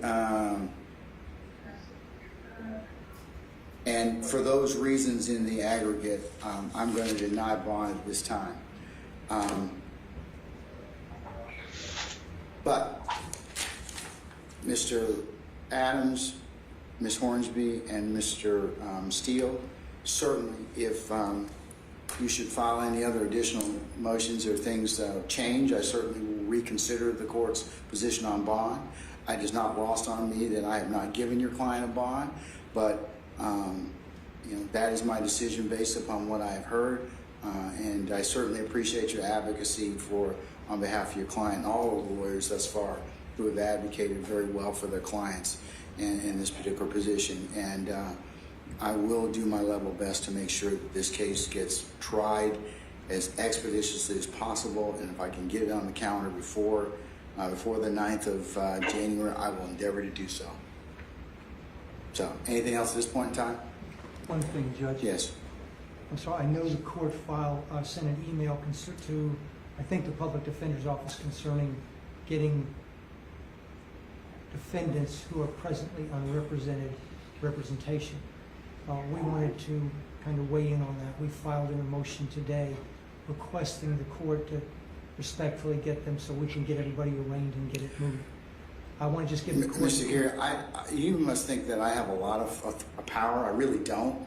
You know, I mean, but in all seriousness, I've heard from Ms. Bernard, Gina Bernard, and she right now is working on getting people assigned. I just want the court tells me to bring copies. I'm trying to provide copies. Yeah, we certainly, have you given copies to the... They've been served, yes. Okay, all right. Electronically. Okay, if you'll give those to Mr. Kearns right here, so I think Mr. Chamberlain's gone. But we are the court is inherently sensitive as to that issue, and as soon as those attorneys can be appointed, and I have some correspondence from Ms. Bernard saying that they are working on that issue right now, and that we will certainly get those people brought over as soon as possible. But and if you all have any other information in regards to that, please let us know. But we are tracking that issue, and I will continue to talk and dialogue with Mr. Chamberlain about that. Okay. Yes, sir. Thank you. Anything else, folks? No, sir. No, sir. Okay, all right. Thank you for your patience today, folks. Unless you have anything else, we'll be in recess for the time being. Okay? All right, thank you.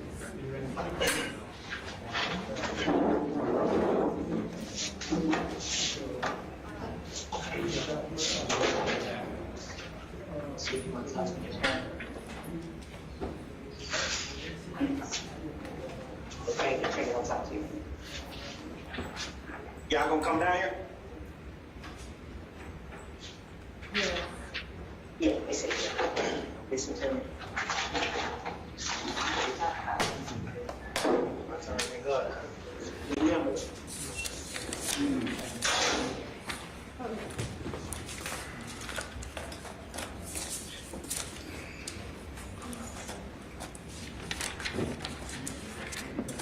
Don't freak out.